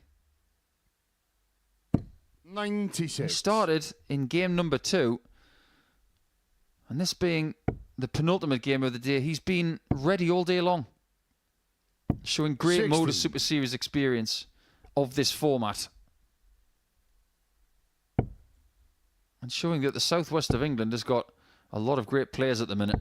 134. Recently played, I believe, at the Froome Open, which is a massive local tournament in that part of the world, organised by 80. a friend of ours here at the Super Series, Paul Starr, MC of the World Seniors, Mr. Tuxton Time himself. Actually, when he first walked through the building, Justin Hood, Paul Starr was working 77. that night. And Paul said to everyone, Justin Hood is a player to look out for, and he has been ever since. 85. He's what we call a sauce. And I don't mean a Chinese sauce, of which Justin Hood knows a lot about. 80. Every area of certain countries and other countries around the world, you need in this industry to have people that you can rely on to give you information 60. about players. Just you require Scandinavian players, we asked 114. Dean Moss. Southwest, we asked Paul Starr. Scott Hunt is a pretty good source in the northeast of England for ADC talent. 40. Steve Brown, another one in the southwest who you can call on.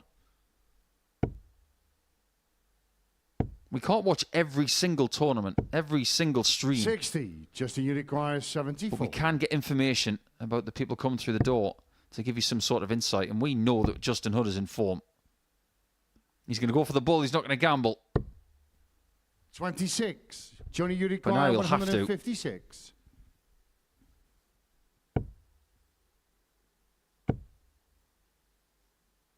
60. Justin, you require 48. Well, it was 1 hour, 10 minutes and 56 seconds between darts for Justin Hood. 16. And Johnny, he was you almost require 2-0 up in the space of 4 96. minutes flat. For 1-1. For a second, I thought that was in, you know. This definitely isn't. 56. Justin, you require 32. Let's see if this is. Sometimes in game 5 of the day, it doesn't have to be your brilliant best. You've just got to be better than your opponent when they might be flagging. No score. Johnny, you require But it's Justin 40. who's flagged there. Yeah, A that's red game short flag. in the second lag. Johnny Haynes. Third lag Someone is that Johnny to knows throw really first. well. Game on. Who has been a bit of a PDC great in the early days, has never graced the live lounge. Dennis Smith. 30.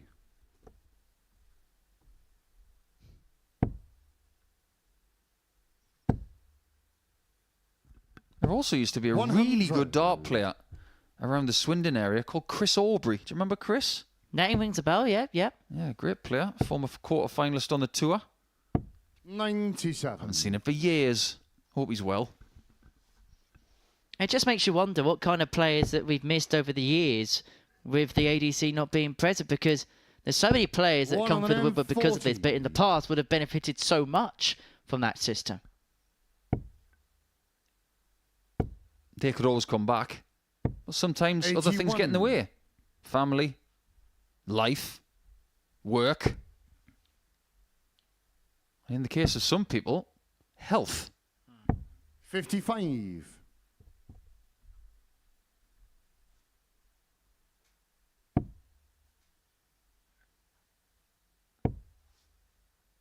That's an interesting play from Johnny. I quite like it. 293. 133 downstairs. Would have left 160. I really like that a lot. Sometimes 58. you don't have to hit a shot for it to still be good. It's the thought behind it that counts first and foremost. 60. Justin, you require 148.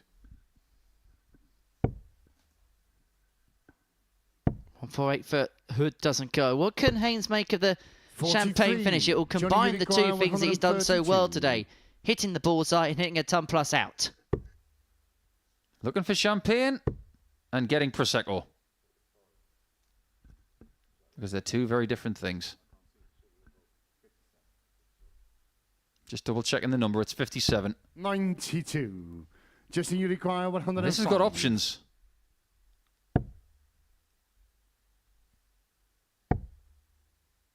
He can't open the door, but Johnny could 48. by hitting tops Johnny, you again. require He's 40. been really good up here today.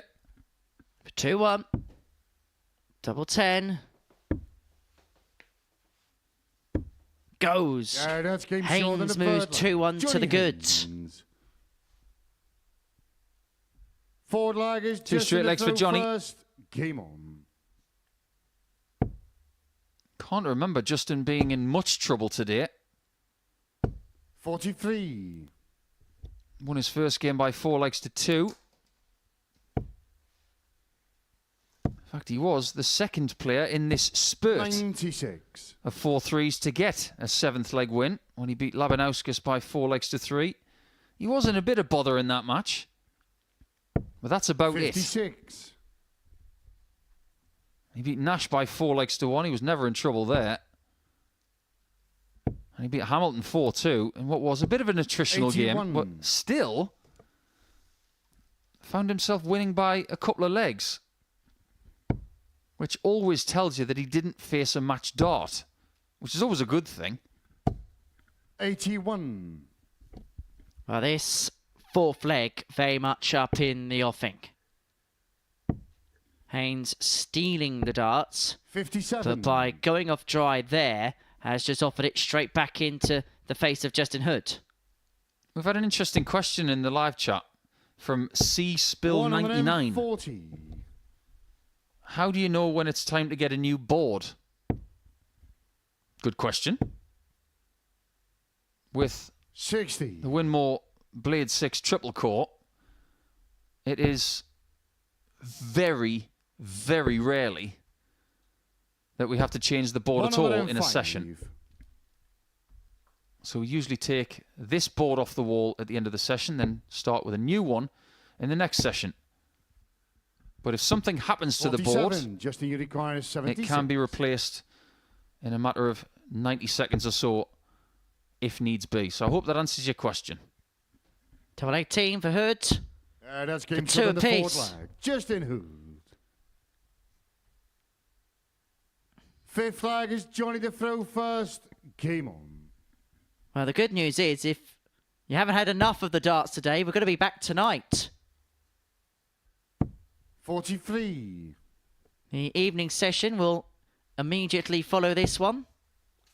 Well, I say immediately, from 10 o'clock. 99.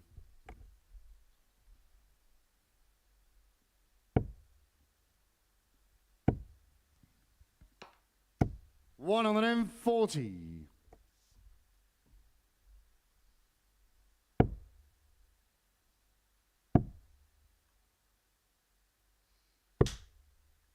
92.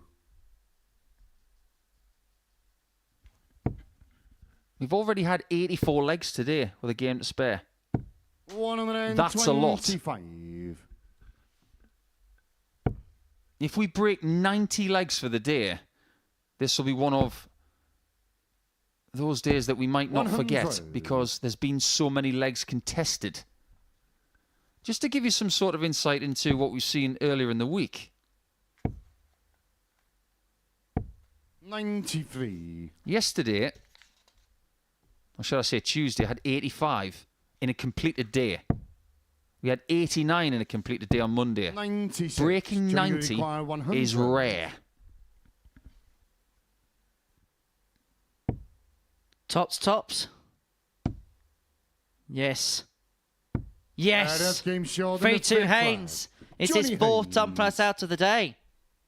Starting to turn Sixth into flag the is just top in the throw shooter of the first. week. Game on. If you like something, keep leaving it. Keep hitting it as well. 100. Now we can say that Justin Hood's in a bit of bother. But in the table, not so much. Even if Haynes wins this match, 140. he's still in a position of comfort. Neither of these players, if Haynes wins, will be caught come the end of round 1 tomorrow. 81. Possibly by the end of round 2. That's why I said at the start of this match, it looks like these two are going to be the two people to catch. 100. Haynes has a half a dart lead. 60. And now a huge advantage in this sixth leg. 6 on 2, 6-1. For a 4-2 win. Just keep them straight. Like that. That'll do very nicely. 140. This is a strong, strong sixth leg.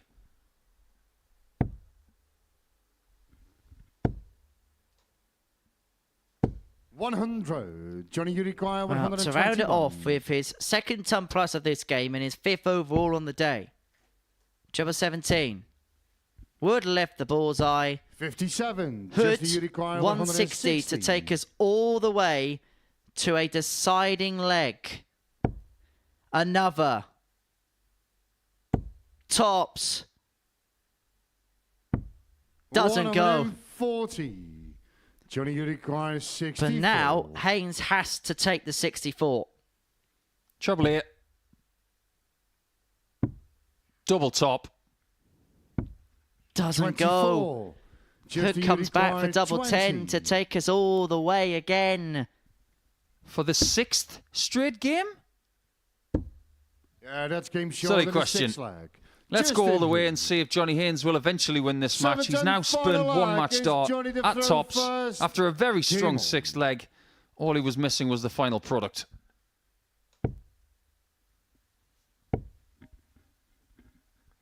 $85.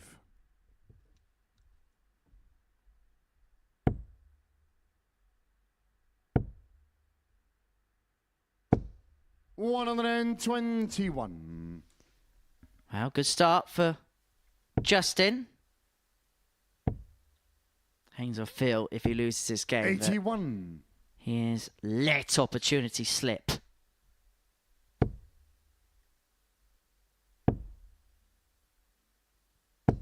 This is where if you haven't had much action recently, you might start to tire. But if you've been to the thick end of ADC tournaments or other local events recently, 83. those extra matches and those extra practice sessions will definitely come in handy. 2 treble 20s needed to leave a finish.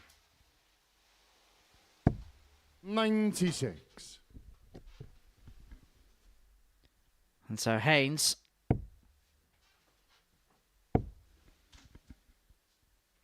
looking to close it out. 35. Leaves himself on 117. He's already had a couple of 116s and a 120 today. Can he end with his 43. 5th ton topper Johnny of Thursday Uruguay, afternoon? 117. He had 2 116s in his previous match. Why not this? Why not indeed? It's tops. 77. And Hood missed tops for Just 160 in the Uruguay, previous leg. Can he go 160. one better here?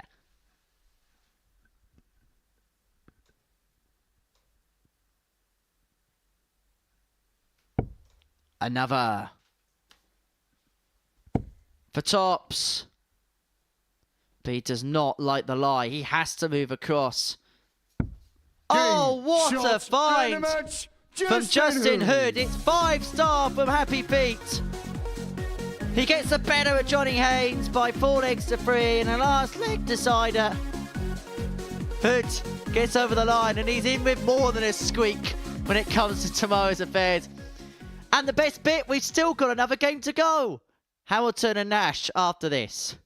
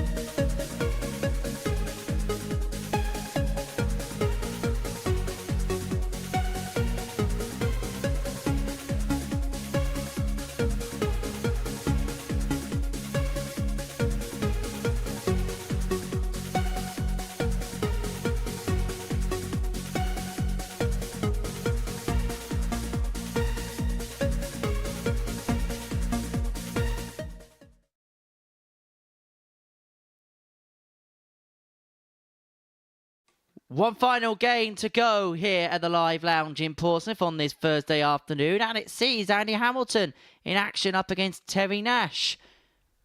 Hamilton, who began the day at 1 o'clock with a 4-1 defeat to Johnny Haynes. Terry Nash looking to end his session on 4 points. In fact, the victor will finish the day on 4 points and will just give themselves a bit of an outside chance of qualifying through. In fact, it's been helped because of Justin Hood's winning it. Johnny Haynes, he's won every single game after beating Johnny Haynes in the last leg decider of a 160 out. Hamilton has shown some good stuff today, but perhaps, again, like Group A, hasn't had the points to herald from it. What a naughty finish that was from Hood. 45. Too much darts missed by Haynes. Both on tops, ironically, because that's his favourite double. 140. And 2 players on 2 points coming into this game, and Andy Hamilton does not want to be at the bottom of the table after a day of play again. Because his chances of getting through this group do rest on him winning this match for me. 96. 4 points behind overnight is not good when it comes to his position in relation to second place. 100. 2 points behind, absolutely in it. 4 points behind, too much work to do. It's doable, don't get me wrong. But you're putting yourself under so much pressure. 100. What have you made of Terry's day? I've been quietly impressed with him. 140. Yeah, I have to agree. He's been the type of player that, because there wasn't much in terms of data to go off of, I think it was a case of maybe giving it a game or two just to assess where he is. But, okay, look, he had that 79 in there, but he's had 2 averages in excess of 92, 93 averages in amongst the mix. And actually didn't win any of those cases where he averaged 93. So, as a matter of fact, his worst performance of the day is actually heralded his only win of the day against James Vanbesien. Yeah, it's been a bit weird in that regard. 81. Your 2 best averages yielded defeats. Your 2 worst performances yielded a win in there. Darts can be weird. And averages are just a guide. 42. Terry, when he lost 40. to Johnny Haynes, that was a great match. This could be a great start. And it is a great start for Terry. Terry Nash. Up and running. He can finish Second on 4 leg is points Terry at the end of the day. He will be very happy with his work, and would only be a couple of Johnny Haynes at the top of the table and the top of the pile. 85. If it's November and he's doing some work for charity, could Terry grow some facial hair on his top lip and be Terry Tash? What a great alter ego that would be. 80. Get this guy growing a mustache overnight and he turns up as Terry Tash. 5 hours I've been in this commentary box and I've finally cracked. 60. Terry Tash? Yeah, why not? You know, they used to say that Andy Hamilton looked like Henry VIII back in the early days. 96. They were threatening at Sky Sports to have that as his darts nickname instead of the hammer. I think he chose the right one. Terry's starting to find that proximity to that 60. And what we were told earlier on the YouTube live chat was that he does hit a lot of 180s when he plays in Wales. At the time, I didn't believe whoever said it.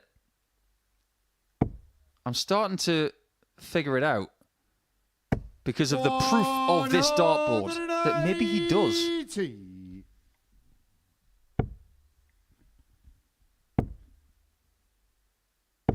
100. That is a brilliant ton. And you require 145. First and third darts were very different. The second one, I don't know where that was. Look at this. 45. He was looking for a 3-2-5 and 6. 93. Terry, you require 116. For a 2-0 lead, it would be his third ton top of the day if he can take out the 116. Trouble 19 for tops.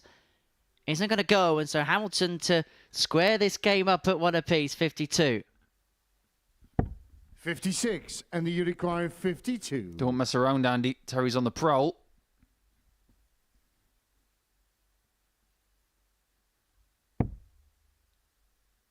Two 16s for the hammer. Yeah, that's game short in To the break second back lag. to square Andy up, Hamilton. 1-1 in this Third contest. lag, it's Andy to throw first. Game on. Everybody's got their idiosyncrasies on the hockey, don't they? Chalk, saliva, when it comes to trying to get a bit of extra grip. Use a bit of breath, maybe. Clean your darts with your 140. shirt, because we've seen that today. I think Labanauskas was doing that. 41. Got to use what works. Nothing in the rules against it. Not yet, at least. Because there are sports that state you can't use certain things 93. to aid your performance when it comes to pieces of equipment. Baseball bats, for instance. Cricket bats. Certain types 59. of glue in table tennis. Well, they changed the rules in cricket where you can't use your saliva on the ball anymore. You have to use your own sweat. There must be some science in that one. Ah, it's just coronavirus. 98.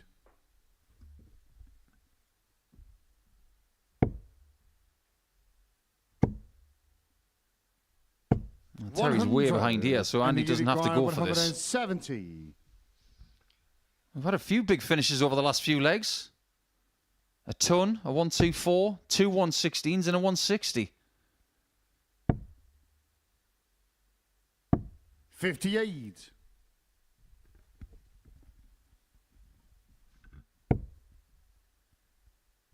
Well, this would be typical if Nash finds a max now. 140 leads him on a and you finish. require And 112. just puts a bit of pressure on this 112.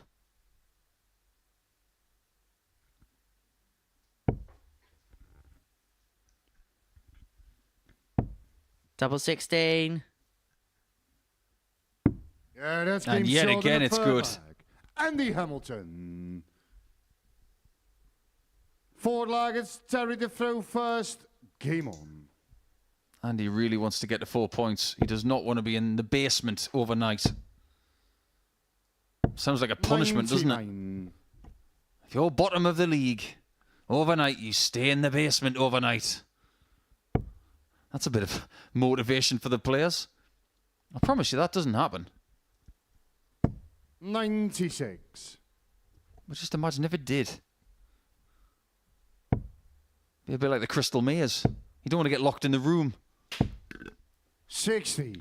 Now, I've noticed that Nashi on that third dart is starting to lean into it a little bit, and he's losing his balance as he thrusts that third dart forward.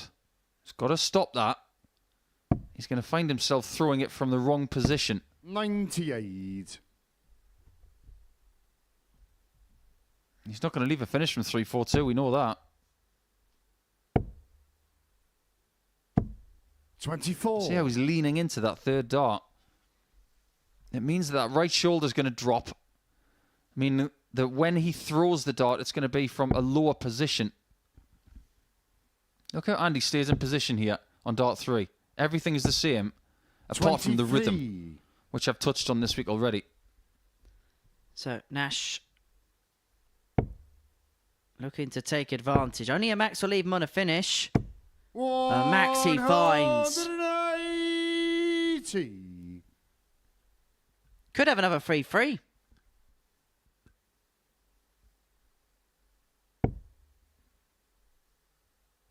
Not if Andy's got anything to do with it. Is it 104 or 144? 180. I'll have what's behind door Terry, number you require 1, please. 138. Another left double 12. Hamilton for back-to-back tub plus outs. 104. 86. Andy, you require 104.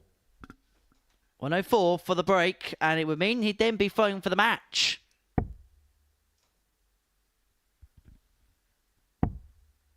Double 16.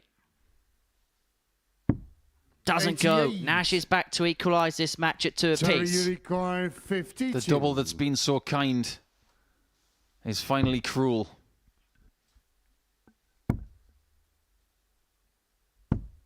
Yeah, that's game short. That's also cruel to the hammer. Nash. Forward leg, it's Andy to throw first. Game on. 6 consecutive games that have gone the distance. Is it going to be 7? Fair to say that we are 98. getting our money's worth here at the Super Series on this Thursday afternoon. And we're going to have the best of the action on our highlights package, which will be available following the conclusion of this session. Extended highlights from this afternoon's session available there.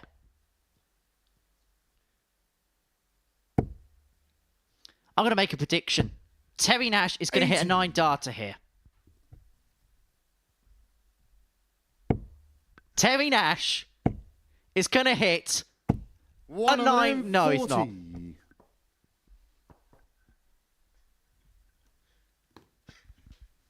Well, that's a bit like trying to paint yourself as a genius and coming off as someone who just sketched something. But you were close. 5 perfect darts is still brilliant. 96. Especially when it's against the darts. God loves a trier. 140. However, that 140 leaves himself on 41 after 9 to threaten the break. He'd then have the darts to win 4-2.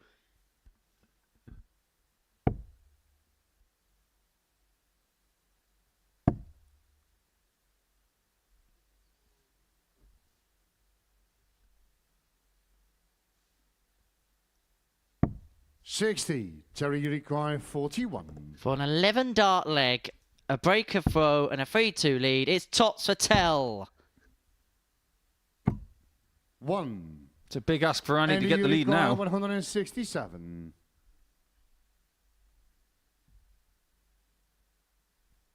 Ted Everett's got it earlier in the week. Why not Andy? That's why not. So Nash is going to have another break 97. chance on Terry, you tops. require 40. 10s.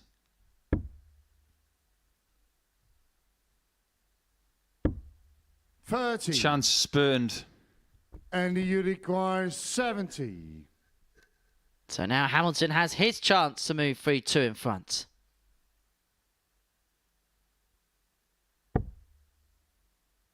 Is he going to leave double 16 again? Double 16. Doesn't 54. go. Nash is back for more Terry, you opportunities to get the require break. 10.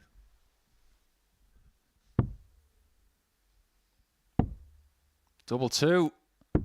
Yeah, that's game short in the He fifth has leg. somehow found a Terry break of Nash. throw there. 6 leggers. Terry to throw first.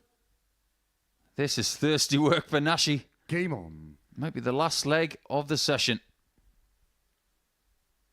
Well, it's a maximum of 2 left in this session.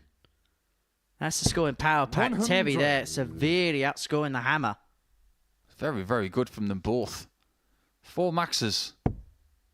Lots of 140s. Really, really good stuff.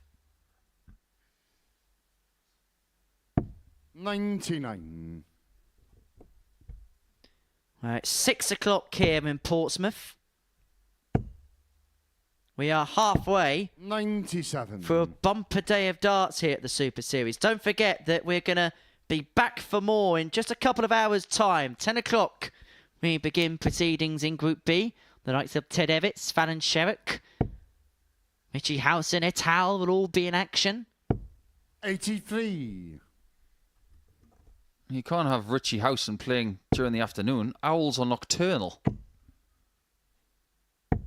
134. Missed a trick not having Richie Howson and Martin Adams in the same group. What, the Howl versus the Owl?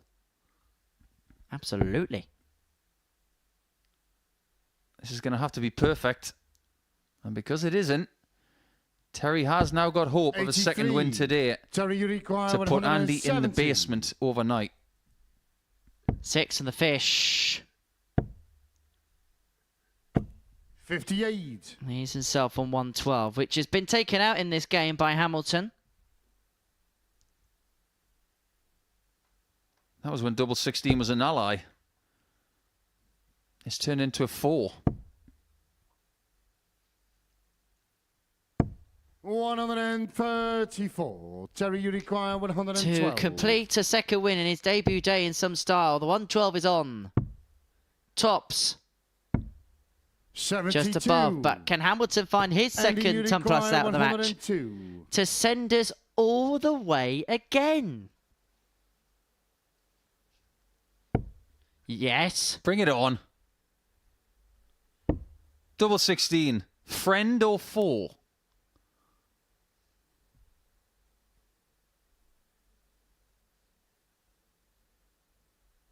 Four. 70.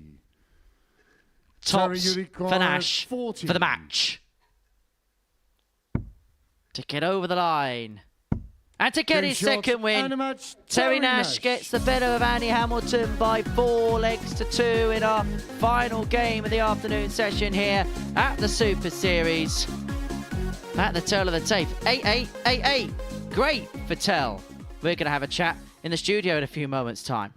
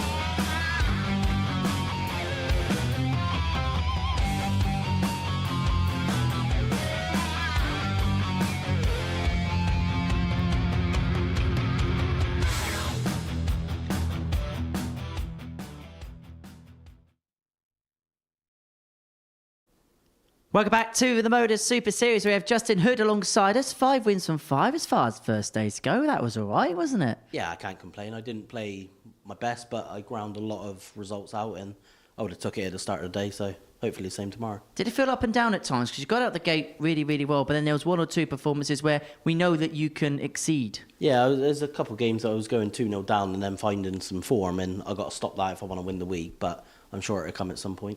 What's the form been like over the last few months? Because we haven't seen you for a little while.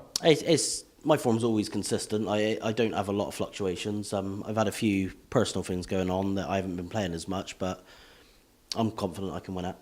What about that 160 to get the better of Johnny Haynes? You threatened it the leg before and then got it in the last leg. Yeah, I said to him afterwards, like, he was lucky I missed it leg before, to be honest. No, it is what it is. It's a nice finish to have when he's on a finish, and he's a quality player, and to beat him's it's nice feeling. What's the dynamic been like in the practice room? Because it's been quite a long session and a lot of 4-3s towards the end. Yeah. And it must have felt like hard work at times. Yeah, it's. I think I went on second game and then I had a break and then back on. And then you got to wait 3 games. It can be hard to get your adrenaline back, but got to do what you got to do. It's the same for everyone. They'll have the same tomorrow, and I'll have a better format hopefully. I'm going to show you a graphic that you're going to like very much, because this is how the table looks following the end of the first day's play. 10 from 10. What do you think you've got to do tomorrow to get yourself through? Exactly the same. I don't care how I get through. I want to win 10, and I'm confident I will. It hasn't happened very many times, but what we saw from last week from Bo Greaves is that there is the possibility of going through the week without a defeat. Yeah. Did you know about Bo Greaves doing that last week? Oh yeah, I watched it. And is that something that you would like to do from a Group C campaign through to the win for a week? Yeah, she was amazing last week, but she only played 8 games. I'm going to win 10, so I'm going to be 1 up on her. Well, 2 up on her. Well, Justin, many congratulations. We'll see you tomorrow. We'll see you tonight. And we'll see you tonight as well from 10 o'clock on the Super Series YouTube channel. But as far as Group C is concerned, well, it's all good. Into Hood, isn't it? Bye from us.